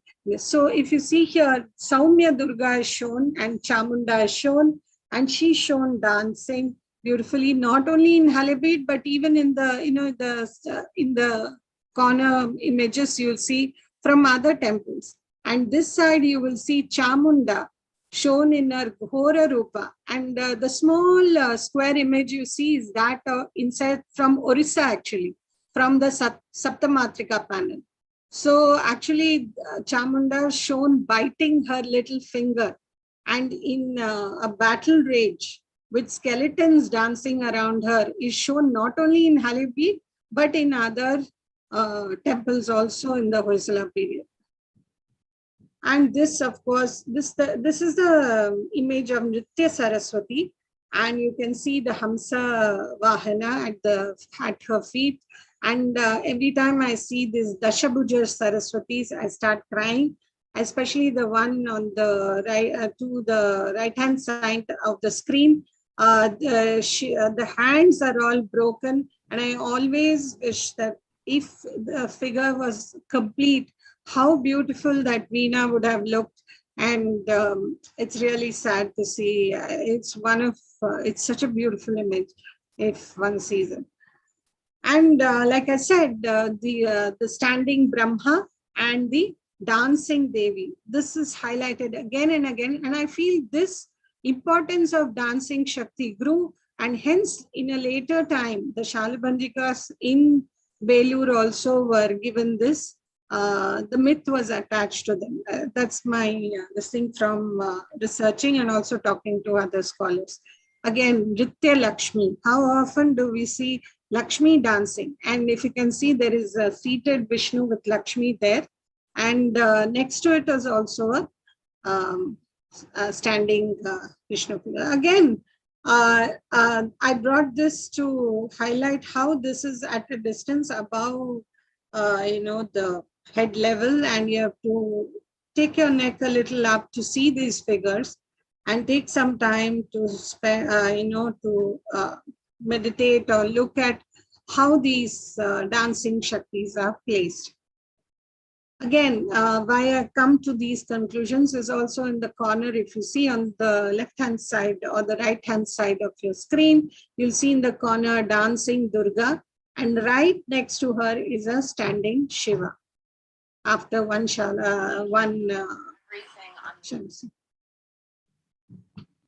and I'm coming almost to the end of my presentation, and here you will see that just below the figure of seated Vishnu and Lakshmi, you will see a row of dancing Devis, and the most interesting one is a three-headed Devi. Whether it is a representation of Tri Devi or whether it is a Saptamatrika panel showing three-headed Devi, I don't know, but these hidden gems are there in Hoysala. This thing and worth looking into. Again, a Devi dancing, you can see she has the Pasha and Kusha, and then the Dola Hasta, she has the Vedas in one hand. Of course, because the figures are worn out every time, it's like a mystery to solve, to figure out which Devi it is. And I end my presentation with three gods dancing Ganapati, which you see on the small projection from the turret, and dancing Shiva and dancing Devi. So all three of them are dancing. And with this, I conclude my presentation, and thank you so much for giving me a chance to talk. I hope I was not very fast, because I was just so afraid of not being able to say everything. I was so excited by the conference and everything.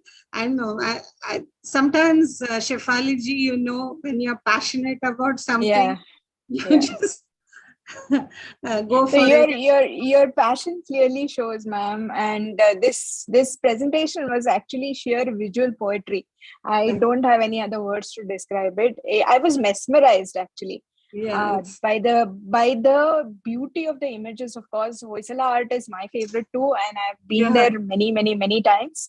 And I write a column for on Indian temples for a Marathi newspaper in Maharashtra. Every week I write one. So in that, I think I have covered about 8 or 9 Hoysala temples, including Belur Halebit, but even the smaller temples. Including Dodda Gadavali, including Somnathpura, including Haranhalli. Haranhalli. Then what is that? Javagal. Then there is that name starting with Hosaholalu. Yes, it's an incredibly beautiful temple. Thank you so much. Let me just go through the questions and see if you have any questions. Mr. Dhagat said, I have been twice to this place and will visit again. In case you've written any blog or paper, I would like to go through. Can you please give me reference of the paper to read before I visit again? Sure. Please contact.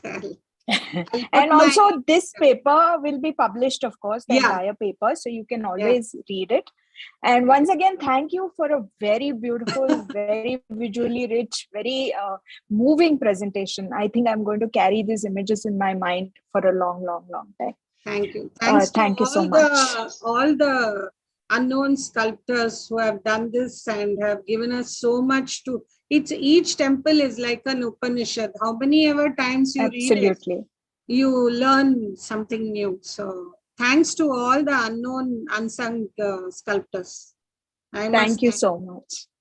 And before we know it, we have come to the last session of this 2-day conference, the Indica conference on Hindu arts, architecture, and artisan traditions. It's time for the valedictory address. I cannot believe that 2 days have passed just like that at the blink of an eye. Not for a moment have I got bored. Every presentation has been a learning experience. Every talk has been a great learning experience.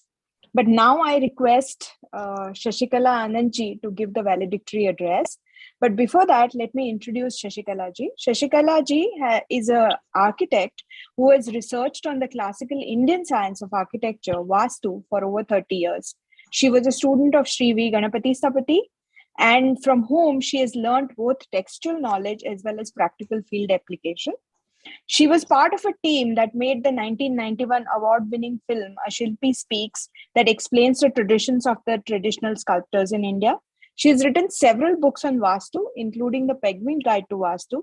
She has also translated Sri Ganapati Sthapati's book on iconometry, Shirpa Chennul, from Tamil into English under the title Pratima Mana Lakshanam. She and her husband, T.V. Anantanarayanan, have been students of yoga and Vedanta for over 30 years and are now mentoring a whole new generation of scholars and practitioners into the wisdom of traditional Indian way of life, arts, crafts, and traditions. Over to you, Shashikala ji.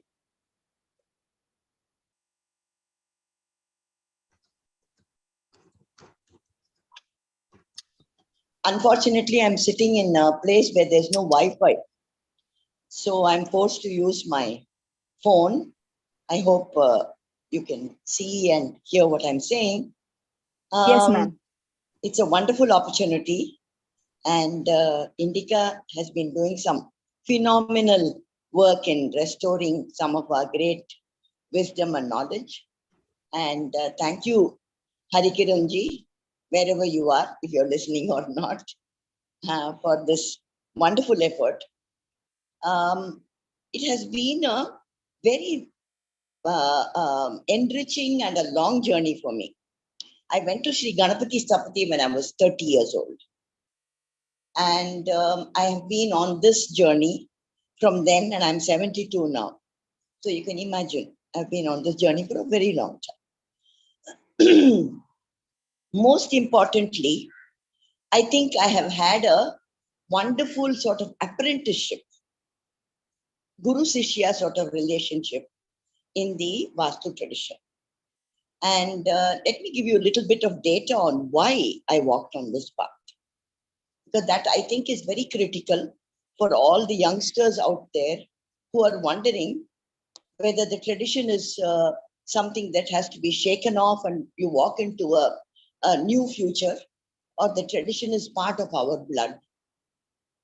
When we were in our 20s, about 24 of us came under the influence of Sri Dharampal. Many of you may know of him, many of you probably have never heard of him. I think he was one of the most critical social scientists of our country, but sidelined very badly by the Congress government, unfortunately. But his work, all the books that he has written and so on, has been a very great inspiration for a lot of us. He challenged us when we were in our 20s. He told us the only way India can move into a creative new future is if we walk backwards into our own science and technology and not run behind the tail of the West, assuming their science and technology is the only way. We took his words very seriously. He told us, walk into the tradition for 10 years. Study with a teacher. And what you study, make it available for the next generation in a way that can make it alive, filled with vitality, so that it can be taken into the future. The biggest problem that we have faced in the last 40, 50 years is that we have relegated all the wisdom of the traditions of India into the mystic area. All has become spirituality and philosophy. We have forgotten that some of the greatest science and technology actually manifests from this country.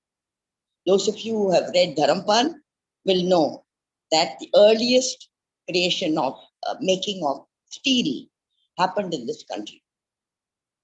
The earliest pure metal extracts, whether it was zinc or copper, was made in this country. We have forgotten that our ancestors were actually technologists. To be able to build a Brihadishwara temple or the grand edifice of Ellora is not just aesthetics. It is extraordinary understanding of material. the behavior of matter. And to understand the behavior of matter, you have to be a scientist. To understand the resonance of stone, to make the gorgeous, the musical pillars, all which are strewn all over the south, required fantastic understanding of stone and the resonant stone. The Vishwakarma have named it in with 3 names: the Pullinga, Strilinga, and the Napumsakalinga Shila. So the very resonant stone was the male stone. The moderate resonant stone was the female stone. And the non-resonant stone was the neutral stone. So they knew where to choose, how to choose a material, how to cut it so that it did not develop hairline cracks, how to transport it in the most comfortable, easy manner. They knew where to apply the pressure, fulcrum. Stapati has told me so many stories about how they used to roll these huge loads of stone by using only a 2 feet metal rod. How they knew exactly where to apply the pressure. And all this is not an accident. It is a remarkable understanding of material. Okay. The next thing is metal. If you look at the great pieces, the Chola bronzes, the quality of the bronze, the quality of that metal that was taken into the crucible, the mixture, because they're all panchaloha, which means the perfect proportions of copper and zinc and tin, little bit of silver and gold. That panchaloha, it's a melting point.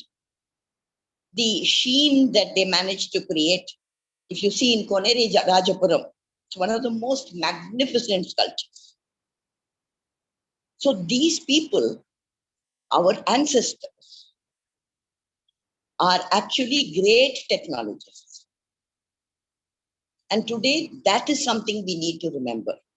Not keep calling them artisans or stonemasons as they are being put aside, to be able to locate the dignity and the greatness of a tradition where every part of our built environment was created by the Vishwakarma. Whether you take architecture, whether you take sculpture, whether you take making of metal armaments for warfare, or metal implements for agriculture, or you take painting and artwork, or finally jewelry. They are all part of the same community. Manu, Maya, Tvashta, Shilpi, and Vishwadnya. And to me, it was a revelation when I walked into their universe in my 30s. I stayed with them for 10 years. We made the film. We were also planning to make many more sequels, but then everything got relegated because so many other concerns. And one of the biggest concerns is, of course, the lack of recognition and assistance, which I believe is happening today. It has taken 40 years to be able to open this book and allow public to come into the space. In the name of Vastu, many things have got hijacked. And you have practitioners who are only using fear to make you think that you can change your physical environment, which is again a very sad thing, because our tradition has only spoken about energy. How can you harness energy so that it can effectively change your life? And that is precisely what we need to work. How do you energize the environment? And this is both a physical path to wellness and healing and an upliftment or transformation into a spiritual state of wellness. I believe this external walk and this internal path have to be followed, have to be understood to be able to bring back the splendor of our thought, the Indian thought. And I'm saying deliberately Indian thought because this covers all the Dharma traditions. Whether you take the form of the Buddha, Mahavira, Jina, or you take the form of Mahavishnu, or the form of Chandrasekhara Murti, the proportion is 1:10. Uttama Dashatala. The very quality of the proportion speaks of the height of their achievement. So the concept of the Tala, which many of the others have also spoken about, is a very critical aspect in the way the worship is created, in the way the sculpture, the image, the icon is located in the Garbhagriha. What is the position of a female deity, the position of a male deity? What is the position of Mahavira and Buddha, who are considered to be Avatara Purusha? And Avatara Purusha means human beings who became gods. So where have you to locate them? Everything is rhythmically calculated. And this extraordinary relationship between rhythm, proportion, aesthetics, and the idea of spiritual achievement is a remarkable thing. Stapati used to tell me stories about how in the older times, the Vishwakarma, when they talked about a temple, they would describe it in the name of a raga. So one person will tell the other, look at this Todi I have created, or look at this Bhairavi I have created. And that is very clearly based on the distance between the notes. We are talking about the frequency. So the frequency of sound and the visual rhythm are actually placed in comparison. And this is a very subtle aspect of the Vastu Shastra. I believe the time has come for us not only to work with the scholarly aspects, talk about the kings who created a temple, but to find out a little bit more about the people who actually designed, who created them with their hands, and their testaments of our past. They are standing there like sentinels, of the grandeur of the past.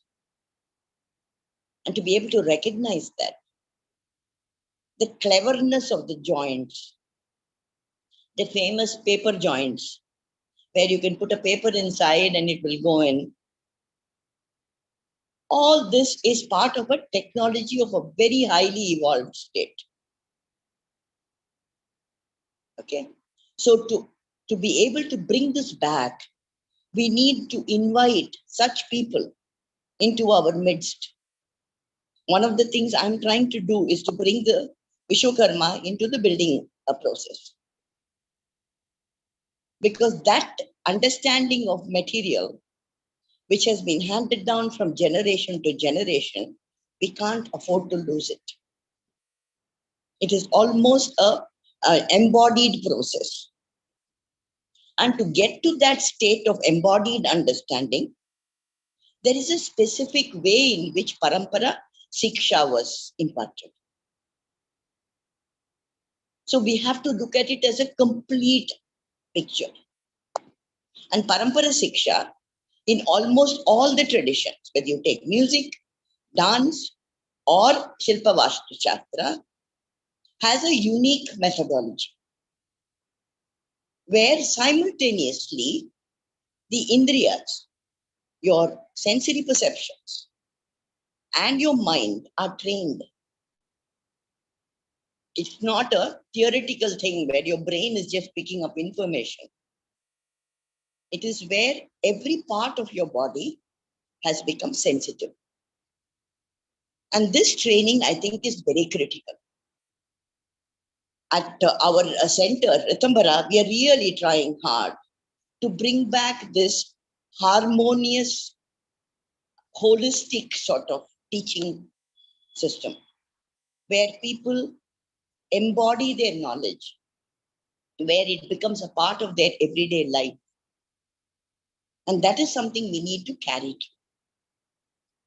in the way in which we can honor the tradition. And honoring the tradition means not only honoring the people, but the process. So my request for Indica is to keep up this good work. In Ratambara, we are also honoring the Vishwakarma every year on the Vishwakarma Jayanti. So it would be wonderful if we can join hands and make this into a very powerful cultural evolution, where we bring in the people who hold this knowledge and the capacity for them to express it in a contemporary context. Not just as a theoretical piece of information. They have to find the right ways in which they can express through their hands. Once again, what the previous speaker talked about as the poetry in stone, that poetry should not come to an end. I believe it's very important. Like Stapati made me, when I went to him at the age of 30, he asked me, what is your background? So I said, not very much except as being an architect. I know a little bit of Carnatic music and that's about it. He said, go and learn to dance. Then he asked me about my knowledge and I said, I know a little bit of Vedanta, great deep reverence for Bhagavad Gita and so on, because I've been listening to Swami Chimnyananda from when I was a child. So he said, now go and learn to dance. So I simultaneously learned to sculpt and to dance, because the tradition says every aspect of the aesthetic environment has to be internalized. So I believe that we can celebrate this holistic learning and this holistic sort of creation in the world outside if we can join together and make this a team effort. I don't believe any single person can do this anymore. We need to bring many people into this. Okay, thank you very much.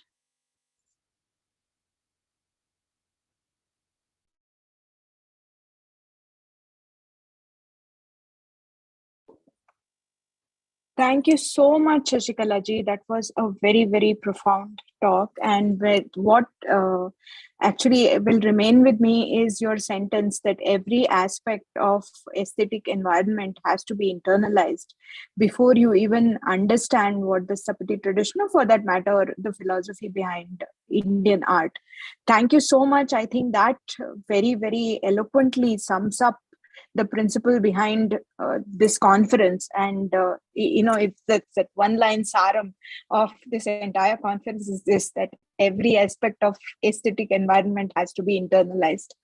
Past 2 days has been an amazing journey for me personally, because these are aspects that I'd read about, and when I actually hear practitioners talking about it, it gives you a whole different perspective. And I thank all the participants, all the scholars, Jaya Jetli ji, who gave the inaugural address, Shashikala Anand ji, who gave the valedictory address, as well as Christian and Arun Yogiraj, who had a wonderful Q&A session where we talked about what is it like to be an actual practitioner of the Stapati tradition. It was truly wonderful, a very creative journey. And as a co-curator of this conference, I don't know if Nagraj ji is here. Is Nagraj ji here? I guess I can't see him. No, he is not there. Okay. So on behalf of Dr. Nagaraj Paturi, the curator of this conference, and on my behalf as a co-curator, I am deeply grateful to each and every scholar who presented the papers. I am deeply grateful to the guests who spoke about our traditions so eloquently and gave us so much of food for thought. And most importantly, I would like to thank personally Indica and Sri Harikiran Vadlamaniji for giving me this opportunity to co-curate this conference. And this has been a tremendous learning experience for me. And I'm deeply, deeply grateful. Deeply grateful also to Koti Ramprasad ji and Srinivas ji for all the technical assistance. And I'm, last but not the least, deeply grateful to all the people who registered for this conference and have stayed through. And I've been watching since yesterday. Even after the lunch break, there have been 40 to 50 people listening in, which I think is quite nice for a conference like this. The papers of this conference will be published on Indic today eventually, and I would request everybody to read the full papers and be in touch with each other. And let's hope that this is the beginning of a movement. As Shashikala Anandji so eloquently said, that this is not something that one person or two people can do. Many hands have to join together to make sure that our glorious traditions and our glorious paramparas have to be respected, and also the science behind it needs to be understood. There is nothing that is, this is a thing of past. Our traditions are living, our traditions are contemporary, and our traditions are very scientific. The sooner we learn this fact, the better it's going to be for all of us. Bahut bahut dhanyawad. Thank you so much.